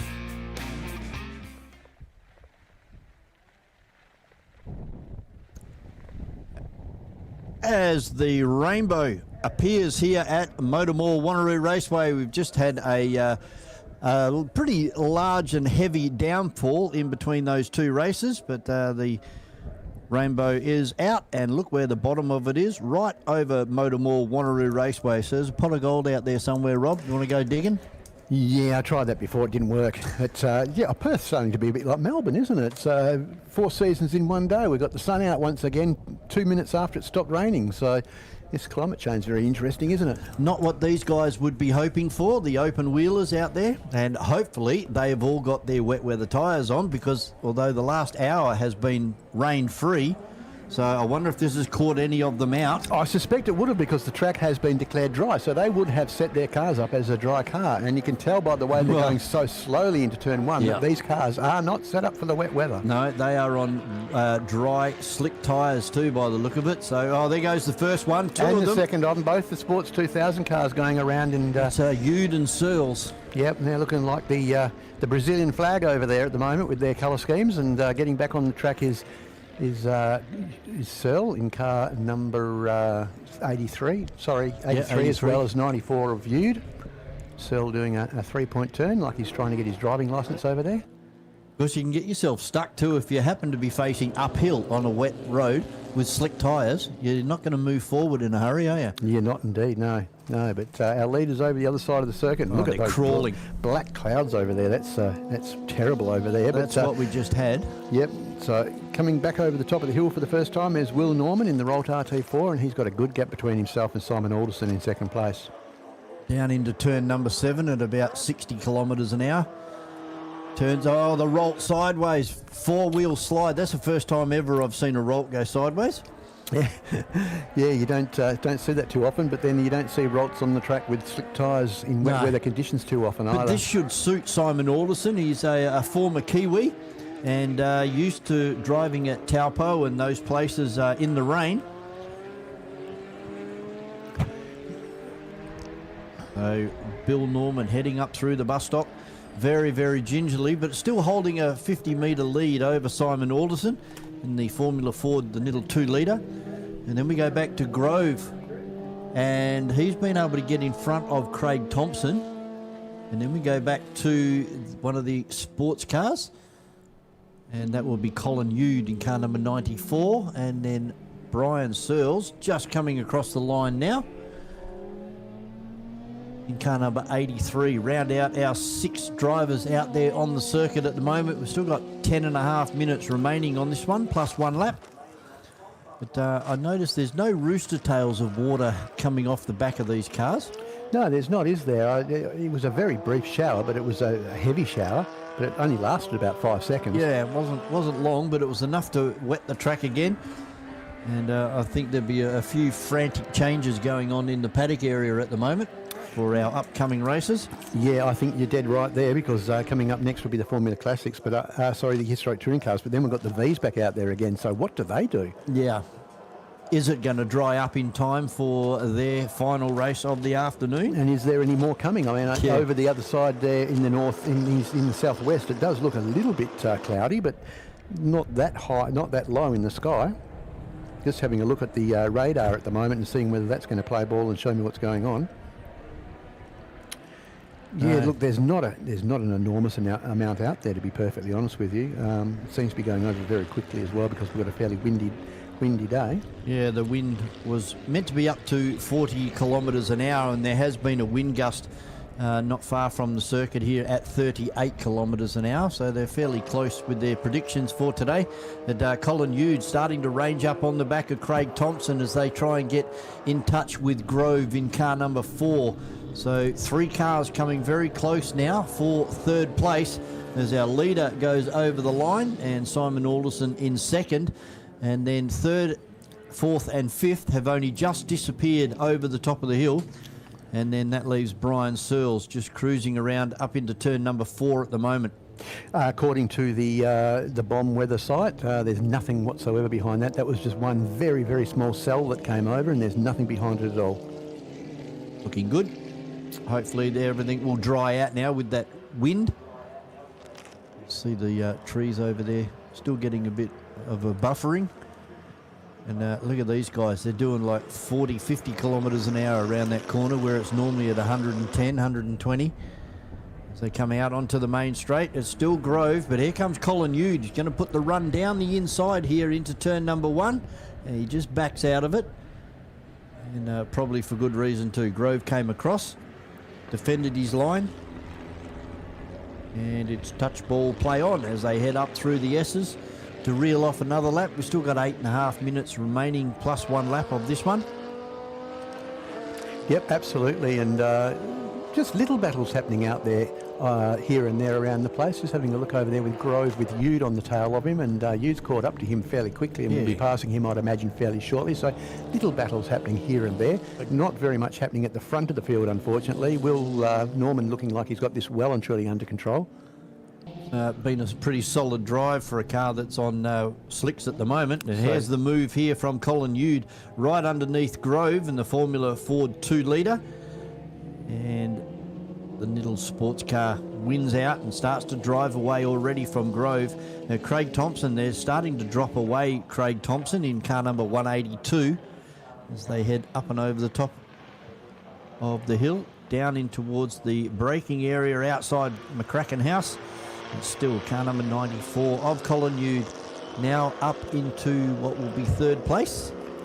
Yep, and drawing well and truly away now from Grove in car number 4, but he'll come under fire fairly shortly, I would imagine, from Craig Thompson, who's the next on the list. So he's doing all that he can to try to close that gap between those guys, and they're about to come under fire from our race leaders, who are about to catch up onto the tail of those two guys. Now's the time to start looking in those mirrors, because there's going to be this red blob coming very, very fast towards your rear vision mirror. I'm sure that Will Norman would love you calling his Rolt RT4 a blob.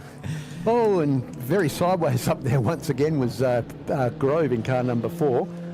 So, yeah, getting very sideways. It's still pretty slippery out there at the moment. And Phil Grove definitely having a bit of a handful in that car. He's doing a great job considering it's only his second meeting in this car, and the first meeting he's run in the wet. In the wet, yep, for sure.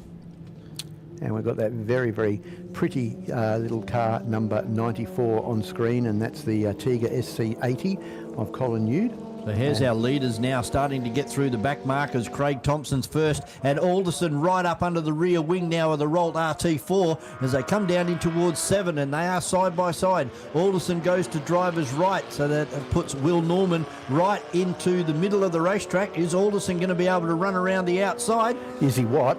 Look at this. Side by side. Yeah, done a brilliant job of going around the outside of there, and they're side by side, but because they've got the slower car of Ude in front of them, they've both had to pull out of their battle into turn 1 and go line astern out of turn 1 once more. But this is going to be on again at the end of the straight, I think. Yeah, a bit of a flash of flame out of the back of Alderson's car there. They're just waiting for the opportune time to get past Ude. He does the right thing and goes out to driver's right. So that's opened up the entire racetrack now for Will Norman and Simon Alderson. Yeah, it has indeed, and they're nose to tail coming out of turn 5, down the old pit straight towards turn 6. Yeah, it's going to be interesting to see whether or not we can have a repeat of what happened on the last lap as we head down into turn 7. I suspect not, because I do think that Will Norman's got the car under him to just pull away, and that looks exactly like what he's done. So pretty impressive on slick tyres too. He's got a bit more horsepower than what Simon Alderson has. And he's been able to put that to the road and just maintain that gap. He's probably stretched it out now by 2 car lengths as they come out onto the main straight here at MotorMall Wanneroo Raceway. Fair bit of wind out there. I think the track's really dried out fairly quickly from that brief shower that we had. I can see there's a fair bit of grey coloured tarmac starting to appear again around the circuit, and I think you'll find that the track's in reasonable sort of shape once again. Still, the lap times haven't come down greatly, but they're doing 67 second lap times, and that's not hanging around. No, definitely not. You can see they're definitely not using the traditional line through turn number 4.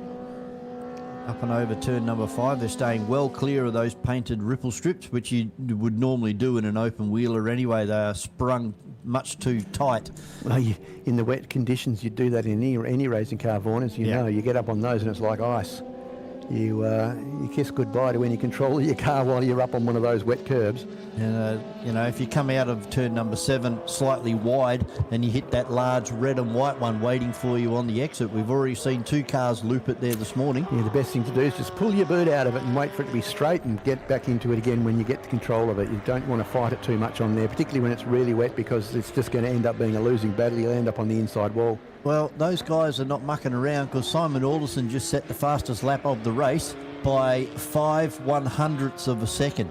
So these guys are going toe for toe up there through the bus stop area at the moment. And they're into the 64s now, so it just goes to show the improvement of the track lap after lap. They're starting to take the traditional lines again now. They can see a bit of grey there on the inside, and they've stopped taking the go-kart line, starting to take the normal lines, and that's an indication that the circuit's starting to come back.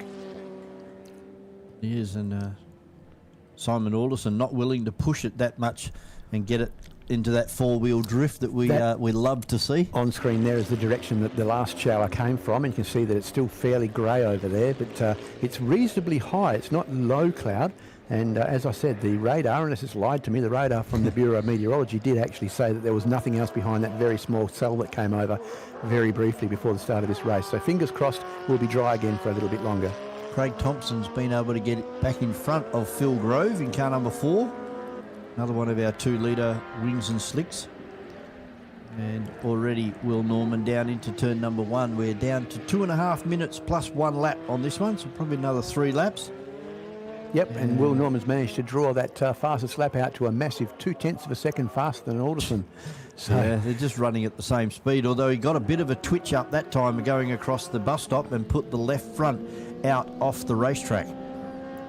So starting to push that Rolt a little bit harder. Alderson must be getting really tired of seeing the back wing of that car of Will Norman's. He's been watching it for the entire season so far, and probably most part of last season as well. So it just doesn't have the horsepower to be able to get in front of it.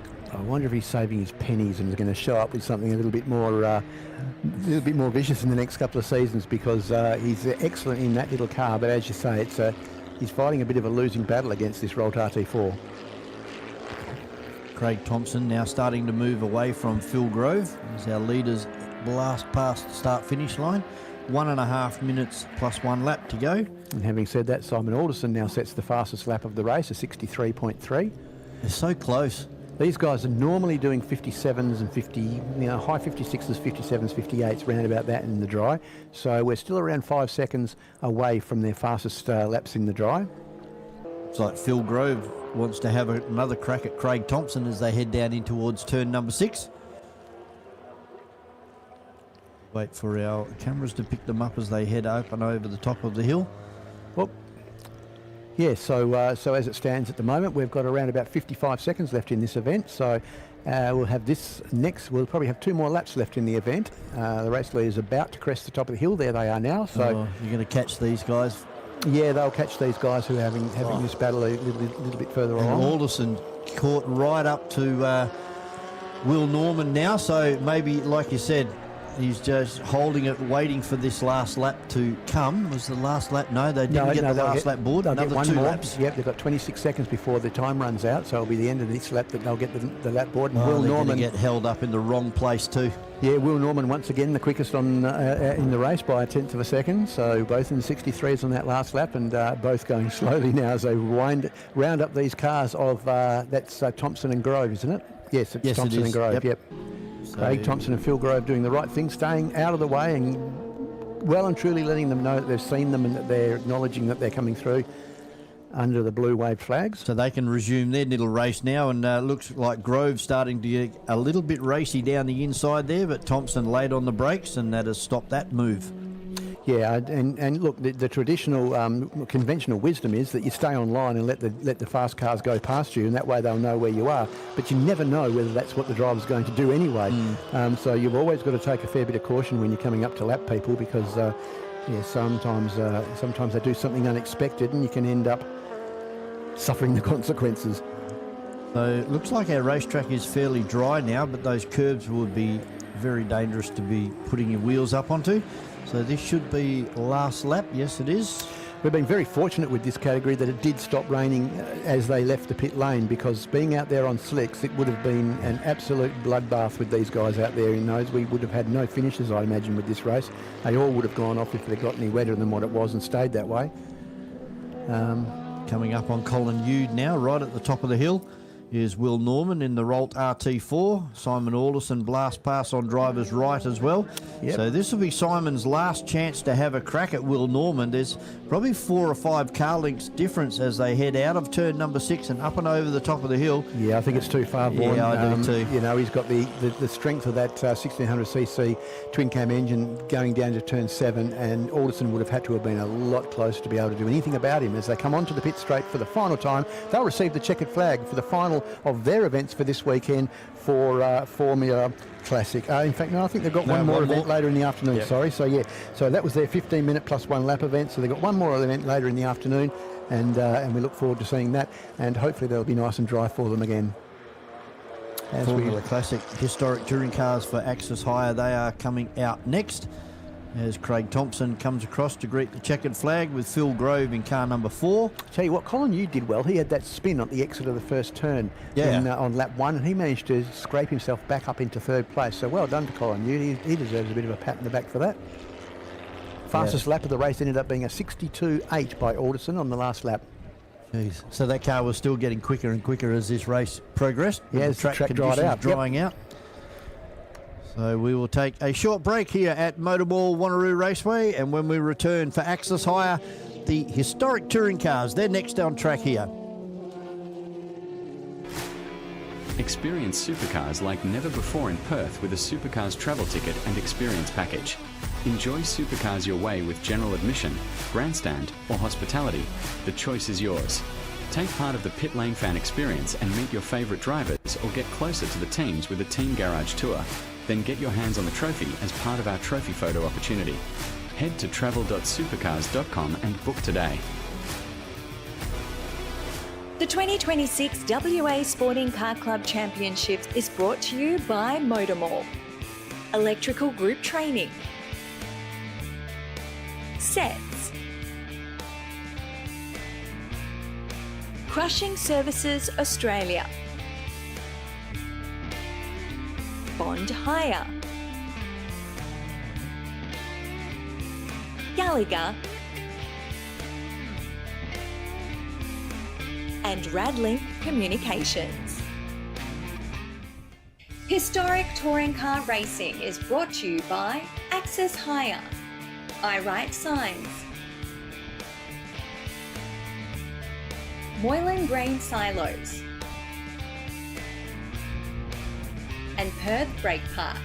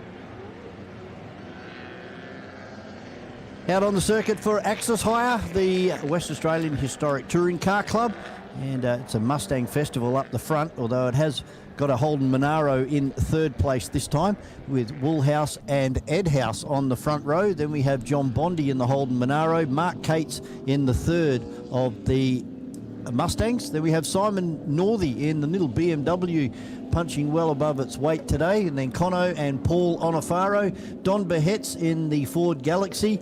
And then we have Mel Bowden, Ken Waller and Matthew Bowden rounding out, I think it's about 10 cars. And, of course, Martin Dennis back with us again. Good afternoon, Martin. G'day, Vaughan. Yep, back here for another session. So this one is going to be over 15 minutes plus one lap, and it looks like we are on board with Paul Onofaro. Yep, you can tell by the green. For Minicraft Motorsport, and this would be a great view. He did put something up on his socials over the lunch break where he had a half lose down there in turn number 6. Had a full right lock on, and then it was full left lock, and just kept his foot into it and drove out perfectly. Yeah, the comments from the cars behind was he was very close to wearing it over on its side, actually. It was A rollover. He dug in pretty big, but he just kept into it and got away with it. Well, I hope he hasn't studied any footage from the past from Conno, because Conno's rolled a few of these little minis over there. Oh, yeah, not too bad, not too bad. Tell you what, these guys in these minis, they make me cringe when they leave the line with the amount of revs that they're doing in first gear with these A-Series BMC engines, having a couple of Austin Hilly Sprites and an MG Midget and a few other cars with A-Series engines. It really makes me cringe, but I know that they've got good components in these and steel cranks and all the rest of it, so they'll probably be okay. Yeah, most of them are, I'd probably say all of those are running actually some of the best gear you can get for a Mini. So the guys, when Conno's been over east in the recent times, the guys have recognised that he's building probably the quickest engines. You know, they are the quickest cars. Yeah. And he doesn't spare anything. He does a lot of work on them. We need to hijack Research. Nick Swift and get Nick back over here again. Yeah. That was a very quick Mini, and that wasn't his personal car from England. That was a replica from Queensland. Yeah. So red lights Here we out, go. Yeah. and we are going to go, and it's a very even start from both. Now, once second gear is plucked, it looks like Ed House. Oh, and Bondi, very, very slow there. He missed the second gear by the look at it. And Kate's is up into third place now. Should we start calling him Kate's House? But nonetheless, it's a Mustang festival once again at the front of this field. But at this time, it's Ed House who's managed to get out in front of Woolhouse. So well done back to Kate's and then Conno Onofaro. Look at Simon Northey's gone backwards in that BMW. He's allowed Paul Onofaro through. He's allowed the Galaxy and the Bondi car as well.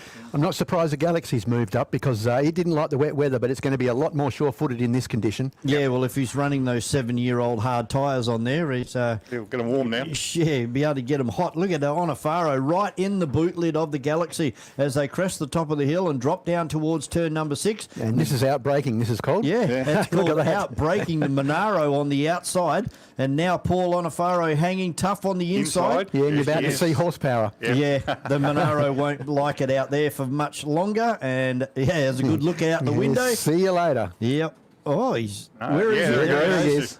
It had to come. Yep. And meanwhile, there's Ed House from Woolhouse, and Kate's is back up into second place now as they go down into turn number 1. And Kate's not able to get past Woolhouse for second. We go back 50 metres to Conno Onofaro, then the big Galaxy. We go back to John Bondi, Paul Onofaro, and another big outbraking there down the inside of the BMW there. One of the Bowdens. Yeah, it was. Don's just had a big lose at the other side, a big tank slapper in the Galaxy at the end of turn 1 there. Yeah, that would have been Mel Bowden getting down the inside of Simon Northey then. Yep. So where's Matthew Bowden? He's not out there. Matthew's back here. Back here in 97. Oh, there he is. Yep. That car of Matthew of the other Bowden car, 23. That's Tim Garrett's old car, I believe. I think isn't it? I think that it is. Confirm that I think that it is. From Kate's putting the move on here around the outside of Woolhouse, trying to get after Brian Edhouse, and he's rounded up Woolhouse around the outside in turn 6. That's good. And he's going to get. He's going to get Edhouse down here into turn 7 as well. So great driving by Kate's. Yep. He's closed it off, so he got it there. Yep. Up and over the ripple strip. That's a good run. He did that well. Now Woolhouse looking for a move around Edhouse. Oh, look at this. He's going to go right try to go around past both of them. Yeah. He's pulled out. He's got Edhouse. On the brakes pretty early there, which made Edhouse check up. He's going to come out in front here. He's got the inside line and a bit of a wriggle from Kate's, and he's come out in front. What a move there from Woolhouse. Two for the price of 1 in turn 1. Yeah, well, see, Mark just used a bit of caution going into one there where Graham was on the outside, and could just get a good run through. And now's the time for Graham to make the bolt and try and run away from Kate's. Yeah. Because Ed House will be all over the back of Kate's very, very shortly. There's a big pack of horses there right behind him, so he's going to be struggling. Yeah, strengths and weaknesses, as we said in the previous event. Yeah. The strength of the silver car is under brakes, the lighter car, and handling probably, but the strength of the older 69s is this. Is this up and over the top of the hill and blows around the outside of Graham Woolhouse, but under brakes, can Graham just sneak it straight back under again? Oh, he's gone lost off. it. Oh. And don't roll it. No, he's right. He's gone off straight. Well done. So that'll be a safety car. That can't leave that car at the, if someone loses their brakes, they'll be straight into the tail of that. That car just pulled to the right-hand side and got off onto that wet grass. There was no stopping it once it hit that wet grass. Well, the thing is, he was offline on a track that hasn't had much running since the last shower of rain, and out in the marbles. It's pretty easy down there to lose control. Still green. Yes, they're still only showing one wave flag down in turn 7. Yeah, I'm sure it'll come out to be a safety car soon, because they really shouldn't leave that car there, and we have still got 7 minutes. Double yellows. 7 minutes and 40 seconds left of this. Here we go now. Yep. Safety car board coming out with 7.5 minutes remaining. These guys some 8 seconds away from the lap record held by Paul Stubber back in April of 2023. So double wave flags and everything comes to a screaming halt. Slow down. So hopefully there's been no front end damage done to Graham's car. Oh, I think you'd be pretty right. Yeah, I think you'd be right. Sand in the brake ducts. It won't be fun to drive with the sand in the wheels either, so it'll be feeling like it's got 4 flat tyres. Well, they've still got another race to round out. Yes. Round number 3 of the West Australian Sporting Car Club Racing Championships for 2026. And we're going to take a very short break here at MotorMall Wanneroo Raceway. We'll be back with the conclusion to the Axis Hire Historic Touring Cars very shortly.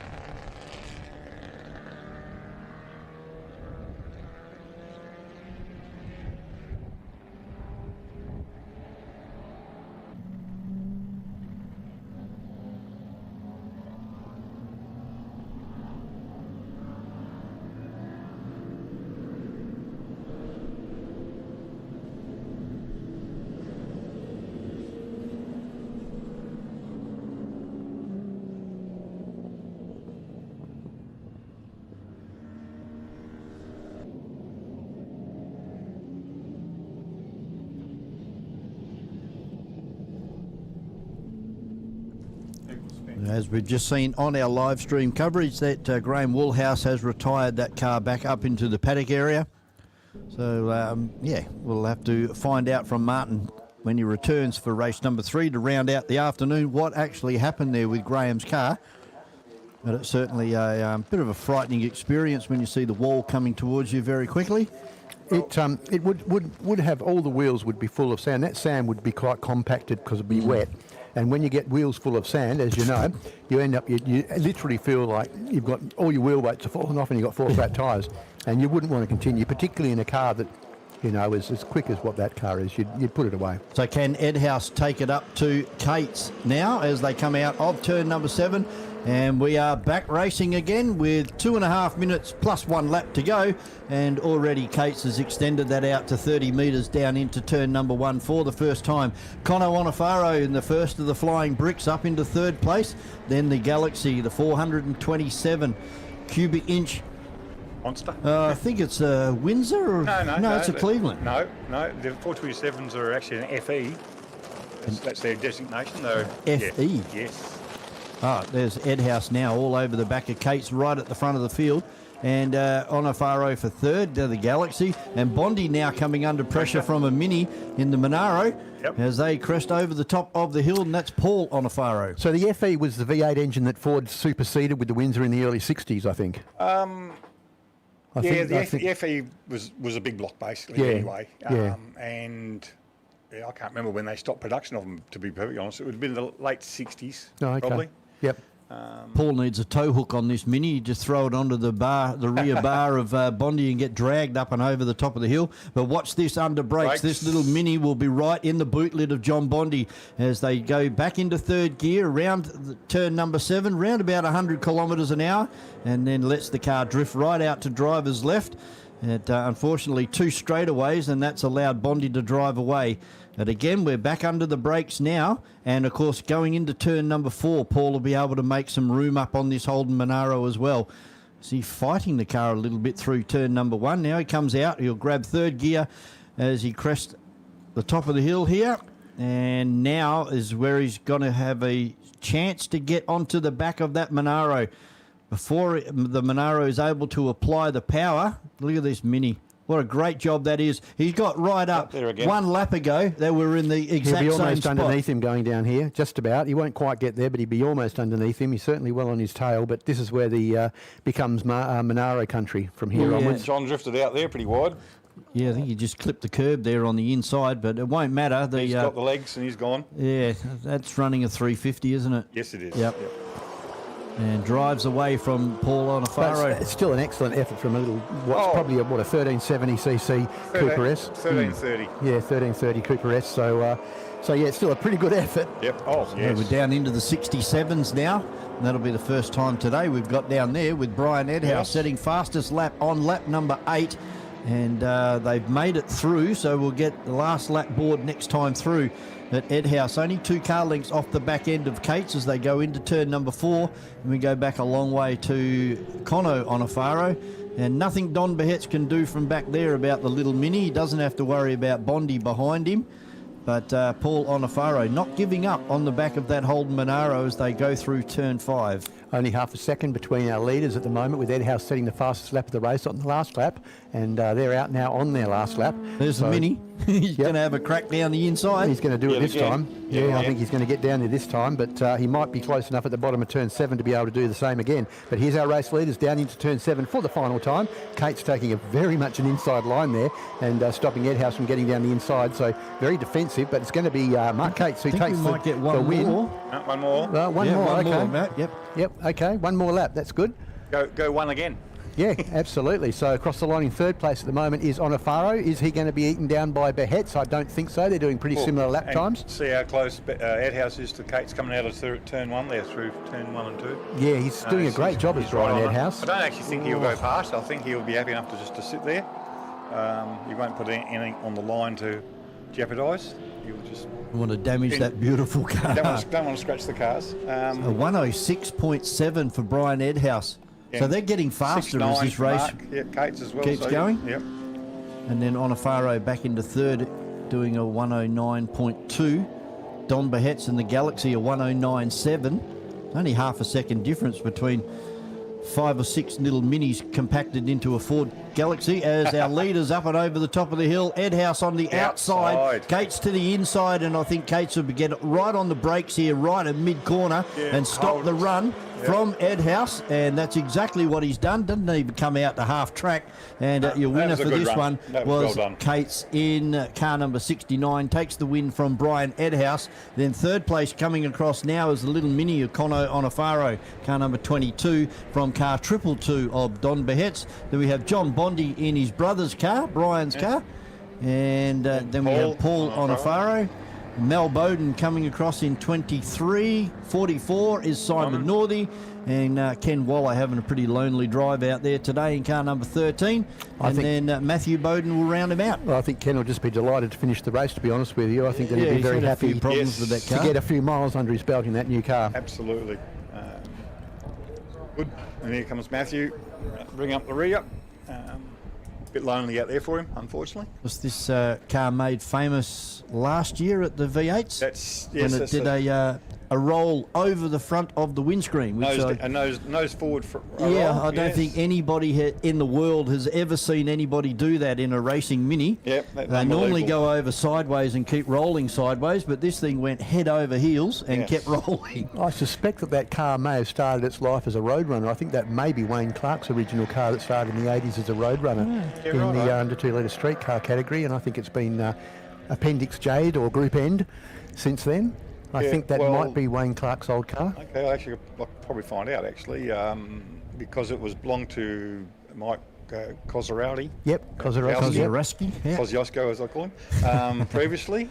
And I don't know how before Mike had it, so It could be. It'll be in the logbook. It looks very similar like it would be. So anyway, put your hands together. Much. Great run. Thanks to Martin for his expert comments in race number 2. We'll see you back later on to round out the day for Axis Hire, the historic touring cars. 12 minutes plus 1 lap coming up. But next out on the grid is going to be the Formula Vs for their last race of the weekend. And that will be over 9 minutes plus 1 lap. Brought to you by Home Chef. We'll take a quick break. We'll be back very shortly.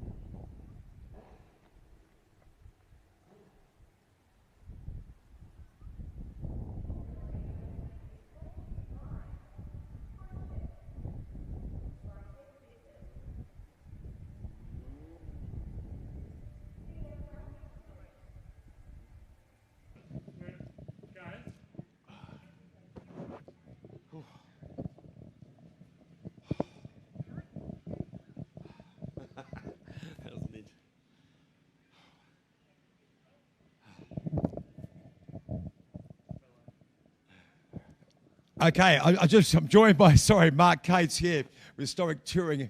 Well done, mate. First in a race that was really chaotic. How did it feel out there? It was chaotic, yeah. It's still a bit slippery out there. Turn 2, it's like there's water all through it. And, the V8s are obviously having a fair bit of problem getting around there. But, yeah, it was good fun. I sort of found a bit of horsepower there today. First 2 races are obviously a lot more sort of rain affected, obviously, with the track. But it's dried out a fair bit then. But from what we've just seen...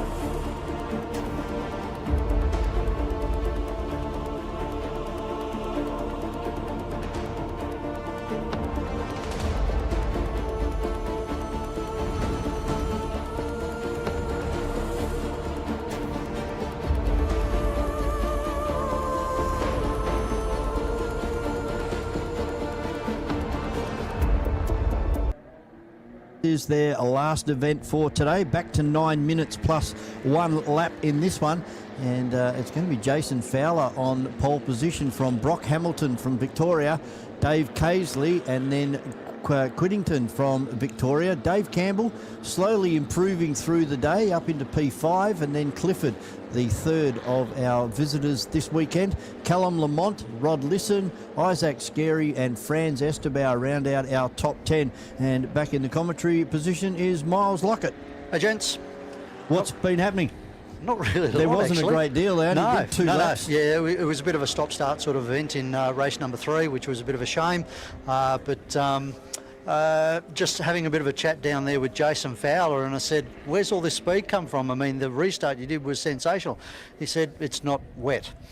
He said, I hate the wet, I love the dry, and I can actually really show what this car is all about. So it's a lot like qualifying. Some people can do it and some people can't. Yep. And it's the same with wet weather racing. But we do say it is always the big leveller in motorsport. And you see Jason, he's very fast in the dry, but it certainly brought him back to the field when it rained. Yeah, he just finds the cars very nervous during the wet. And we were even joking down there, Franz was sort of saying, yeah, well, I went around the outside of you and turned 6 and I'm in a 1200. So you need to lift your game. Well, that'll be on socials tonight, I'm sure. Sure will be. I'm sure the video footage will be there, well and truly. So, no, really looking forward to this one.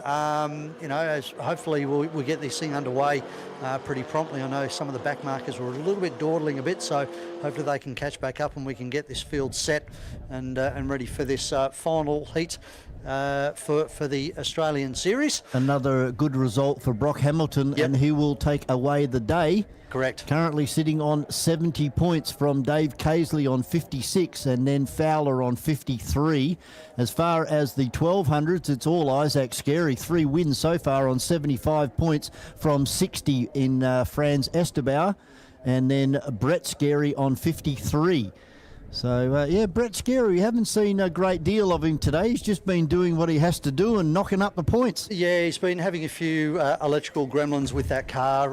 He had a coil lead, I think, came off again during qualifying, and they've fixed that. But the car just, it's a new motor, I believe, in that car, so it's still bedding in and etc. So give it a little bit more time, and hopefully Brett will be fighting back up the front like he normally is. But looking forward to this one. Now we're already down to 6 minutes and 10 seconds, so we'll wait for the green flag at the back. Everybody is set. Yep, field is set. Set to go. Green flag at the ready, and let's see who's going to win the start of this one. Will it be Jason Fowler for a Giant Mandurah car 10, or will it be the Silver Fox of Brock Hamilton? And Brock actually got the better of the initial launch as they snapped second gear. It was certainly Fowler got the ascendancy as they head down into turn number 2. Fortunately, Mackenzie Gow's got a shock of a start. She's got a bag full of neutrals and headed straight to the back of the field. Now she's finally got a gear and up and running. But it's Fowler ahead of Brock Hamilton. Then it's back to Dave Casely, followed by Quiddington. Then it's back to David Campbell, followed then, I think it's by the Star Res man of Ash Clifton. And then it's back to Rod Lisson. Rod actually said that new carburetor that he tried worked. So hopefully we'll see a little bit more pace out of car number 71. See him come forward, because he's had a pretty ordinary day by his standards. Yeah, one red car amongst the first 9 that aren't that are blue. So, it makes it quite difficult. But, really good start there by Hamilton initially, but Fowler managing to pluck second gear and just take off into the distance more or less. And we'll wait for them to come over the top of the hill. And he's got a good lead, and it's going to be a better lead because Hamilton under a lot of fire now from Casely. Yeah, Casely going to try and run down the inside and does, really outbreaks the Victorian, puts the Victorian back to 3rd place. So far it's WA 1, 2, Victoria 3, and 3 and 4. Campbell, he's got in front now of Quiddington. And behind Quiddington is Clifford. Yep, and then followed by, you've got Callum Lamont, then Rod Lisson. And then the battle of the 1200s is still on between Isaac Scary and Franz Esterbauer trying to go the outside move through turn number 1. But no, Isaac blocks that run off. Got to say, Isaac's at the top of my list for this weekend's Competition Drivers Club Driver of the Day. He's had a splendid day out today as Isaac, winning 3 from 3 so far and doing well in the 4th. See how he goes here. Absolutely, driving did these very well. Victorians, did they have a crack at the racetrack yesterday? Friday, yes they did. So So they had a little bit of wet running in the morning, and then the track dried out in the afternoon. So I think they were indicating they were down to about the 108s during the dry sessions in the afternoon. So, and they all love it. First time they've all been to the track and are absolutely raving about it. Yeah, really happy they made the effort to come across and having a great time, obviously, as you can see by the results. But looks like Paisley now is ranging up on the outside or the inside of Jason Fowler down into turn number 7 and makes the move. And Dave Campbell up into third place. Yeah, massive move. And you've got now the 3 Victorians squabbling for 4th, 5th and 6th, and with Callum Lamont just behind.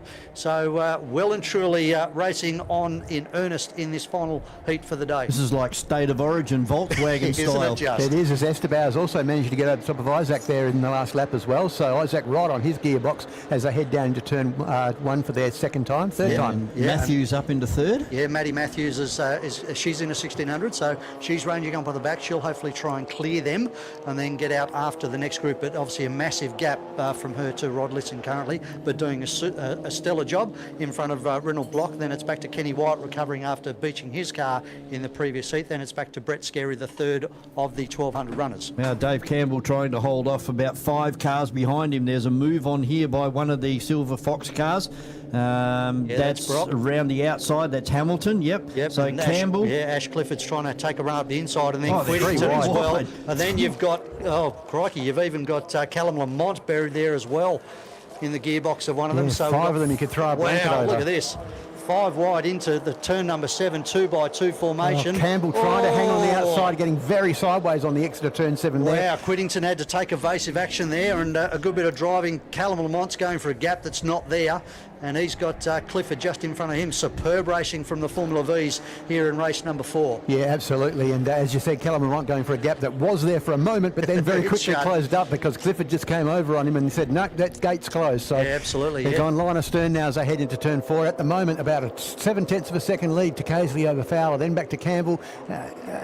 And back to Whittington, Clifford, Lamont and Lisson. They're your top 7. Yeah, and you look at the lap times now, Casely, a 108.17, and he was 7/10 quicker on that previous lap compared to Fowler. So that's what's given him the margin of just under 8/10 of a second. Yeah, excellent racing for the Formula Vs, as we've come to expect as we wait for them to come and do the big long draw up the back straight to the top of the hill. And it's pretty closed up at the front. For third place once again with Casely. I think that might be Casely coming down the inside, is it? It's Whittington. It's Whittington coming down the inside. You've got Campbell in the middle, then you've got, I think it's Hamilton on the outside. You've got Whittington on the inside. Now, this is the big thing here, guys. We're just about to hit lap traffic.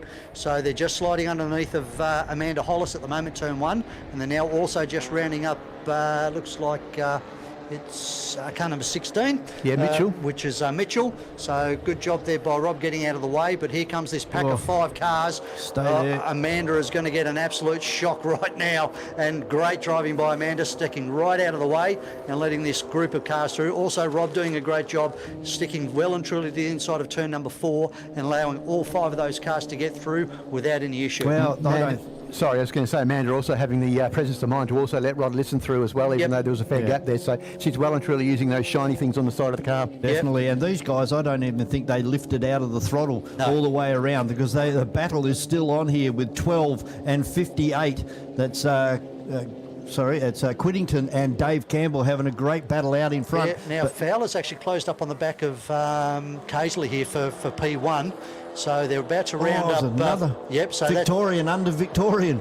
Yep, so they've just rounded up Fernie Cedino in the Kingfisher, and now it's Dave Campbell in third position, followed by Brett Hamilton, followed by Whittington, then it's back to Callum Lamont and Ash Clifford, and the watching brief from Rod Lisson. So Rod will be catching these guys at the rate they're going, and they're all over each other and taking time off each other. So Rod will be thinking, I'm going to get on the back of this chain fairly shortly. So there's another slower car out there. He's done the right thing, stayed to driver's left, and everybody runs around the outside. There's one really wide. That's right out onto the concrete apron. He's managed to hang on to it. Yeah, just managed to reel it in and use the hard stand to keep it on the track, and that's allowed Lisson to jump back onto the back of him as I'm just watching a whole heap of cars getting rounded up through turn number 4. And that's the battle for our 1200s as well. Yep, they were sort of getting caught up with Rob Mitchell and Amanda Hollis, and that was Esther Bauer and also... It's onto the race lead here. Sorry to talk over. It's onto the race lead here with Fowler on the outside of Casely as they come onto the pit straight. Casely managing to maintain that first position. Last lap board is out. Well, this is going to be a great finish. Checkered flag has come out. Okay. So this is it. These are final standings. And it looks like it's going to be Casely over Fowler. Dave Campbell, a great drive for third. Quittington, Hamilton, Lamont and Clifford, 5, 6 and 7. Rod Lisson takes 8th place. And then we should have Matthews coming across now in 92. Yep, Kenny White, and the winner of the 1200s, is going to be Franz Esterbauer. Yep. Isaac Scary. Yeah, he did too. Isaac Scary slipped right back in that last lap because he was significantly in front of Esterbauer going into that last lap. Still going to take out the day though. He is, but all that problem over in turn 4, I think, managed to be on the favour of Esterbauer. So good to see Franz having a good run on his return this weekend. And again, there must have been some slight contact within the front battle pack, because I did notice that Ash Quittington's front nose was a little bit off centre.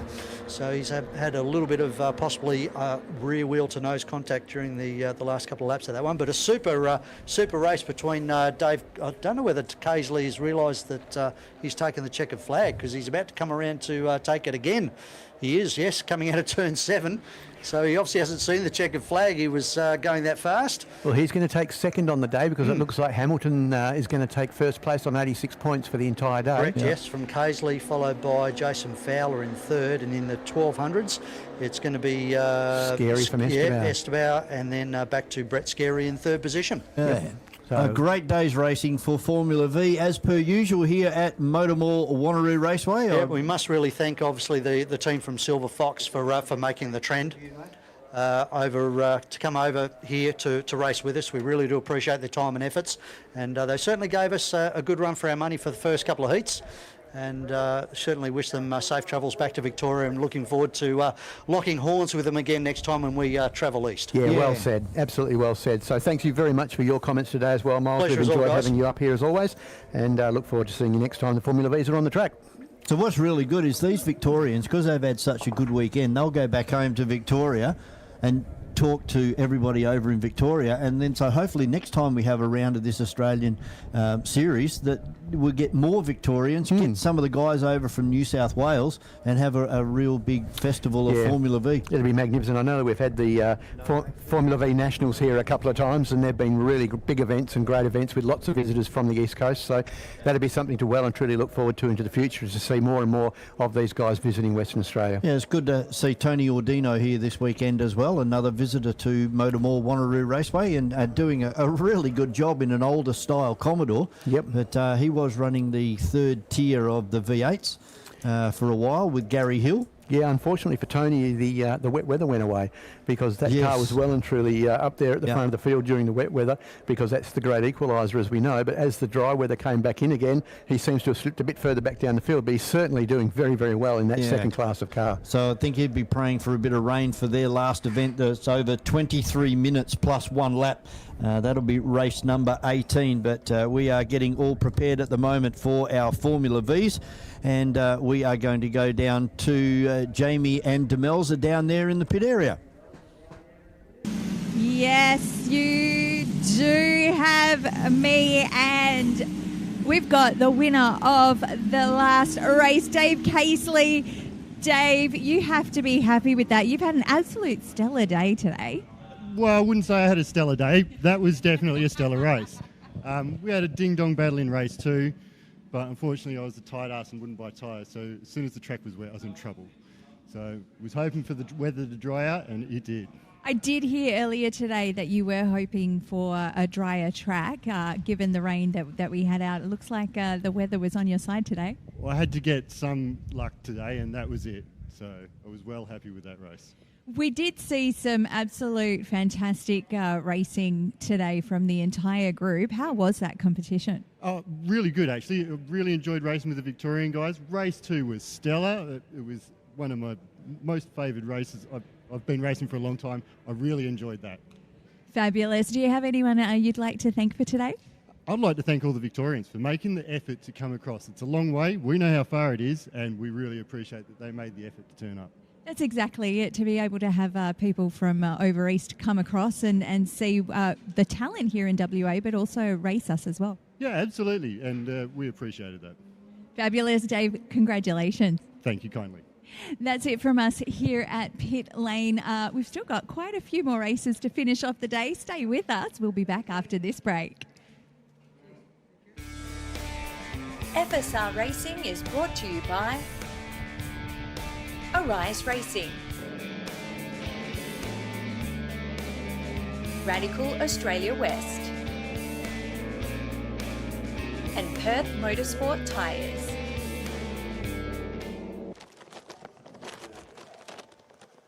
And we are back here at MotorMall Wanneroo Raceway. FSR, so really a stellar presentation of FSR racing here today with Bryce Moore, Reindler, Brad Russell's been a standout today as well. And then we've got Mercer, Jay Wong making a bit of a fight back from Stuart Burns. You got Garrett Piper out there, Jess Samuels, who started off the day well and has slipped back after a bit of an issue there in race number 2 earlier today. So we'll be watching him charge from the down towards the back of the pack. And looking forward to this one, Rob. Yeah, certainly am. Brought to us by Perth Motorsport Tyres, as always, the FSRs, and we've seen some great racing from these guys this weekend. Just going through the grid on the screen, and we have already seen that Bryce Moore's on pole position from Brad Russell, and then back to Chris Reindler, and then we've got Hancock and David Baxter and Declan Fraser. We've got Mercer and Wong, Burns and Jackson, then Piper. Samuel starting from a long way buried back there in the field. He's been a standout earlier in the day, but he had a few issues in the last event.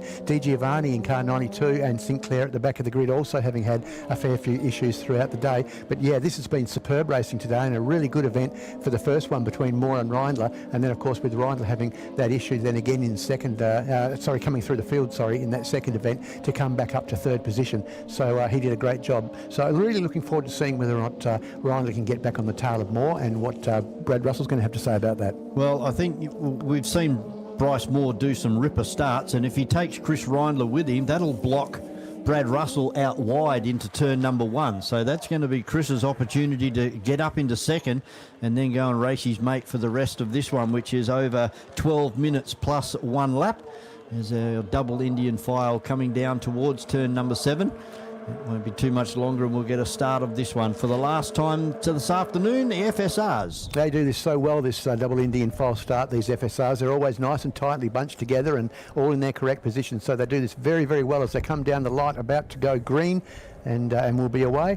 Or about to extinguish, which is what it just does. And a great start by, it looks like it's going to be Reindler down the inside of Russell here, so he's going to be straight into second position, as you mentioned. Exactly how I played it out. Exactly. So you read that script before we came on air, and so it's going to be Russell back to fourth position now, because I think Hancock's gotten in front of him as well. So that's a bit unfortunate for Russell to go from second back to fourth, but a fairly clean start from all of them. But already Reindler's got a little bit of a job to do to catch Bryce Moore, who's already skipping away out in front by about 5 or 6 car lengths. The 33 of Jay Wong, he lost 2 or 3 places there going through the first 4 or 5 corners. And Jess Samuels, he's moving up. He's about to put a move on one of the blue and white cars down into turn number 6, and it looks like he's going to pull that off as they come out of turn number 6 up and over the top of the hill for the first time. And Brad Russell got squeezed out wide there by Reindler. He did, but he didn't allow him to come back in. Yeah, he's making an outside move here at the moment, and that might be Baxter that's getting down the inside of him now in car 11.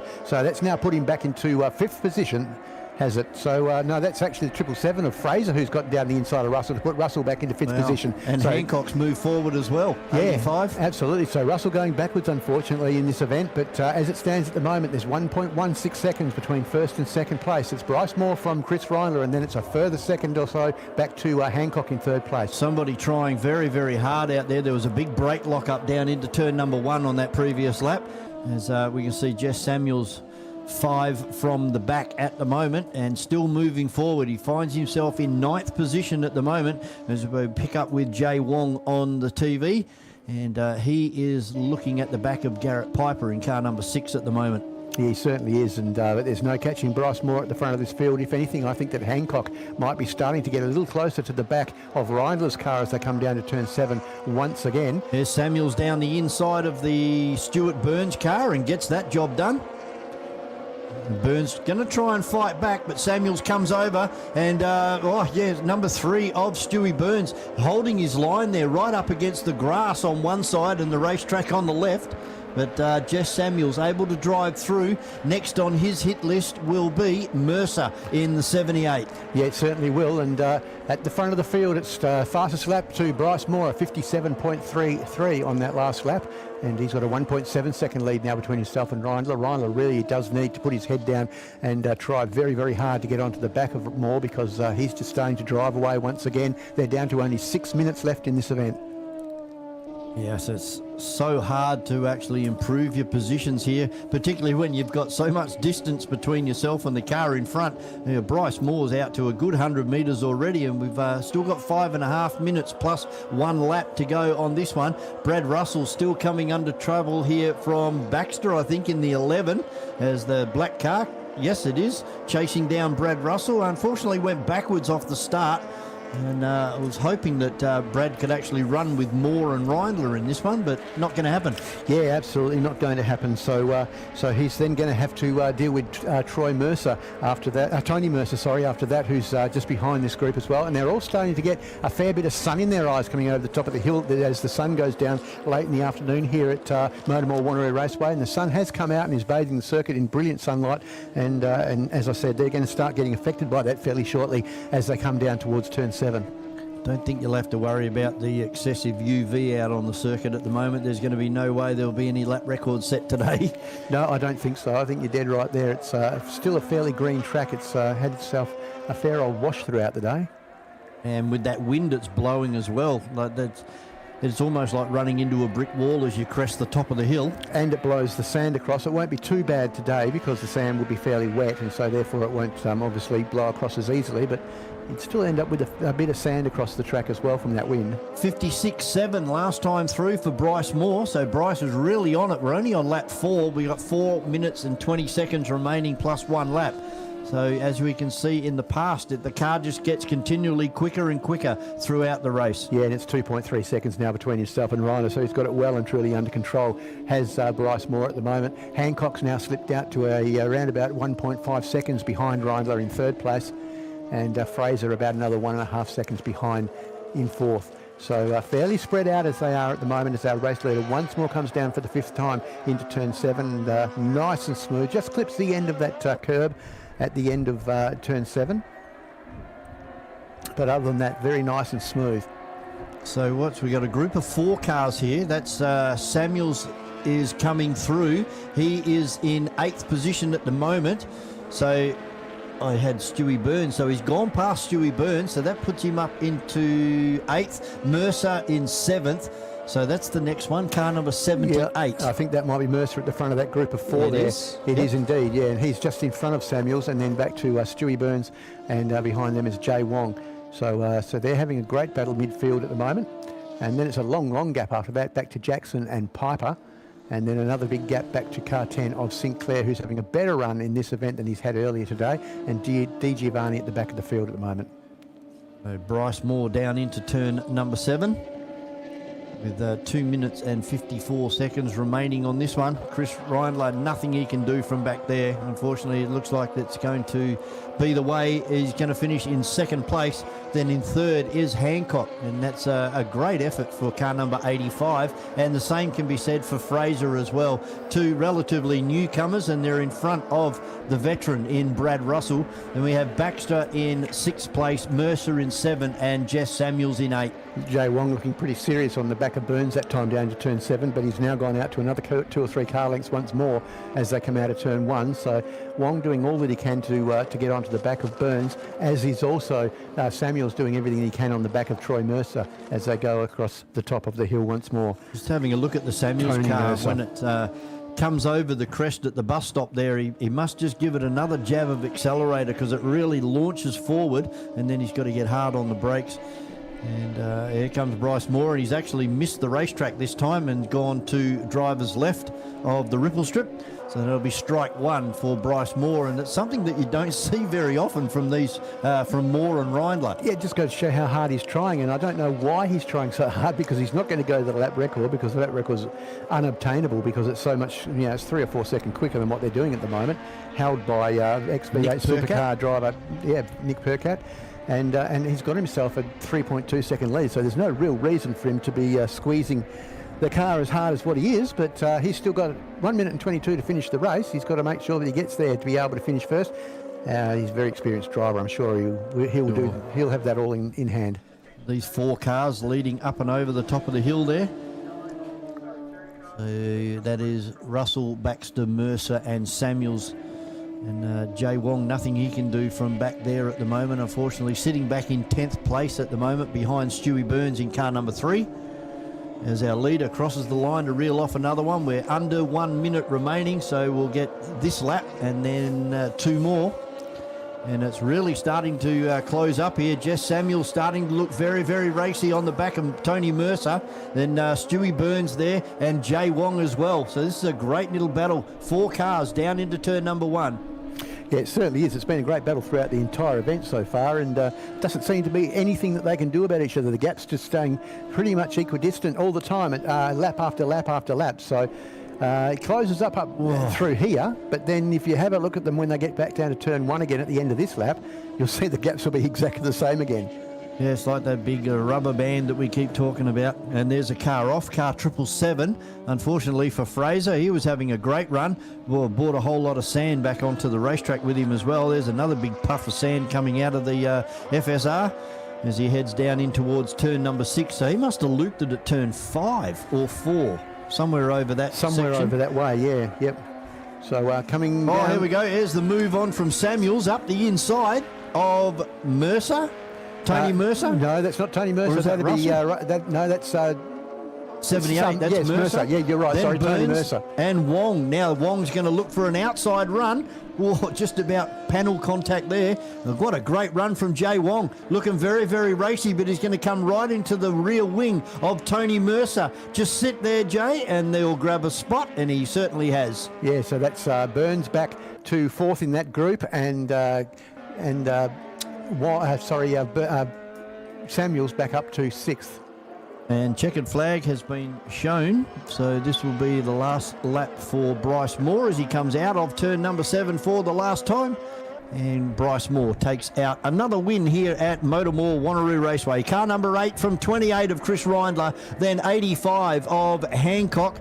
Russell should be next across the line in car number 18 from 11 of Baxter. Samuels should be next from Tony Mercer. Jay Wong has improved another position there over Stuart Burns. And they all fire across the start-finish line. Behind Burns will be Fraser, who had that lose up there on that last lap and cost him about 6 or 7 positions. Then we have Jackson, Piper, Sinclair and John D. Giovanni in car number 92 round out our FSR category for this afternoon. That'll be 3 from 3 for Bryce Moore for today. Yep. It's becoming a regular thing, isn't it? It is indeed. He's a hard man to beat. And if it's not Bryce Moore, it's Chris Reindler doing the business. Yep, absolutely. So very entertaining once again from Bryce Moore there in the way that he just got that lead and just held it for the entire race and got a gap and just left it the same. So well done to Bryce. So FSR race 3 results there on screen for our turn 7 media viewers. Hope you're enjoying the coverage here from MotorMall Wanneroo Raceway. We're just outside of the capital city of Perth, Western Australia. And hope you've enjoyed the categories that we have on display here this weekend. Of course, if you like what you're seeing, don't forget to jump onto all of our socials. You'll find them on YouTube and Facebook, of course. And keep up to date with all of the runnings of what is happening up here with the West Australian Sporting Car Club. So we will be going to an interview very shortly. Once these drivers head back up into the paddock area there, they'll be met by Jamie and Demelza. And then we are going to bring out the Formula Fords for the last time this afternoon. 12 minutes plus 1 lap for the Formula Fords. And as usual, Rob, they've put on a great day of racing. Yeah, Formula 4's always put on a great day of racing. Today's been no exception, and I'm very much looking forward to this finale for them today to see whether we can see Brock Brewer getting another win. Perfectly dry conditions out there this time, as we're about ready to throw down to Jamie, who has Chris Reindler with him. Good afternoon again, Jamie. Thank you, Vaughan. Yes, absolutely. Chris Reindler's will join me right now. Second place is great. Fantastic. You got a dry race for once. Yeah, look, I don't mind the wet out there. It might have helped my cause actually, but it was touch and go with the weather today. So 2 out of 3 dry races, not too bad. I've got to say, before you got to the weekend, we all knew the rain was coming. Did you actually prep for the day being a wet day continually, or you're just dealing with it race by race? Yeah, I thought we were going to get the canoes out. It was we were expecting rivers 25 mil, weren't going to get the slicks out at all. So it was a bit of a surprise getting the dry weather. Chris, you made a jump at the first start, in the first turn, I should say, and you sort of kept your spot after that. I mean, it's all about strategy when it comes to FSRs. I mean, not only with the weather, but just the way you have to enter the first turn in particular to sort of get some sort of level of an advantage. Yeah, definitely. Look, these cars have a lot of aero wash around some of the higher speed corners, so it's difficult to overtake sometimes. So it's all about qualifying, and had a rough race 1 leading, then coming off. So I had to work my way back through the field from 8th in race 2 and then from 3rd to 2nd there. So I was really happy with that, just to make up a few grid posies. But Bryce was just too quick today. He drove so well. There's only a couple of rounds per year that we ever strike this sort of weather, but you said you enjoy the wet weather. Why is it that you enjoy the wet weather?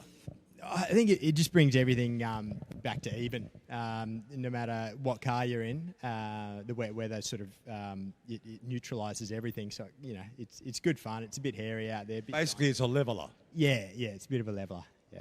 Well, congratulations again. Second place is great. Well done, as always. You always seem to be sort of placing very strongly when it comes to FSRs, and we appreciate it. That's all from us down here, and it's time for a break. Experience supercars like never before in Perth with a Supercars travel ticket and experience package. Enjoy supercars your way with general admission, grandstand or hospitality. The choice is yours. Take part of the pit lane fan experience and meet your favourite drivers, or get closer to the teams with a team garage tour. Then get your hands on the trophy as part of our trophy photo opportunity. Head to travel.supercars.com and book today. The 2026 WA Sporting Car Club Championships is brought to you by MotorMall, Electrical Group Training, Sets, Crushing Services Australia, Bond Hire, Gallagher, and Radlink Communications.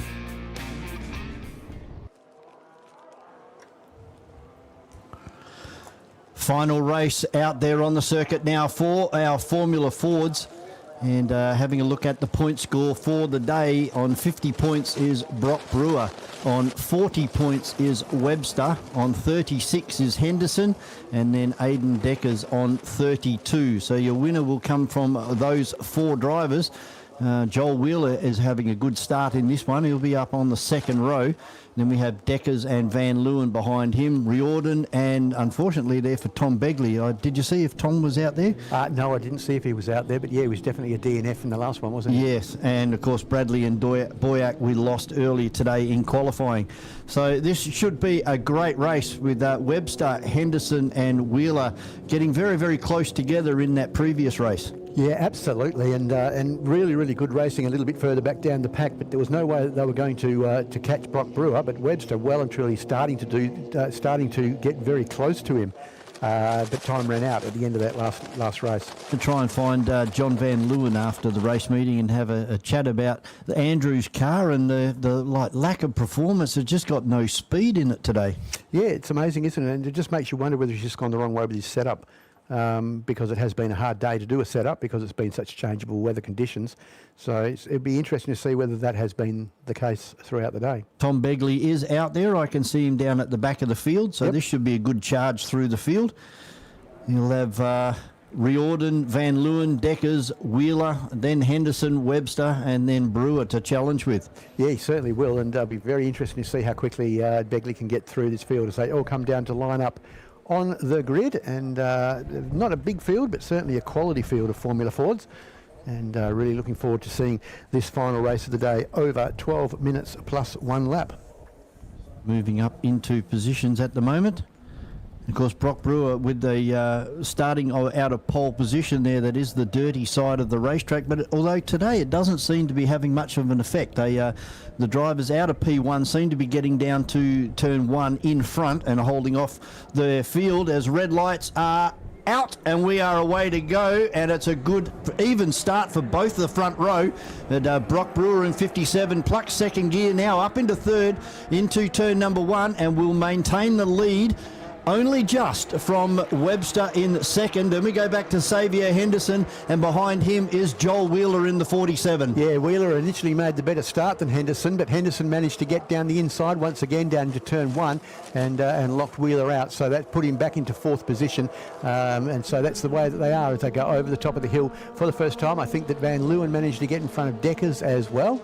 Haven't had a look yet to see where Begley is, but he'll be making his way onto the back of Decker at the moment by the looks as they head down into turn 6. Yeah, I can see Begley has got past Riordan. And a change for the lead here. Change for the lead, yes. Car number 6 of Webster's gone to the lead, but here comes Brewer, pulls it out, goes side by side as they come over the top of the hill, and that's brought Xavier Henderson into the argument as well. Look at this big outside run from Brock Brewer, really late on the brakes. We know there's grip out there, and just rounds them up and drives away. Yeah, around the outside there, the old Major Mitchell move as we call it, and really good job to get around the outside there of Webster. As Webster looks once again down the inside, he gets his nose almost chopped off by Brewer as he goes through turn 1, and this is really close now at the front of these 4 cars. You could throw a rag over them, and then a little bit of a gap then back to Deckers and Van Leeuwen, and also Begley starting to make his way, in fact, past Van Leeuwen on that last corner. Certainly the speed has increased in this one, and the intensity as well, as the guys are heading up and over the top of the hill now. It's still Brewer by 2 car lengths over Webster in car number 6. A fast time, of course, for Brock Brewer on that first lap. And let's see what happens this time as he comes under a challenge again from Webster. Tried to sneak up the inside of him in turn number 6, able to hold him off and drove away. He's actually increased the lead just, but now Webster's back into the slipstream and catching Brewer big time as they come down in towards turn number 7. There'll be a move on here very shortly, and here it is. Webster up the inside. That puts Brewer back to second, and he has to go around the ripple strip, and that's allowed Xavier Henderson to get right into the back of Jack Webster, and Wheeler also involved in this one as well. Yeah, Webster leaving Brewer no opportunity whatsoever but to go the wrong side of that curb at the exit of turn 7 that time. So now it's Wheeler has Webster has absolutely spread eagled the field and taken off into the distance whilst he's left the other guys to fight for the scraps. Brewer, Henderson and Wheeler, they need to work together now to bridge that gap. We're already down into the low 63s. We've got 6.5 minutes plus 1 lap remaining in this one, but they need to work together to get rid of that distance between themselves and Webster. Yeah, in fact, Brewer's starting to drive away a little bit from Henderson as well, so he may be the one that draws them all back onto the back of car number 6 of Webster. Decker's starting to get into this fight as well. He's not too far behind, as is also Begley, who's managed to get past Deckers as well. So Begley almost onto the back once again of Wheeler. And Xavier Henderson's got some power in this number 8. We've been talking about it all day. Just really opened it up, the throttle down the hill. And look at Wheeler all over the back of Xavier Henderson this time as well. That gap is out to 0.8 of a second and a 62.7. Begley sets the fastest lap back there in P5. Yeah, nothing wrong with car number 3, is there? As he's making his way further forward with every lap that goes past. He's going to be right on the tail of car 47 of Wheeler very, very shortly. But Brock Brewer has broken the toe from Henderson, and he's well and truly out now after Webster. As you said, 0.8 of a second last time across the line, but I strongly suspect that this may be the fastest lap from Brock Brewer on this lap, and we may be seeing him a lot closer to the leader than we did last time. Wheeler just about side by side with Xavier Henderson down there into turn number 6. He gets right into the gearbox of Xavier Henderson on the exit of turn number 6 because they get drawn up and over the top of the hill. Here comes a move here from Joel Wheeler down the outside of Xavier Henderson for third place. race as they go side by side into turn number 7. Henderson just outbreaks him, drives right up the inside and retains P3. He certainly does as we cross the line once more, and it is the fastest lap this time from Brock Brewer. He's closed that gap down to just 0.7 of a second now, and so he's closing that down little by little by little and chipping away. Only 4 minutes and 42 seconds left plus 1 lap, so he's got to get his the job done fairly quickly to get 3 from 3 today. And not too far away from our first 61-second lap here today as well, which is what they normally would be running around MotorMall Wanneroo Raceway, but track conditions certainly haven't lent themselves to fast lap times today. But it's Xavier Henderson and Joel Wheeler, these guys side by side as they go across 5, and getting very defensive goes Xavier Henderson. He goes to the inside, Wheeler to the outside, and that's dragged Begley right into this field as well. They're going to come across over the top of the hill here side by side. Wheeler looks for an outside run on Xavier Henderson, but watch the horsepower of this red and white car. Begley down the outside, they're 3 wide down into 7. Yeah, absolutely, and Begley's going to be the big winner. He's going to take that position away from Henderson. He's trying to close down the over and under, but Henderson has to take his boot out of it again there and concede that position, so Begley now up into 4th place as they cross the line. Oh, Webster's lost it down in turn 1, and that's allowed Brewer to drive right underneath him and drive away from Webster. Yeah, absolutely, a big mistake there from Joel Webster. That's a big shame. So a 62.14 last time through for Brock Brewer. And there is now only 5 points the difference between Webster and Brewer. Brewer on 70, Webster on 65, and then we go back to Xavier Henderson on 52. Yeah, we don't see too many mistakes from Jack Webster, but that was certainly one of them, then allowing Brock Brewer back out in the front as we watch these cars all make their way once again down into turn 6. And it looks to me like car number 47 of Wheeler still under a lot of attack here from Begley, who's going to draw right up against the tail of that car as they come over the top of the hill. Is he going to be able to pull along the side of him? That car seems to have plenty of horsepower, and that's exactly what he's trying to do. Gets him under brakes and takes 3rd position as they head down to turn 7. Now here comes Deckers as well. He's going to join onto the back of this 4-car train as they come side by side. Oh, 3 wide down the main straight, and I don't think Xavier Henderson missed that tyre wall by much at all. No, I don't think the Wheeler saw him there as he closed off that gap and ran him out of room, unfortunately. I think that was just a racing incident, didn't do it on purpose, but these guys in a furious battle as they come out. Henderson under big battle now from Deckers as they head up into turn 4. Yeah, Joel Wheeler doing a great job up there into 4th place at the moment.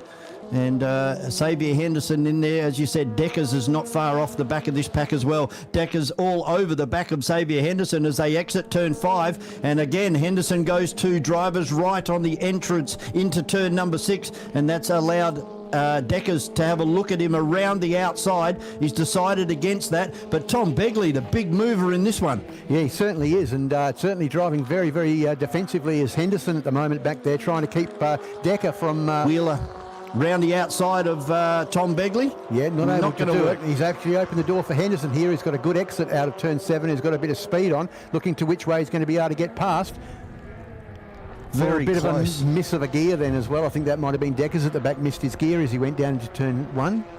So Xavier Henderson to the outside, drivers left on the exit of turn number 1. Wheeler now lost that position, and Deckers is right there. Any mistake from these 3 in front, and Deckers is going to be right amongst this as they head up and over the top of the hill to reel off another lap. We've got 1 minute and 20 plus 1 lap to go. Yeah, it's certainly worth mentioning also is the battle a little further back in the field between for the final position between Van Leeuwen and Reardon, and those guys have been all over each other as well for the entire event. They're having a great time at the back of the field as well. So little battles happening all over the place as we await for our leader to come back over the top of the hill, and our leader is Brock Brewer with a 1 second lead last time across the stripe, and the fastest lap of the race so far with a 1 minute and 2.14. Wheeler looking very, very racy up the inside of Xavier Henderson, although Xavier goes very late on the brakes, closes that distance between himself and Begley, and it's still a 1.5 second gap now from Brewer to Webster. Then we go back to Begley, Henderson, Joel Wheeler, Aidan Deckers,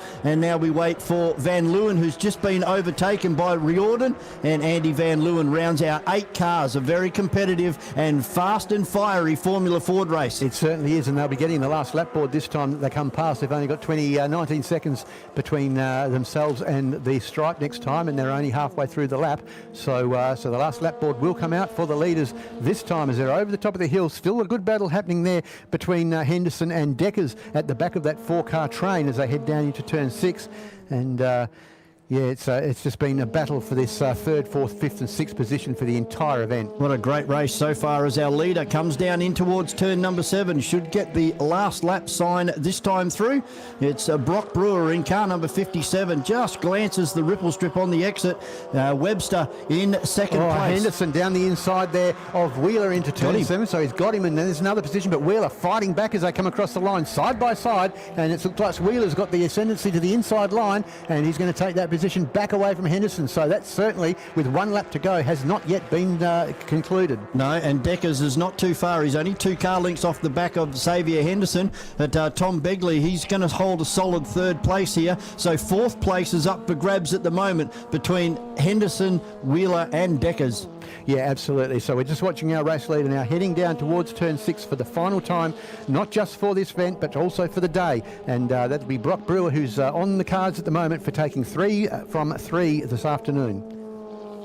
Is down through turn number 6, and Joel Wheeler in front of Xavier Henderson. Let's see whether he can hang on as they crest the top of the hill. And meanwhile, our leader's already down into turn number 7 for the last time. Ladies and gentlemen, 3 from 3, 75 points goes to Brock Brewer in the 57 from Webster in car number 6. Begley's next across the line. Then we have the 47 of Wheeler.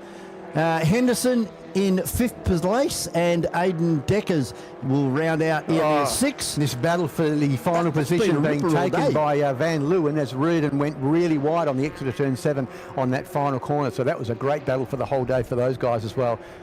Make sure you put your hands together for these guys as they come past. They put on a really, really good run for us this afternoon in all of their events, and with changeable conditions throughout the day, they've been absolutely outstanding to watch, and particularly Brock Brewer, who's really taken a very strong lead now in the Western Australian Sporting Car Club Championships for 2026. Fastest lap of the event on lap number 9 was a 62.11 to Webster, and Brewer had a 62.14, so 3/100ths of a second separating those, although Brock put his fast lap in on lap number 5. So Webster's car was coming back to be able to set that fast lap on lap number 9. Yeah, he'll be kicking himself, Jack Webster, for that small mistake that he made down in turn 1. But these are learning opportunities. Yep, they certainly are. So as we said, ladies and gentlemen, put your hands together as our Formula Ford drivers return back up into the paddock area. Only 8 cars out there, but you seriously think that that was a Formula 1 event? That was so good. There was racing happening all the way through that race. Yeah, there certainly was. Very, very good racing, and thank you very much to the Formula Ford Association of Western Australia for putting on such a strong field of cars for this weekend. We're going to take a short break before our Formula Classics head out onto the circuit for their last 12-minute plus 1 lap. Don't forget, we've still got our Saloon Cars, 23 minutes plus 1 lap, a compulsory pit stop, and a 60-second hold will happen very, very shortly here at MotorMall Wanneroo Raceway. Formula Classic, they're next out on the circuit. Experience supercars like never before in Perth with a Supercars travel ticket and experience package. Enjoy supercars your way with general admission, grandstand or hospitality. The choice is yours.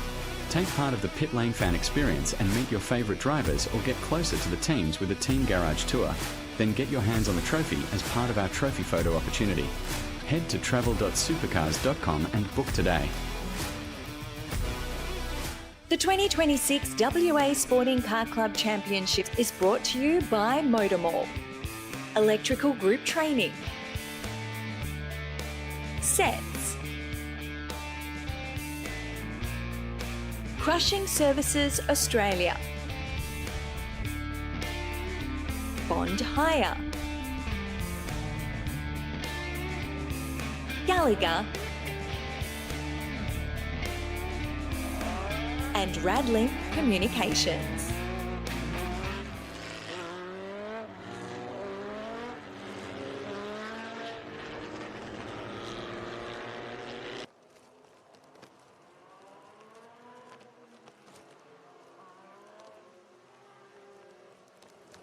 Our Formula Classic out on the circuit, 12 minutes plus 1 lap for this one. And we've seen some pretty good competitive racing between Simon Alderson and Bill Norman. And you throw Colin Yude in there as well. They had a good result, third place in the previous event. Craig Thompson and Phil Grove, they had a great battle. And unfortunately there for Brian Searles, had a spin early and just couldn't recover onto the back of Phil Grove by the end of race number 2. Yeah, it was a bit of a recovery drive for Colin Yude, wasn't it? He had that off at the exit of turn 1, and along with Brian Searles, they both had some synchronised spinning there in their yellow and green cars, and looked like the Brazilian flag being furled. But nonetheless, they managed to have a good recovery drive and get back up into third position, so we'll see if he can go any further forward in this event. I don't know that he can. Will Norman and Simon Alderson have been the standout all day, so we'd expect that to continue. But can Alderson do anything at all about the Rolt RT4, car number 3 of Bill Norman? I bet you they're all got a big smile on their face because there's no rain out there at the moment. Looked very dark and threatening down towards the southwest.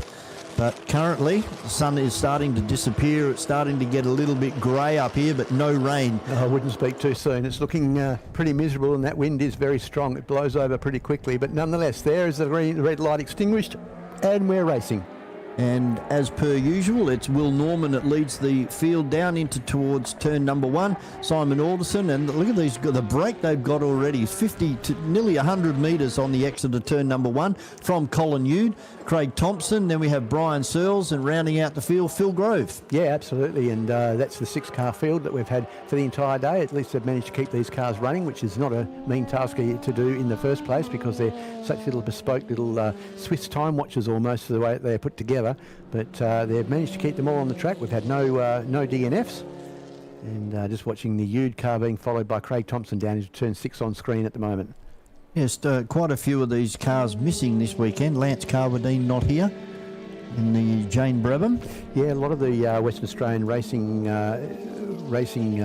motorsport people are missing this weekend. Yeah, the Macon's not here either. Glenn. Yeah, haven't seen Glenn this weekend either, and that's a very unusual thing. Yeah, Glenn Swarbrick.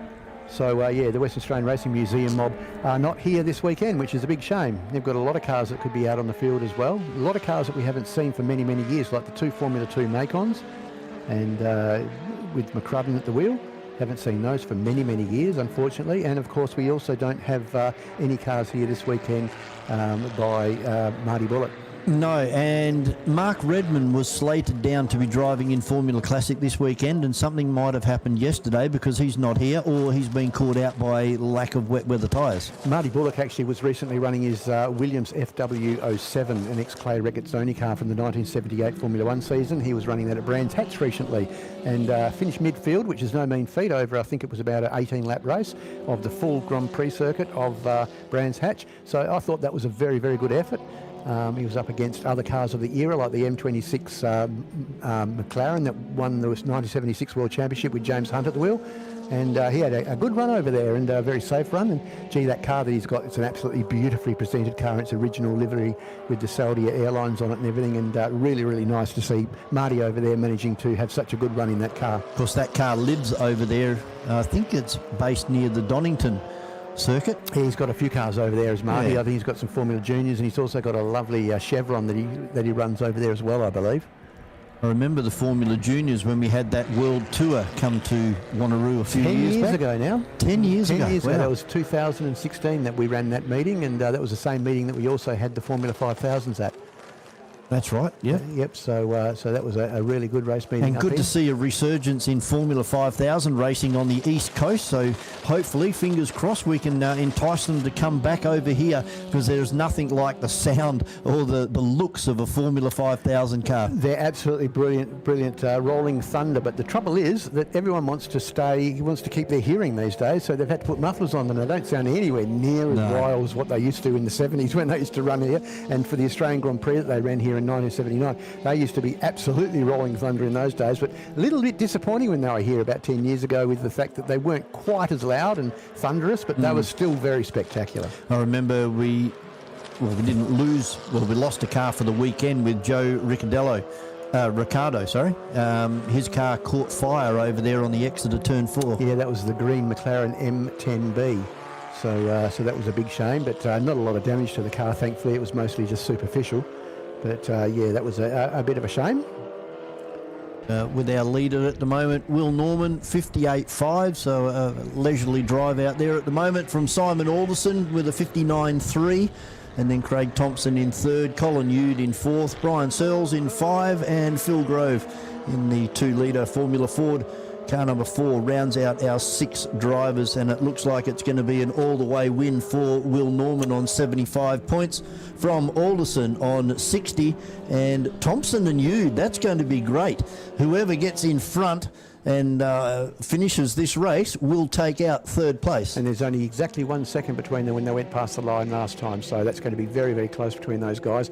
It's a little bit of a shame that there's almost 4 seconds between Norman and Alderson, because they've set almost the same fastest lap in this race, a 58.5 for Norman and a 58.6 for Alderson, so they really should be a lot closer together on the track than what they are, but unfortunately they've got 3.5 seconds, nearly 4 seconds between them on the track as it stands. And what's the difference between Thompson and Yude? At the moment it was around about a second. 0.6? Actually, yeah, they've gone across the line once more since then, so it's 0.6. Oh, there they are. Look, yeah, and 0.6 of a second. And 2 car lengths. Within 3/10 of each other in fastest lap time so far. So that's definitely where the interest is in the event at the moment, is between the little Formula Ford 2000 of Craig Thompson and the Sports 2000 of Colin Yude.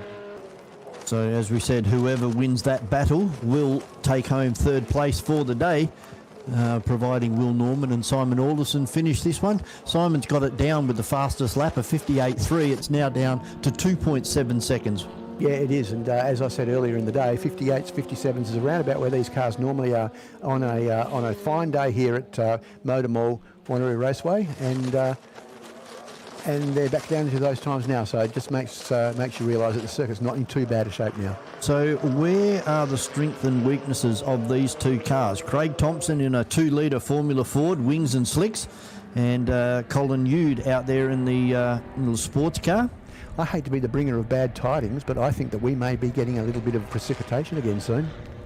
Yeah, it's getting very dark again up here. Yeah, there's a fairly strong-looking cloud that's just starting to come over from the northwest. So yeah, we may end up. Sorry, from the southwest. So we may end up with a little bit of precipitation unless it manages to go around us. But that wind is definitely blowing it over at the moment. Certainly is. We've had some decent rain over the last 24 hours here in Perth. Yeah, 20 millimetres yesterday, and I reckon we've had at least 20 millimetres again today. And we've also had the rain today as well. So it hasn't helped. Having a look at our radar at the moment, there does look like there's another band of cloud heading our way. Yeah, definitely. I mean, it's not going to be, it's going to be persistent, sort of like drizzle, I think, more than anything, maybe just slightly heavier than drizzle. Not a big shower like the one that we had about an hour ago. It's about 20 minutes away. Yep. So we'll wait and see whether that materialises, but as it stands at the moment, we've got 3.5 minutes left in this event still. We've got Will Norman crossing the line once more then to complete his 7th lap, and he's just done the fastest lap of a 57.98, and have a look at that, only 7 thousandths of a second quicker than what Alderson's lap time was. So a 57.982 to a 57.989. And it was at 2.7 at one stage, and now it's down to 1.9, the gap between Norman in the Rolt RT4 and Simon Alderson. So as you said, it would have been a great race if they'd been able to go like this toe for toe from the word go. Well, they're coming up against a bit of traffic, and the traffic they're coming up against now is our battle for third place, which is between Thompson and Yude. So that might slow Will Norman down. He's caught them down there at turn 6, whereas I think you will find that Alderson will catch them in a straight line down the back straight. So he's actually underneath them on the exit of 6. Yeah, so he's actually managed to close that gap down. Look, he's coming over the top of the hill, and there's now only about 5 or 6 car lengths between them again, and closing right up on him under brakes. So this has really brought this race back to life again. Yeah, it certainly has. And then, of course, you've got this battle for third place now, 1 lap down, Craig Thompson and Colin Yude. Yeah, and just looking at on the screen then, a very big look in his mirror from Bill Norman as he comes down to turn 1. I don't think he can believe that he's got this little Reynard Formula Ford car back on his tail again. 2 laps ago it was 2.7, now we're down to 0.5, half a second. Yeah, so he's thinking, I've got to go and do all that work again. Yeah, so see whether he can drive away. But if it rains, I think the advantage will go to Simon Alderson. I think that it probably will, although if it rains, I don't think there'll be an advantage for anyone. I think we'll probably have 6 Formula Classics off in the sand. Yeah, because they're all out there on slick tyres, and a sudden burst of rain is something that's pretty difficult to cope with, particularly in a car with slicks on it. So we're down to 140 remaining plus 1 lap, so probably another 2 to 3 laps on this one. I remember the 1988 Australian Touring Car Championship here in the Sierra days, when we had a cloud burst halfway through the touring car race here. Oh, and they all went off. Just about all went off. I can remember Murray Carter in his Skyline going sideways the entire length of the pit straight. Very interesting days. I raced at that race, man. It was absolutely miserable. But nonetheless, it was an interesting television episode, and you can still see that on YouTube if you go looking for it. It's quite a good little race. I don't think it's ever happened since. No, I don't think so. They ended up having to red flag the event, and it was all sorts of mayhem. Dick Johnson and John Bauer were in the lead at the time, and they both went off in the sand trap at the bottom of turn 7. And Alan Moffat ended up in the sand trap in turn 1. Jim Richards went off in 7 as well. Yep, in the BMW. Yep. And so did Brock. They both skated over the sand and out the other side.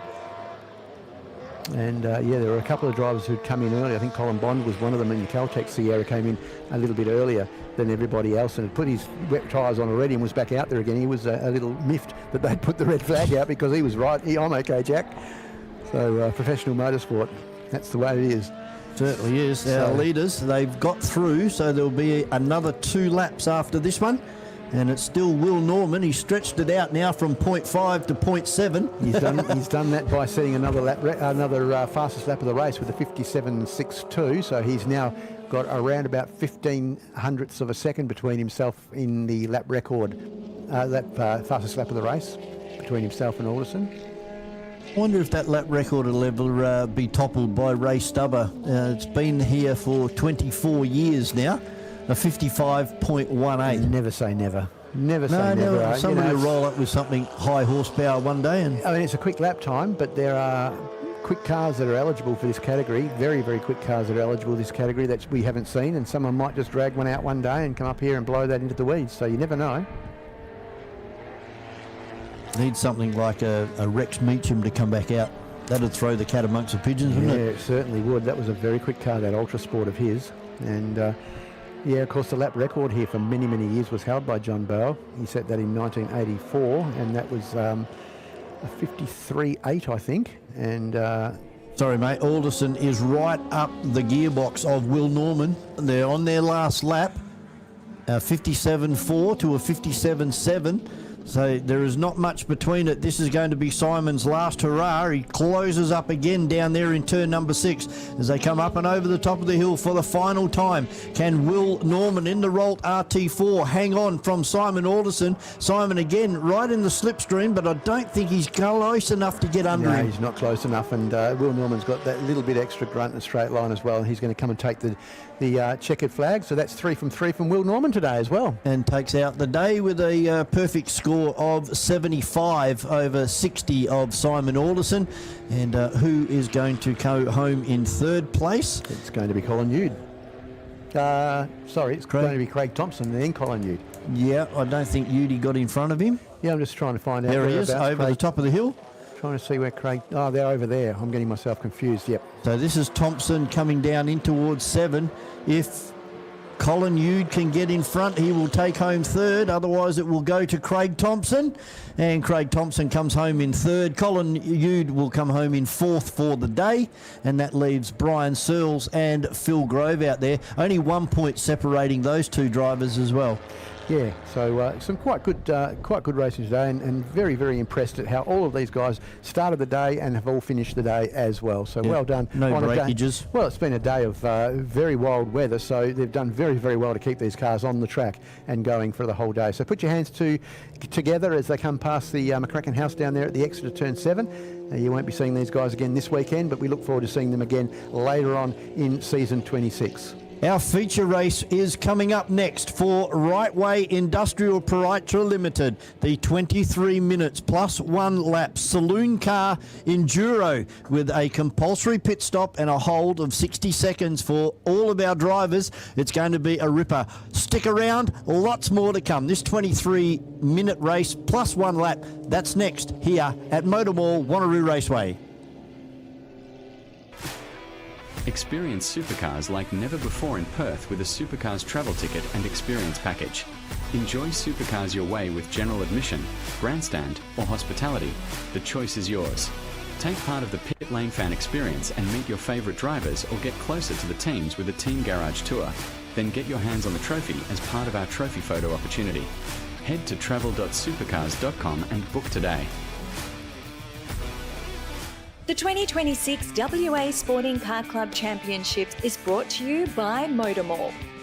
Electrical Group Training. Sets. Crushing Services Australia. Bond Hire. Gallagher. And Radlink Communications. Saloon Cars Racing is brought to you by Raceway Industrial, Bailey Brewing Co, Fox Roofing WA, and Word of Mouth Signs.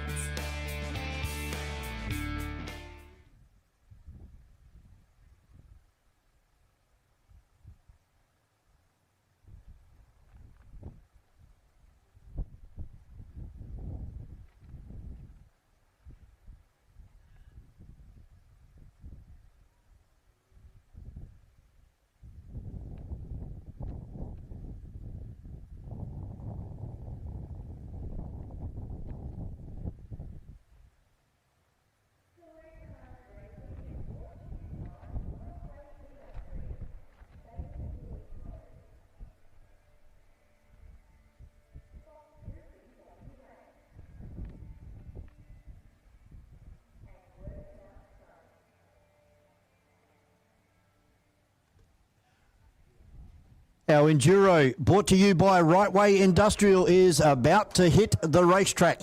And starting on pole position will be Michael Koberstein from Jackson Callow. Then we have Grant Johnson and Adam Koberstein on the second row. Third row, and this is going to be a pretty close race, I reckon, Rob, will be between Will Panizza and Brett Sheriff.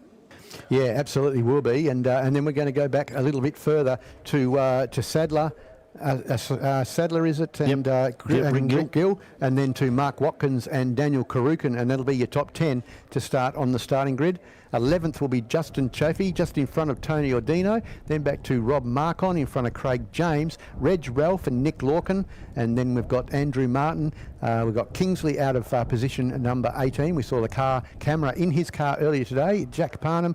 And then we have Carroll out of 25. And then we've got Warren Ellis next on the grid, just in front of Jakapinti. And then we've got Brock Bowley, starting from second last position, and I don't think we're going to see Cooper in car 55 at the back of the grid after having had come together with our concrete wall over in the S's earlier on in the weekend. So that's the way that they will start for the 23-minute plus 1 lap mini enduro for Saloon Cars. For our live stream viewers, you're going to go on board with the pole position car number 46 of Michael Koberstein, and also on the second row will be car number 51 of Adam Koberstein. So both the Koberstein brothers wearing the Turn 7 Media onboard cameras for this one. This is going to be an absolute knockout. This is going to be brilliant, and it's certainly something that I'm going to be looking at when I get home on the replay this afternoon, because I'm really going to be interested to see what it looks like out of the front windows of the Koberstein boys. I've got great raps on those guys. Once the pit stops start coming, it starts to get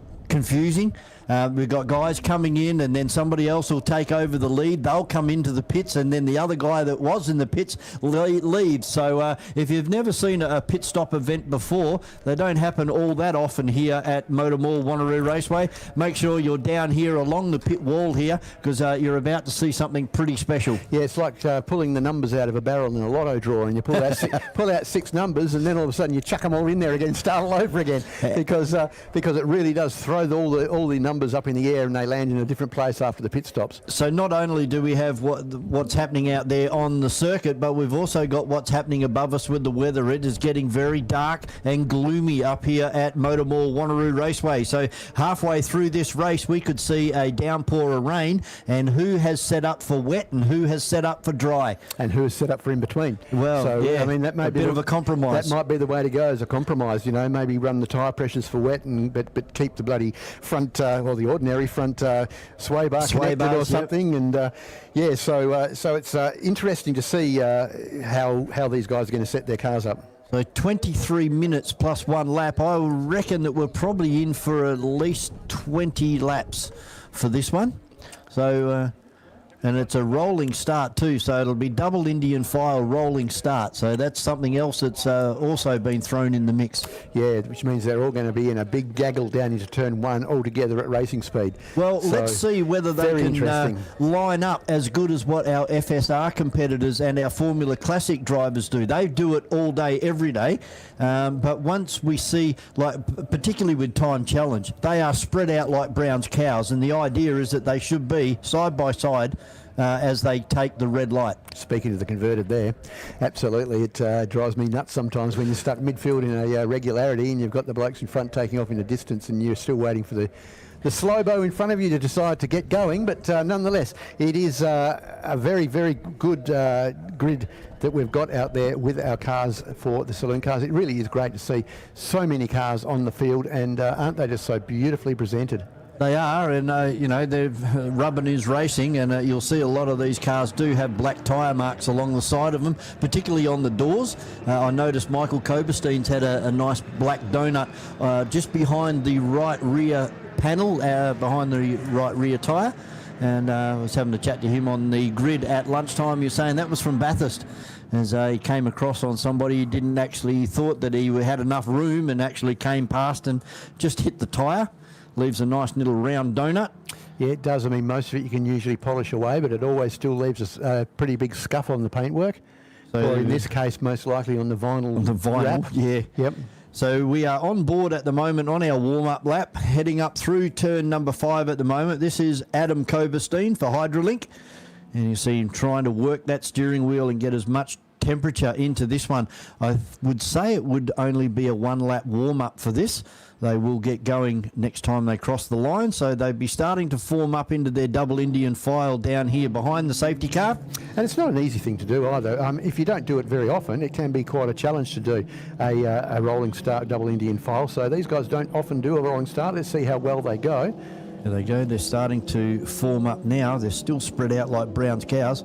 They've really got to close this gap, otherwise, like you said, particularly with your qualifying example, you set in a great time for qualifying and you're in the first couple of rows, but the slow poke in front throws all of that advantage away. Yeah, exactly. You're putting your neck on the line for an extra 10th in qualifying, and then unfortunately you have to start half a mile behind the leaders. This is not too bad. These guys have read what we've been talking and saying the last couple of race meetings. This is an excellent start by our Saloon Cars. Yep, well done. Well done. Big slap on the back to all of them. So they're going to come down here. The red light is lit up, and it's going to go out, and then that'll be the start of the event. That's just as good as the standing start, I reckon. Yep. Their spacings are in between, and away we go. And a great start side by side off the front row with Callow around the outside, Michael Koberstein to the inside. Koberstein grabs hold of pole position. Callow trying to move across, but he's got Grant Johnson there in third place at the moment, and Adam Koberstein takes a big bite of the curb, and that's lost him a position there to the black car of Will Panizza and Brett Sheriff. Yeah, it certainly has, and I don't think that's Johnson in the car. That's his young co-driver that's in the car starting that event in car 27, the orange car in third place. So it is. Yeah, Makuchi Allen. And Makuchi Allen, yep. So he's out there in car 27, and they're all making their way down into turn 7, and we're on board at the moment with one of the Kobersteins. I think that must be Adam Koberstein. Yep, Adam Koberstein, a little bit further back in the pack. So you'll see how chaotic saloon car racing is. Yeah, you certainly will, as he's right on the tail at the moment of, I think that's Panizza. Yep, and I and the Makuchi Allen car. Yes, it is, the Look at that. 27. A little bit of old bump drafting happening down there. Hard on the brakes. Makuchi Allen hung out wide here. Can he run around the outside of Panizza? And might see a little bit of panel banging here. There it is. There's the traditional bang on the exit of turn number 7. And a good run up the inside here from Adam Koberstein, but he has to back out of it. Nearly 3 wide on the entry into turn number 1. Yeah, absolutely. And it's going to be the Johnson car, Makuchi Allen, is going to be running wide. Great exit also. And he's going to just hold that line there. He's actually gotten to the quarter panel of Panizza there. He's not very happy about Panizza coming over on him. And we see the hand go up in the air. And so he wasn't happy about having that position closed down as they go across that blind turn 5 and back down the old pit straight. He grabs 4th gear for the run down in towards turn number 6. And possibly put it back up into 3rd as he does, and now tilts the car in, hit that drain on the on the apex of turn number 6, and then let the car drift right out. Use all of that concrete apron out there if you have to. And then come up and over the top of the hill. This is a great battle for first. And you saw him reach down and turn his headlights on then as well, and he's got his lights blaring in the back of the car of Will Panizza that's in front of him. Not very happy with that. That was great on-screen in-car footage that we just saw then. Strike 1 for Jackson Callow, coming the opposite side of the ripple strip out of turn 7. Yep, absolutely, and that was an unforced error as well by Callow. So fastest man on the circuit at the moment, not surprisingly, is our race leader, and that's Michael Koberstein, just in a 66.8, which is a really quick lap time for these cars. It's about 1.5 seconds off our lap record. So still a pretty quick lap time, as he's still got Jackson Callow right on his tail as they head up through turn 4. Then it's probably about 2 breaths back to Bill Panizza, and he's just in front of Adam Koberstein, and that's the way they are in the top 4 as they stand. A 105.1 is the lap record as our compulsory pit stop window now opens. And we will be open. I believe it shuts on lap 10. So Michael Koberstein up and over the top of the hill, still with Jackson Callow. And look at that weather heading our direction here at MotorMall Wanneroo Raceway. Yeah, absolutely. It's looking very nasty out there at the moment. So fingers crossed we'll get through this without too much of a problem. But there's absolutely nothing. There's cigarette paper. Panizza sideways, a 4-wheel drift out of turn number 7, up and over the ripple strip in car number 9, and then he still has the 51 right behind him. So he can't make a mistake up there in the top 6 positions at the moment. Very, very close. Justin Chaffee straight into the pits in car 15 for his compulsory pit stop. So he's not wasting any time. He's getting it done well and truly early. He's not going to gamble on a safety car. So he'll get his stop done. He looks like he's had a bit of panel damage on the front of that car as well as he comes into stop. As you said, a 60-second compulsory stop. So he'll be down there for a while, falling to the back of the grid. No doubt he'll go a lap down, but he'll get that back when the others do their stop a little later in the race. And then we watch the scoreboard light up. There'll be people jumping from the back to the front, back to the back of the field again. As Callow, nothing he can do about Michael Koberstein at the moment. This is the traditional Holden versus Ford battle, and something that we've become used to with our saloon cars here at MotorMall Wanneroo Raceway. But Jackson Callow starting to look very racy. Is he going to pull out, or is he just going to sit there and bide his time? I think he's just going to He's coming in, actually. Yeah, he's going to come into the pits. He was just sitting there annoying Koberstein and just being a bright light in his mirror. A couple of them coming in. It's Rob Marcon also coming in for his compulsory pit stop. So Ordino as well. Yeah, and also the second Koberstein. No, it's not the second Koberstein James, car. Craig James. Craig James, yeah. Very Nick similar colour Lorcan scheme. as well. So they're all deciding to come in and get this CPS window done before this race continues much more. Yeah, and it's not a bad move. It would be my favoured move to do exactly this as well, because then you don't get caught up with safety car issues later in the event. See if anybody is actually repressurising their tyres. So the driver there in our Ordino getting out of the car and then getting back into the car. I think they're allowed to have one person help the driver get out of the car and get back in again for safety reasons, to make sure and ensure that those safety belts are done up properly. There is a tyre pressure adjustment being done on the 67 car down there in front of us at the moment. Yeah, the Nick Lorcan car, he's getting a hand to get strapped back in again, as is car 81, I think that is back there. Look at Johnson's car number 27, driven at the moment by James Makuchi Allen. He went sideways and went the wrong side of that ripple strip as well. Here's our camera car coming into the pits, and that's Adam Koberstein. And he's making his way down the pit lane in car 51 for Hydrolink as well. This could be Reg Ralph coming in the red Fox roofing car as well. Yes, as is also, I think that might be the, I can't quite make out which car that is. It's behind the Parnham car, I think that might be. So in the pits at the moment are Adam Coberstein, Reg Ralph, Parham, Craig James, Rob Marcon, Tony Ordino and Nick Lorcan. So it's getting very busy down here in pit lane. Most of those cars that I just mentioned have now left pit lane. We still have Reg Ralph and Parham down here in car number 97. So out on the circuit, it is getting very, very dark here at MotorMall Wanneroo Raceway. That is going to throw another piece of wood into the fire down there in the southwest section of the racetrack at turn number 7. Race leader into the pits, Michael Coberstein. And also the black car of Will Panizza, who was running in second place as well.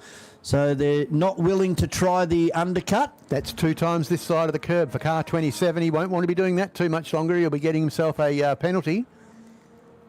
And of course, Grant Johnson will be jumping into that car very shortly. Speaking of Grant Johnson, there's Jacopinti coming in the ex-Grant Johnson car number 57. There's Adam Coberstein's been released from pit lane. And Reg Ralph, yep. Reg Ralph going with him as well. Parnham on his way out also. So here's Nick Lorcan coming down the main straight at the moment. He's just left pit lane on the previous lap. So he'll get in front of Parham as he comes out of the pit lane. A lot of work going on Adam Coberstein's Hydrolink car as he heads up into turn number 4. Just waiting to see what is happening with the skies out there. Doesn't look like it's raining at the moment, but it's certainly getting very dark. There are a couple of very, very dark clouds out there. They seem to be just slipping to the south of us at the moment, so let's hope they continue to do that for a while. We pick up with car number 36. And here's the Johnson car in. Tyson Sadler. So this will be the swap over between Makuchi Allen and Grant Johnson.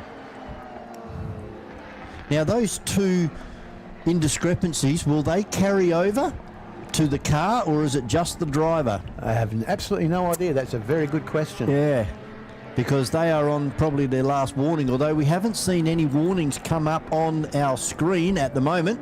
Oh, there we go. Bad sportsmanship flag, car 27 for track limits. Yep, so we saw both of those and called both of those, so Grant is going to have to be very, very careful with that if that does carry over to the car rather than the driver.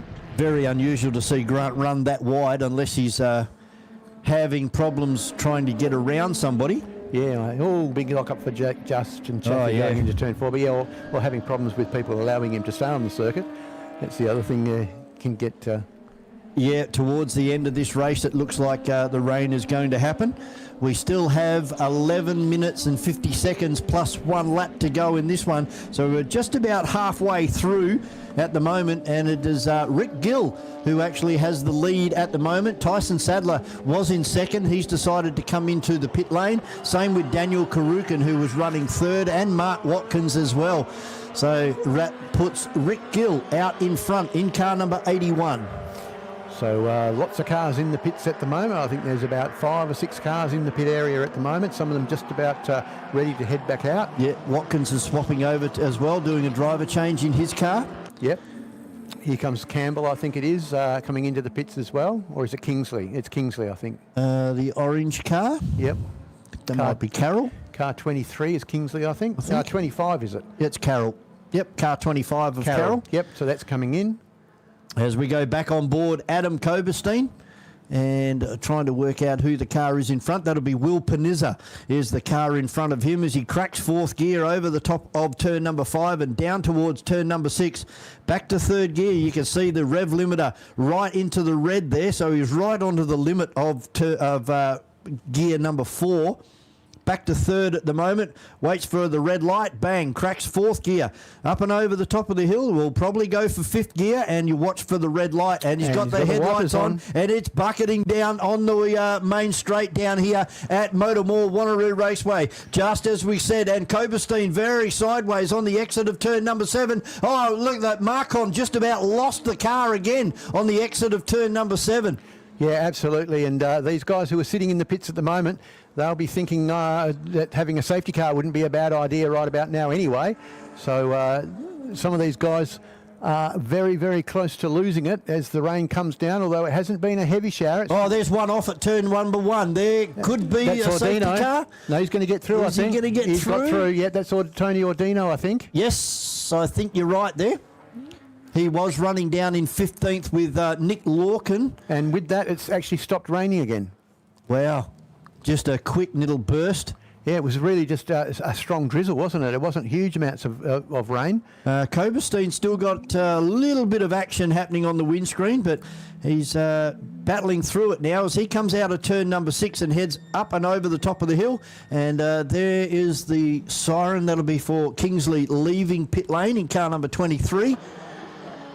There is still water on the windscreen of these cars as they're coming down in towards turn number 7. This looks like Panizza has taken over the lead now from Michael Koberstein. He has. Yeah, and he's blocking him as well as they come down the straight. So we've got such a strong wind here at MotorMall Wanneroo Raceway. It's blowing the weather over really quickly. So even though we're getting a little bit of rain, it's blowing away as quickly as what it arrives. So Rick Gill now into pit lane. He was leading this race and already has dropped down to 12th position. Yep, and he's going to lose another couple here as it looks like Lorcan and Ordino about to come past. Yep, that's Tony Ordino in car number 69.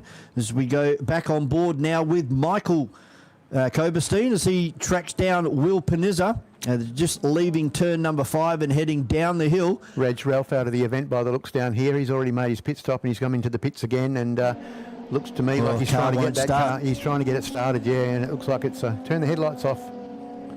Yeah, looks like there's some sort of an electrical issue there, but yeah, that's a shame for Reg. He's had a pretty good day. He's had a good day. Good day out other than this.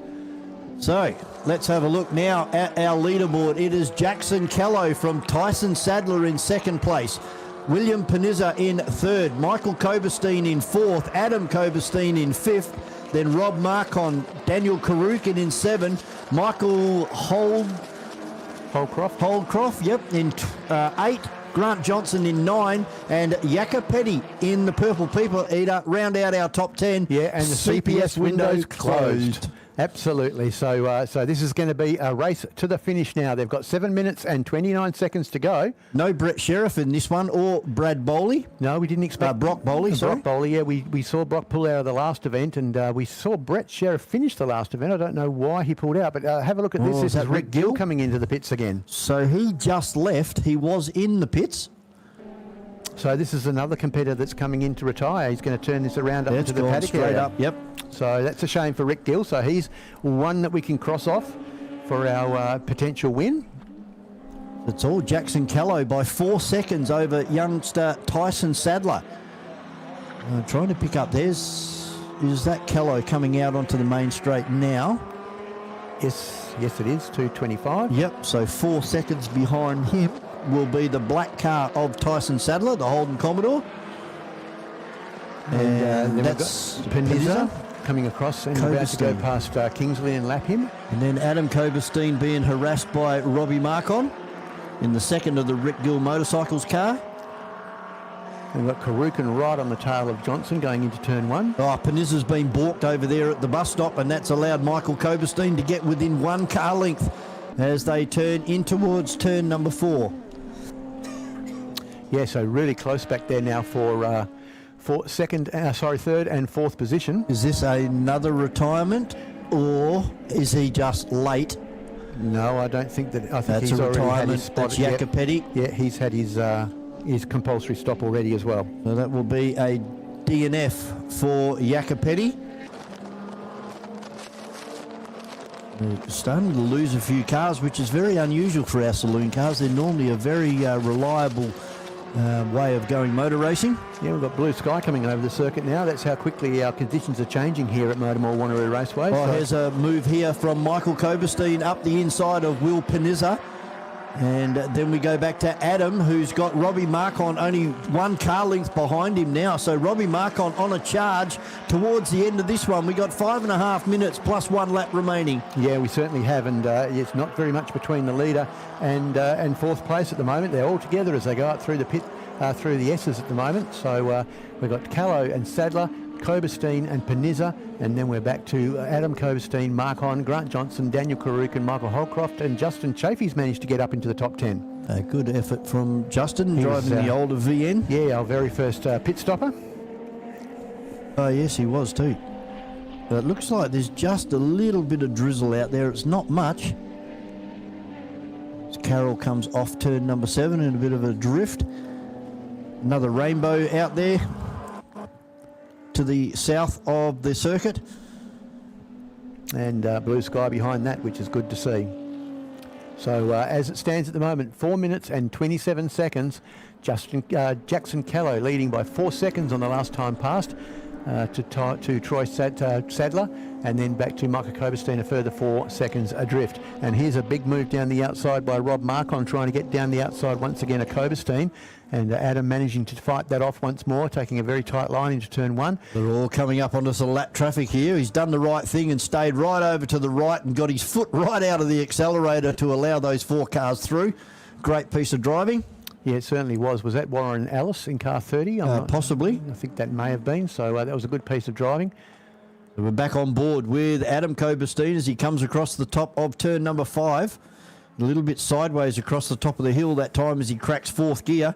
Back down to 3rd gear now, right out to the extreme left of the racetrack, and then back in to the right-hander. Let the car come right out to that concrete apron and pull some gears up and over the top of the hill. He's doing a great job here. He's trying to get in front of Panizza, who is the black Commodore directly in front of this car. And there's somebody slowing. P-plate, car number 23. Kingsley. So unfortunately, he was one of our camera cars earlier today. He's up on the short circuit, so great thinking. There won't be a safety car for that one. No, there certainly won't. So he's well off the outside of the circuit. He probably wants to stop where he is, though. He doesn't want to go all the way down to the bottom. He's going to come all the way down, I think. Yeah, I don't know if I should have really stopped. So here's Watkins managing to take that 10th position away from Justin Chafee as they come across the line. In fact, it's not the 10th position he's taking, it's the 9th position that he's taking. So Chafee's still back there in 10th position, but he's going to come under fire fairly shortly from Craig James if the event goes for very much longer. Tyson Sadler, nice and sideways across turn number 5 there. Just effortless glide across the crest of turn 5. And he has Michael Koberstein behind him with Will Panizza, Adam Koberstein as well, and Robbie Marcon. Grant Johnson sitting back in 7th at the moment, Karukin in 8th, Michael Holdcroft, in 9th, and Justin Chafee still remaining in the top 10. Yeah, he certainly is, and look at this inside line here being taken down here. It's Marcon, down the inside of Adam Koberstein. So he's finally got that move made. He's been working on that for about 3 or 4 laps. Yeah, we're actually on board when that happened down there in turn number 7. Let's see whether Adam wants to try and fight back here. Marcon's car looks like it's coming on strong towards the back end of this race. Yeah, it does indeed, and he's now up into, let's have a look on our board, he's up into 5th place now. So it's Callow, Sadler, Michael Koberstein, Panizza, Rob Marcon and Adam Koberstein, your top 6. So only 1 minute and 38 seconds left. Plus 1 lap. So we're probably looking at 3 more laps to go here. Can Jackson Callow hang on? He's out to a 6-second lead now as we pick up with Jackson on board. Yeah, we've got the ticker going across the top to give you all the information for the online viewers. Very nice graphics that we've now got going for Turn 7 Motorsport. Thank them very, very much for all the effort they've put in between meetings to get this stuff up and running. And you can see different colours for the different categories as well. So very, very nice. Well done. So 1 minute and 6 seconds left, plus 1 lap. It looks like Holdcroft is the best of the VNs, the older cars, the Pro-Am category. Yeah, former state champion in that category as well, I believe Holdcroft is. So it's good to see him having a good run in this event today. So he will be leading from Chafee and then Craig James, Tony Ordino and Lorcan. They're the top 5 in our Pro-Am. As we still catching up with Jackson Callow here in the AU Falcon. As he comes across the top of the hill, he's about to put a lap on car number 65 of Andrew Martin. And down the inside there for an overtake into turn number 6. He said somewhere around about 170, 180 kilometres an hour down in towards turn number 6 on a wet, slick track. And Jackson making every post a winner here. We are down to the last 10 seconds plus 1 lap. So will he get through? I don't think he will. I don't think he will. He's got 7 seconds to go. Should see last lap board come out this time through. Come out, yeah. It actually hasn't. Yeah, it swung out at the last moment. So last lap to go with a nearly 7-second lead. What a great effort from Tyson Sadler. In second place at the moment, and he has nearly 2 seconds.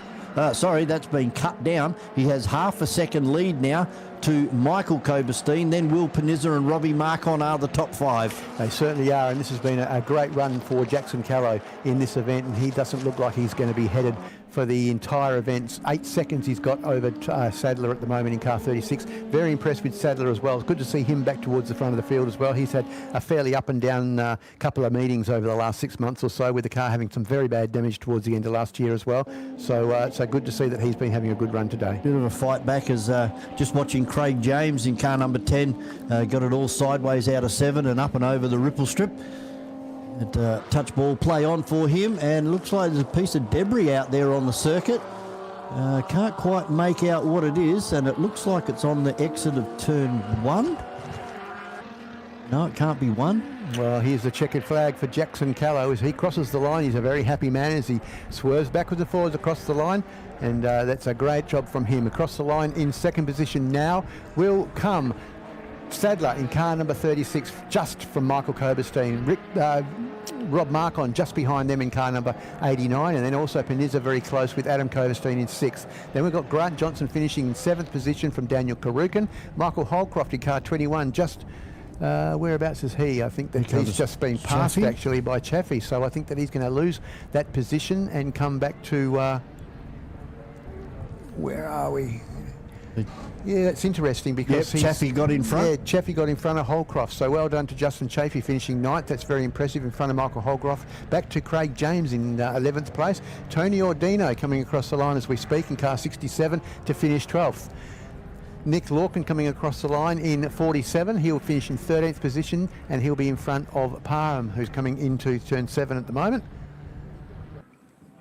Fairly consistent run from Parham there, finishing in 14th position. Yeah, in the Glen Seaton livery, as he ran in the mid-1990s. And then we're going to have Kingsley, who I don't believe finished. He was the guy who pulled off he pulled down out there, and he's currently this side of the fence down there at the inside of turn 7. So that's the way they finished their mini enduro for the Saloon Cars. Yeah, of course, again sponsored by Rightway Industrial Proprietary Limited. Thank you much to the guys and girls at Rightway Industrial for your continued support of saloon car racing here in Western Australia. Probably the biggest field that you'd find anywhere in Australia of saloon cars for sure. Yeah, and a really, really well presented field as well. All the cars presented beautifully.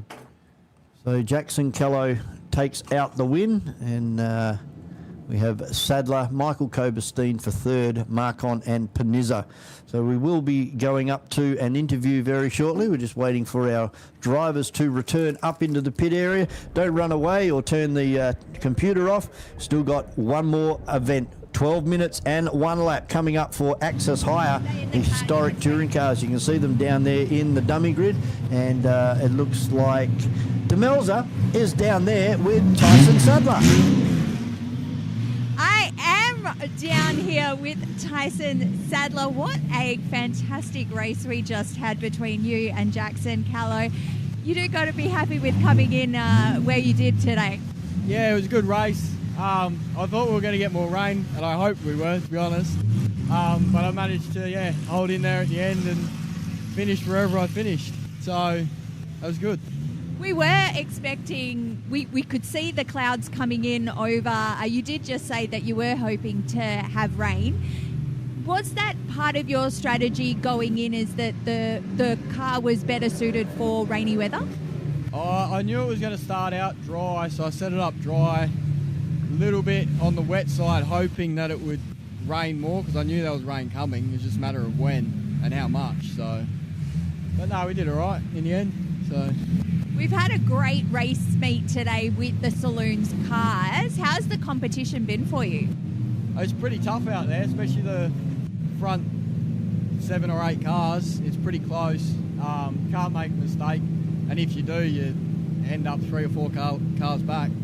So you just got to be on it, no mistakes, and race hard, clean, That's it, right?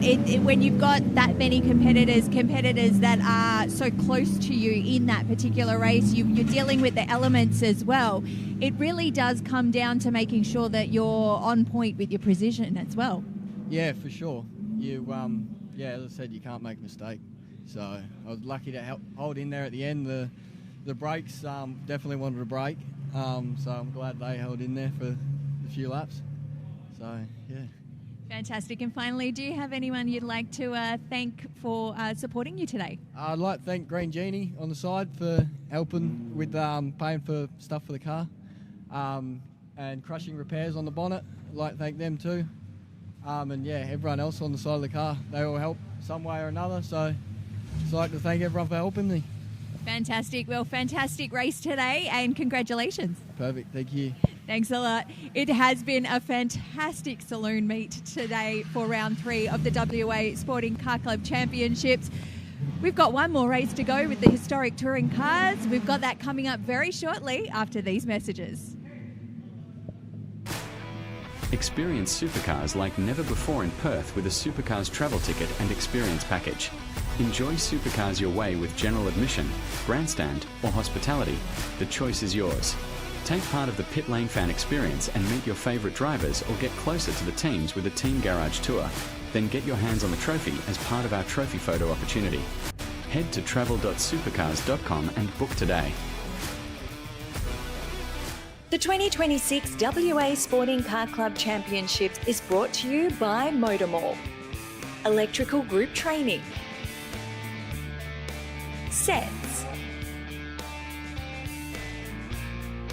Crushing Services Australia, Bond Hire, Gallagher, and Radlink Communications. Historic touring car racing is brought to you by Access Hire, I Write Signs, Moylan Grain Silos, and Perth Brake Parts.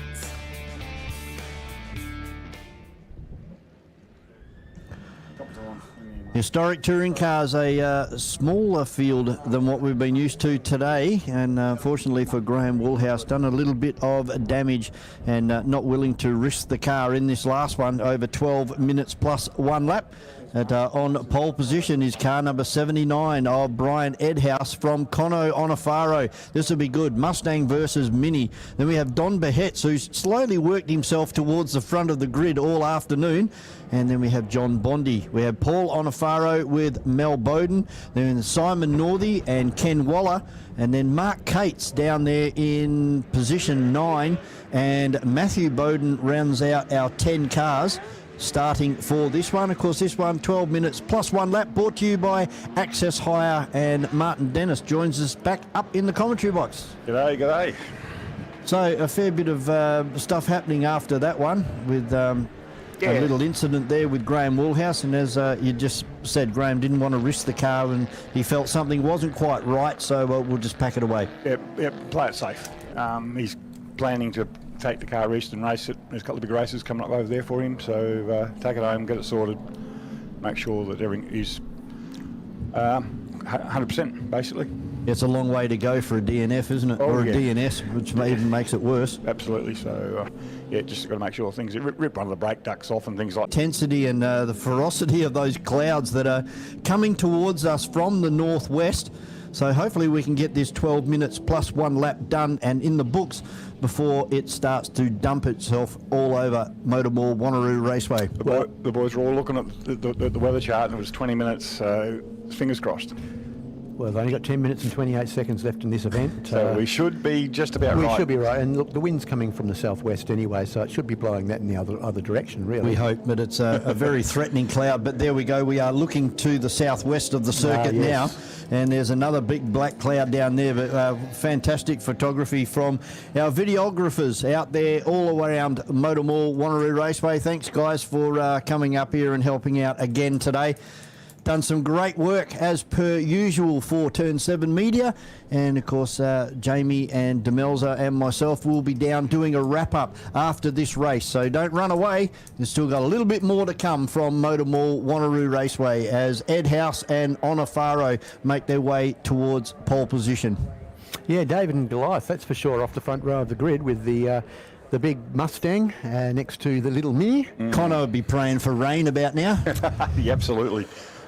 And Don Behet's in the Galaxy alongside the Holden Monaro. Good to see that John Bondi's made it through the whole day in his brother Brian's car as well. Yes. I'm sure Brian's very happy with that so far. Yep, absolutely. It's just like anybody, it's good to get through the whole day. And then two minis on the third row with Paul Onofaro in the 112 and Mel Bowden in car number 23. We should get a green flag very shortly from our officials down there. A big shout out to all of our officials again today. Thanks for your help. It's only a one-day race meeting this weekend, so we'll give you tomorrow off. Green flag waves, and we are ready to go. Here for the last race of the day at MotorMall Wanneroo Raceway, Access Hire and the historic touring cars, and it's Ed House, of course, with the muscle to get off the line, and the little Mini drops into second place, but a good battle for third at the moment with Behet's up the inside and the Monaro or Bondi around the outside. Absolutely, and that's the way they're going to be for third place. There's going to be Behet's who gets the better of Bondi coming out of turn 1 in the big Galaxy, and he's making his way up through the second part of the S's. But a great start by Ed House and also by Onofaro. Very impressed with Onofaro managing to keep those big V8 brutes behind him into turn 1. I don't think Mark Cates will be having two minis in front of him next time we see him as he disappears down in towards turn number 6. He's already lining up one of those.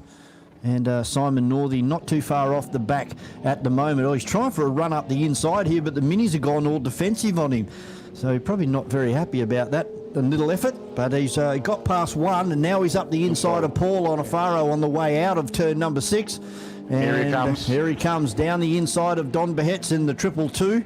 And both on the brakes about the same time. And wow, you look at the braking comparison there. Yeah, Don trying to outfox him and actually works. Job. Yes. Goes around the outside of Mark Cates, who tried the over and under. Now, surprisingly enough, there isn't... Oh, we put the commentator's curse on John Bondi. He's off the track down in turn 6. That's going to bring out the safety car for sure. Oh, damn. Of course, it'll be shortened race and a 5-second penalty here for Mel Bowden for a false start. Oh, wow. Well, that's not like Mel. No. So, unfortunately, this is going to slow this race down. We've only got 7 minutes remaining, and it looks like the Bondi car buried fairly deep down there in turn 6. Yeah, big tractor. Having got the Manitou just making its way now out of the corral and just about to head up the hill to retrieve that car. Get the Manitou in high gear. So what type of performance the Manitou's got uphill? Yeah, I think it does about a 5-second lap. 5-minute lap. Oh, so is that a 5 minutes? 5-minute lap. A couple of zeros short of there. Yeah. And it was Ed House by 2.5 seconds already over Connor Onofaro in the little Mini. And then Behet's hanging on for third, but coming under attack from Mark Cates in 69. Then we got Paul Onofaro in 5, Mel Bowden in 6. But a 5-second penalty over his head at the moment. Simon Northey, Ken Waller still circulating out there. Yep. And then Matthew Bowden rounds out 9 cars now with John Bondi in the sand and Graham Woolhouser DNS. Just having a look down the pit lane, we've still got the saloon car down there of Reggie Ralph. I don't know if he knows that his headlights are still on and he's going to be running down his battery, but if he knows and he can hear me, he will turn those off if he wants to. So that's up to him. Yeah, for Fox Roofing, car number 41. And guys, is that Peter? No, it's not Peter with him. It's got the headset on. But yeah, somebody's got the headset on. Yes, it is. Guys, can you tell Reg that he's got his headlights on? There you go. There you go. You're trying to start the car, Reg, with the headlights on. They kept flickering, so it was never going to turn over. So bad luck for you in the Enduro, but we go back to our Access Hire historic touring cars and still lined up behind the safety car. I believe our safety crew down there, and they still haven't hooked John Bondi up at the moment. We're down to 5 minutes. Manager's just arriving. That was a quick 5 minutes. But going to take a little while to get him out of there, so I reckon we might be on for a 2-lap screamer maybe. 2-lap sprint, yeah. I don't think it's going to be enough for Conor Wanneroo to make an indentation into Brian Edhouse in car number 79, the fastback Mustang. Only if it rains. I was going to say, unless it rains. Well, look at the sun that'll out there at change the it. moment. That's a sensational shot. I was going to say, it'd be a nice shot with my camera out there, because there's some nice shots of cars with this sort of light at the moment. It's always very orange. Yeah, it's always nice when you've got this overcast and you have the sun break through. It always makes for nice motorsport pictures. It's only over there in about half of the S's. Everything else is in dark shadow at the moment. It's still looking very threatening down there towards the southwest of the circuit, down there towards turn 7, where our cars are heading at the moment. Manitou's in reverse. Let's see if it can drag the Monaro out of the sand. It's moving. It's always a good sign. You wouldn't be wanting to put an outside pass on anybody now, because that car accidentally is going to bring some sand back onto the surface, unless it rains and washes it back out to where it came from. I think the toe strap just broke. So we're down to under 4 minutes remaining in this one. And this is the unfortunate part of timed events, is when you have an incident like this, we don't stop the race. Don't stop the time clock. Timer keeps counting down, and unfortunately, you lose some of your racing. Yeah, and it's happened a lot this weekend with the weather the way that it's been, so it's been a little unfortunate, although we have seen some magnificent motorsport over the course of the day. And, you know, when you take into consideration what the drivers have been putting up with all day, rain sometimes and then sunshine and back to rain, or an intermittent shower halfway through your race, it's been one of those days. It has indeed, yep. Weather of all 4 seasons. But it's, you know, that's part of the sport, and guessing what the weather is going to do is one of the considerations that all of our drivers take before they put a setup into their car, and then cross their fingers and hopefully it rains if you want it to rain, or the sun shines when you want the sun to shine. Looks like they're just going to pull John's car to this side, infield of this side of the Armco fencing down there, which is a wise move, and we'll be able to get going fairly shortly. I think we'll probably end up with one more lap. I don't know. It depends on how quickly they get those cars off the track, and they haven't done that yet. So no, we'll have another one under the safety car. Yeah, they're not going to get the lights off that quickly enough. Well, could, but they won't. Just about ready to turn the circuit lighting on here. It's getting very dark in places. That sunshine has definitely disappeared from MotorMall Wanneroo Raceway at the moment, and being replaced by some dark grey clouds as the pace car comes across the line. I think the car that's done most of the laps today has been Alan and Karen out there in the safety car. They've been out there on multiple occasions through the day. Certainly got their value for money. Hope they've got enough fuel in the car. Hope we don't end up with that running out of fuel on this lap, and that'd that'll be be a handy, disaster. wouldn't it? That'd be handy. That'd just put the top and the icing on the cake. Yeah, we got the other cars come off now. They work the other ute, rescue ute. Thank goodness. So this should be it. So we're down to 1 minute and 39 seconds. I'd say we'll probably end up with couple laps. Couple of laps. Yeah. Just lap and one more maybe. Pace car not hanging around, sitting on about 80 k's at the moment as he crests the top of the hill. Want him to pull off, I think, everything else. Cono in second, with Don Behetz in third and Cates in fourth. He won't stay there for long. No, provided it stays dry, he'll have a big crack at getting up a bit further. Yeah, although it did show us on that a couple of laps ago that despite having all drum brakes, that big Ford Galaxy Well, is... the Galaxy's got discs on the front, actually. It has now, has it? It always has. Oh, okay. Yeah, it's one of the few that through that era had disc brakes from the factory. Oh, okay. So safety car down into turn 7, getting off the racetrack. And as I said, it is starting to rain here down in turn number 7 at MotorMall Wanneroo Raceway. And we are down to 37 seconds, so we should get 2 laps out of this one. Yeah, there's the greens out. Brian Edhouse goes across the line. The big Galaxy looking for a move around the outside of Conor Wanneroo. That's just not going to happen out there. And then we go back to Cates in the Mustang in 4th position. Trying to hold it in there, hold it in tight, so you can get a run on the... Going to get a good blast on up the here. Galaxy, yeah. Straight through past the Galaxy, forces Don up and over the curb there on the exit of turn 2. So car 22, Conor Wanneroo will be doing his prayers in that car at the moment. He'll want a bit more of this weather. Yeah, Yeah, and for Cates to leave him alone so he can concentrate on Edhouse in front, who's just lost it, gone very sideways out of turn number 4 there for Brian Edhouse. Bit of moisture. Yeah, just on the up shot of turn number 4. Yep. You can see that Edhouse is on the brakes and Conno's still at 100% throttle for about 2 or 3 car lengths more than Brian Edhouse, and that's allowed him to close right up into the back of this Falcon. In the boot. The Falcon in the Mustang. As and again, the Mustang, it's twitchy. Very twitchy. So that's allowed Conno to get in front, but There's now Catesy. The horsepower kicks in. And Cates is there too. Whoa, sideways up and over the top of the hill for Brian Edhouse. He's going to have to get his foot out of that when he crests the top of the hill. That could have been very unfortunate as he's had a half lose down there in turn number 7. Have a look at Conno. He's going to come up right along the side of him.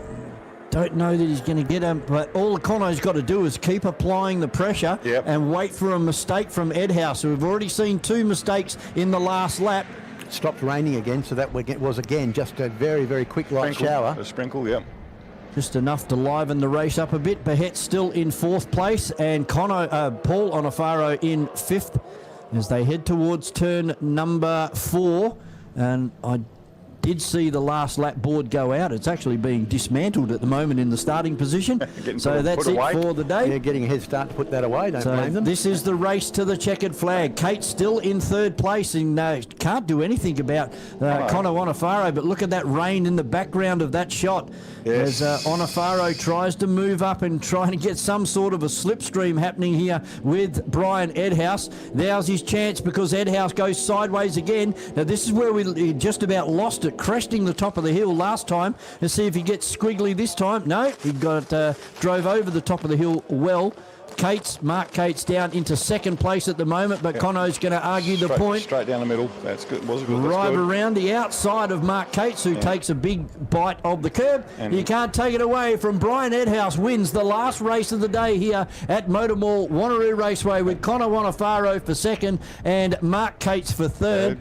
We get Don Bahetz for 4th and Paul Onofaro takes 5. Simon Northey just crossing the line now for P6. And then we have Mel Bowden coming under attack from Kenny Waller, who's trying to get up the inside. Last minute lunge. And he didn't do it. He missed out there by 1/10 of a second. Oh my God. Unfortunately. And then Matthew Bowden come through. Rounds out our 9. So that's the way they are going to finish, as you can see clearly there on our U-Butte new graphics, thanks to Turn 7 Media, and I hope everybody has enjoyed those graphics that we've had today. Plenty more improvements and updates to come in the next couple of race meetings as well, brought to you by Turn 7 Media on behalf of the West Australian Sporting Car Club. Martin, thanks very much for your assistance this afternoon. No worries, thanks very much. Had a good day. Pass on our congratulations to all the drivers coming home in 1 minute, and a big thank you to all of our officials today. It's been a very trying day for you guys and girls out there, but thank you very much. Of course, all of our Motorsport Australia staff, timing, our AMBOs, our recovery teams, just everybody involved in bringing a race meeting together like this. It's only a one-dayer, unfortunately, this weekend. Rob, thanks very much for your long drive up from the southwest. Your expert advice is appreciated as per usual. Yeah, not a problem, Vaughan. Thanks very much for having me once again. Look forward to seeing you again next time. So for our live stream viewers, don't run away or turn the TV or computer off. We're going to have a complete rundown of what has happened here this afternoon at MotorMall Wanneroo Raceway. But before we do the wrap-up with Jamie and Demelza, we're going to throw down to Jamie and Demelza in the pits for the people here at the venue. Don't forget our trophy presentations taking place in around about 30 minutes up there at McCracken House. A big thank you for your patronage here at MotorMall Wanneroo Raceway this afternoon. Hope you've enjoyed some of the best local motorsport you'll find anywhere in Australia. Good night to the people here at MotorMall Wanneroo Raceway.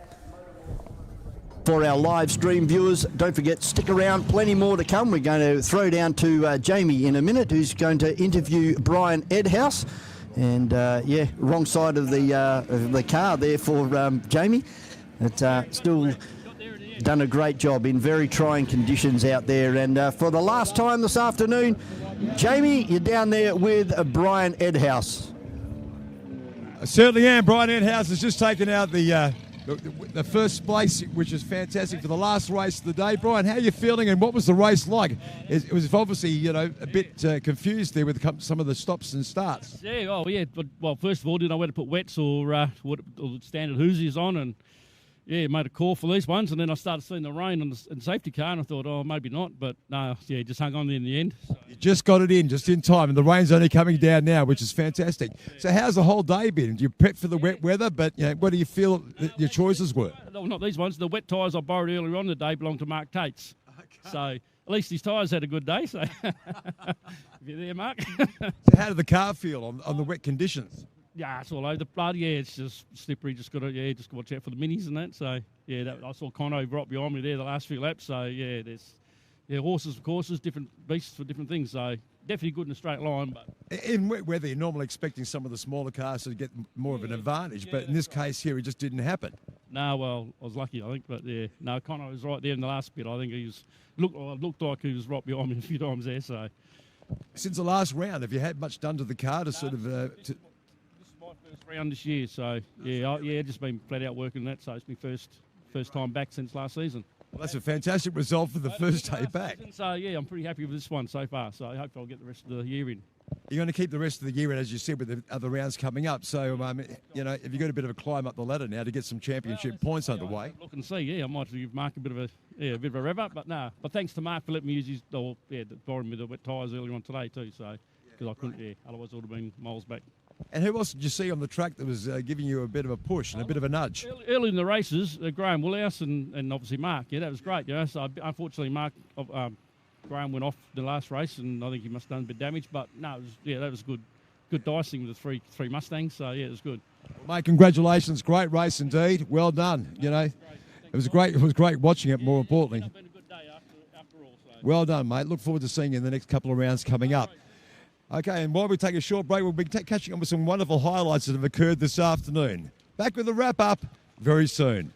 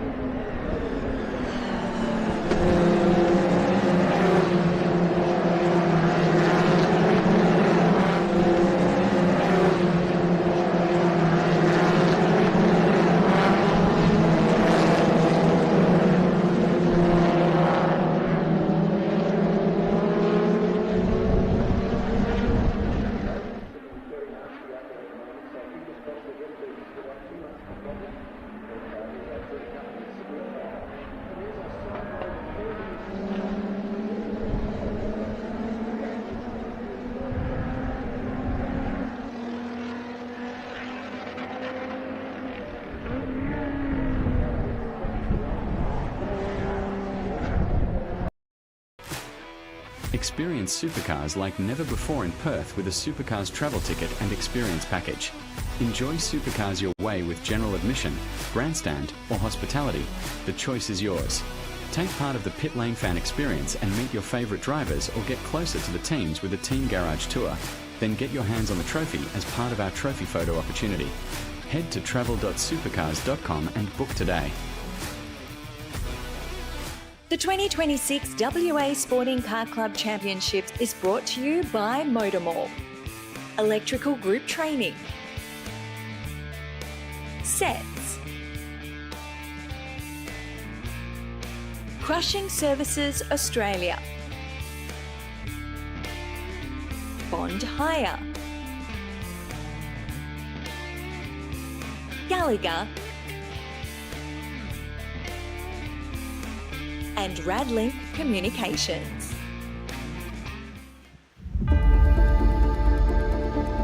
That's the end of round 3 here at It the WA Sporting Car Club Championship for 2026. It's our time for our wrap-up here at McCracken House.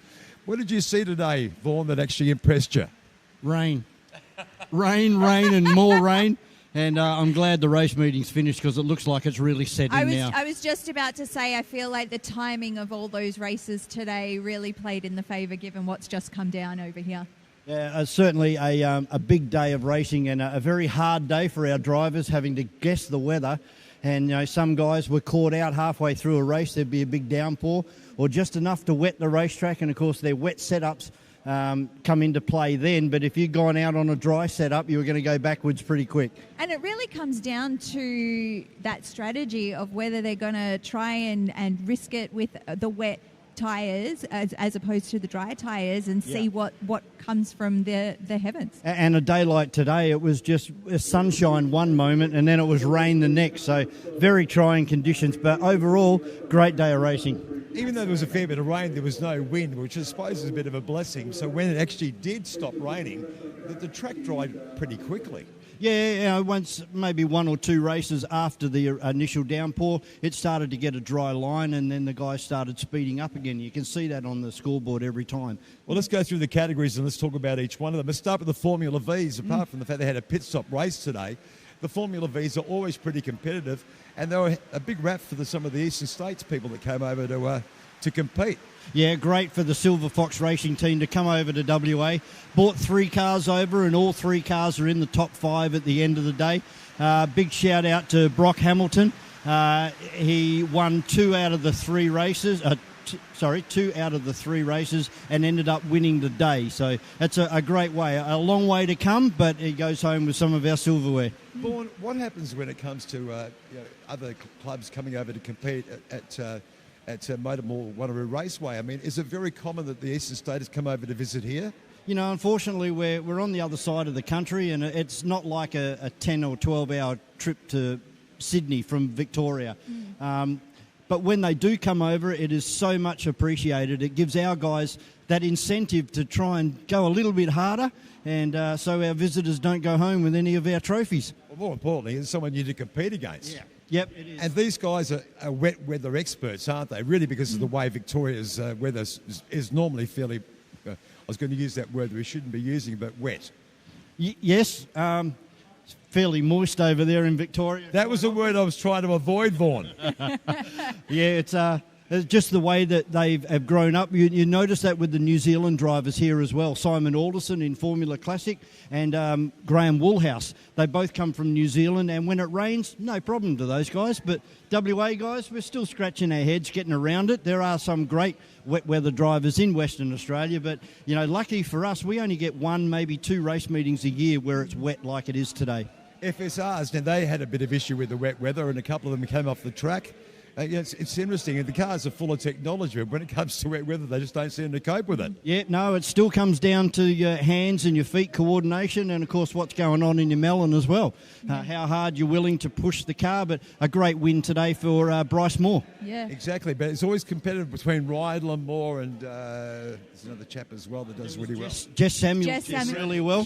He was up there. Jess Samuels, the last few meets we've been watching him, and he really is slowly coming up in that pact. And I think give it a few more meets, and potentially over the next season, We're going to see some high competition from him. Well, what is it about the younger drivers? They seem to have no fear. No fear. No fear. That's probably no limit.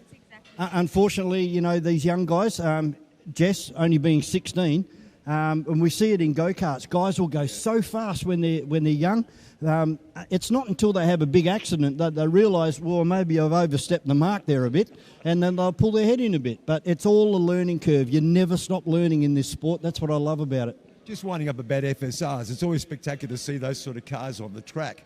But, you know, obviously seeing the way the wet weather was today, we probably weren't seeing FSRs at their best. No, definitely not. They were 4 to 5 seconds off their normal lap times. Unfortunately, those guys had probably one of the worst runs with the weather out there. But it shows you, though, those experienced guys, they can still throw it off the racetrack as good as the other guys. And just on the FSRs behind us, if you are here at McCracken House, you can come and have a bit of a sausage sizzle because the boys are putting it on today. And it smells fantastic. It smells amazing. Really does. And make you distracted about what Vaughan's actually saying by the smell of sausage meat on that barbecue. Historic touring cars. I'll talk about this because it's my vintage, apparently. So I'm the one that's most suitable. I owned a Toronto when I was a young fella. I didn't see a Toronto out in the track today, but the Mustangs, really amazing how they're sort of flying around the track in this sort of weather. I thought the smaller vehicles, some of the minis and so forth, would do a lot better. Well, yes and no. What we needed in that last race was a big downpour because we had a mini that started out of P2, came home in P3, unfortunately. But, yeah, if it's a raining like it just has done just a minute ago, that mini would have given those Mustangs a really good run for their money. The smaller vehicles are much better on the turns, obviously, but the power of the Mustangs and the Camaro... Was it the Camaro? No, there were 3 Mustangs out there. Three Mustangs. And the Galaxy, the big Ford. That's exactly right, yeah. So, I mean, I expected them to be sort of like, you know, in a lot more trouble today on the track, but they seem to be handling it pretty well, especially in the straights when it comes to power. Yeah, definitely. I mean, as we keep saying with the historic touring cars, there's an unwritten rule with those guys. Those cars are extremely precious. They're very expensive to look after, and you don't want unnecessary damage. So we do give way. We give plenty of way to our fellow competitors to avoid that damage and heartache and grief. Now, the saloon car category, they had quite the race that we just saw to end off their round. What did you think of today for them? Oh, I love the endurance races where they have a compulsory pit stop. Some guys did a driver change, but all cars were held for 60 seconds. And a great win to young Jackson Callow in car number 225 from another young guy, Tyson Sadler, who you interviewed in the pits there, wins the world's record for the best mullet by far. That is an outstanding effort from young Tyson, and it's one I hope he gets lots of photos and of. And that particular race as well, we did see quite a competitive front of that pack.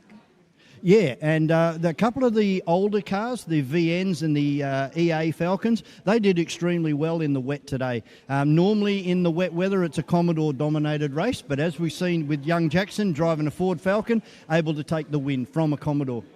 Well, let's look at the Formula Ford category. How did you feel they went today with the competition?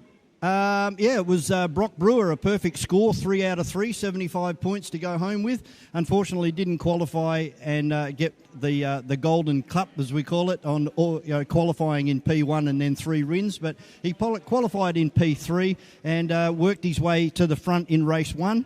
Race 2 was a little bit more competitive, and then race 3, he really had to work for that. Jack Webster got in front and unfortunately made a mistake down there in turn 1. Brewer was able to drive through and come home with the win, so 3 from 3. But Brewer's been so consistent almost in every round we've seen him in the last couple of years. Yeah, he certainly has. This is his 4th year now. He's won the state championship last year and he's on track to win it again this year.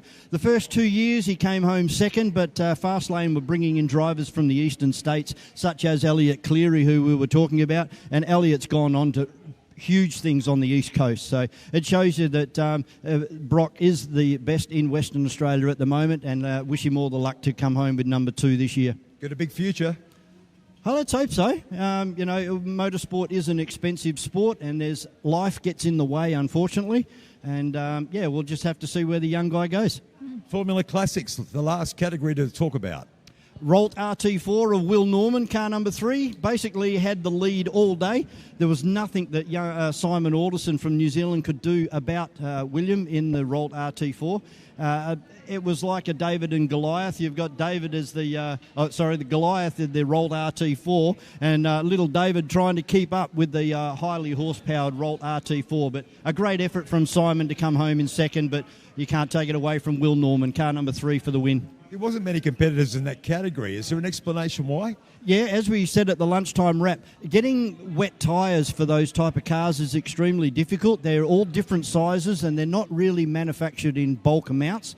So once the racetrack is declared wet, you must run a wet tyre, and if you don't have any, you're basically not allowed to race. So unfortunately it caught a few of our competitors out. We only had 6 out there, but it was great. 6 cars in the morning and 6 cars going home this afternoon. With wet weather, we're always expecting to have a bit of a bingle, cars running off the track and so forth.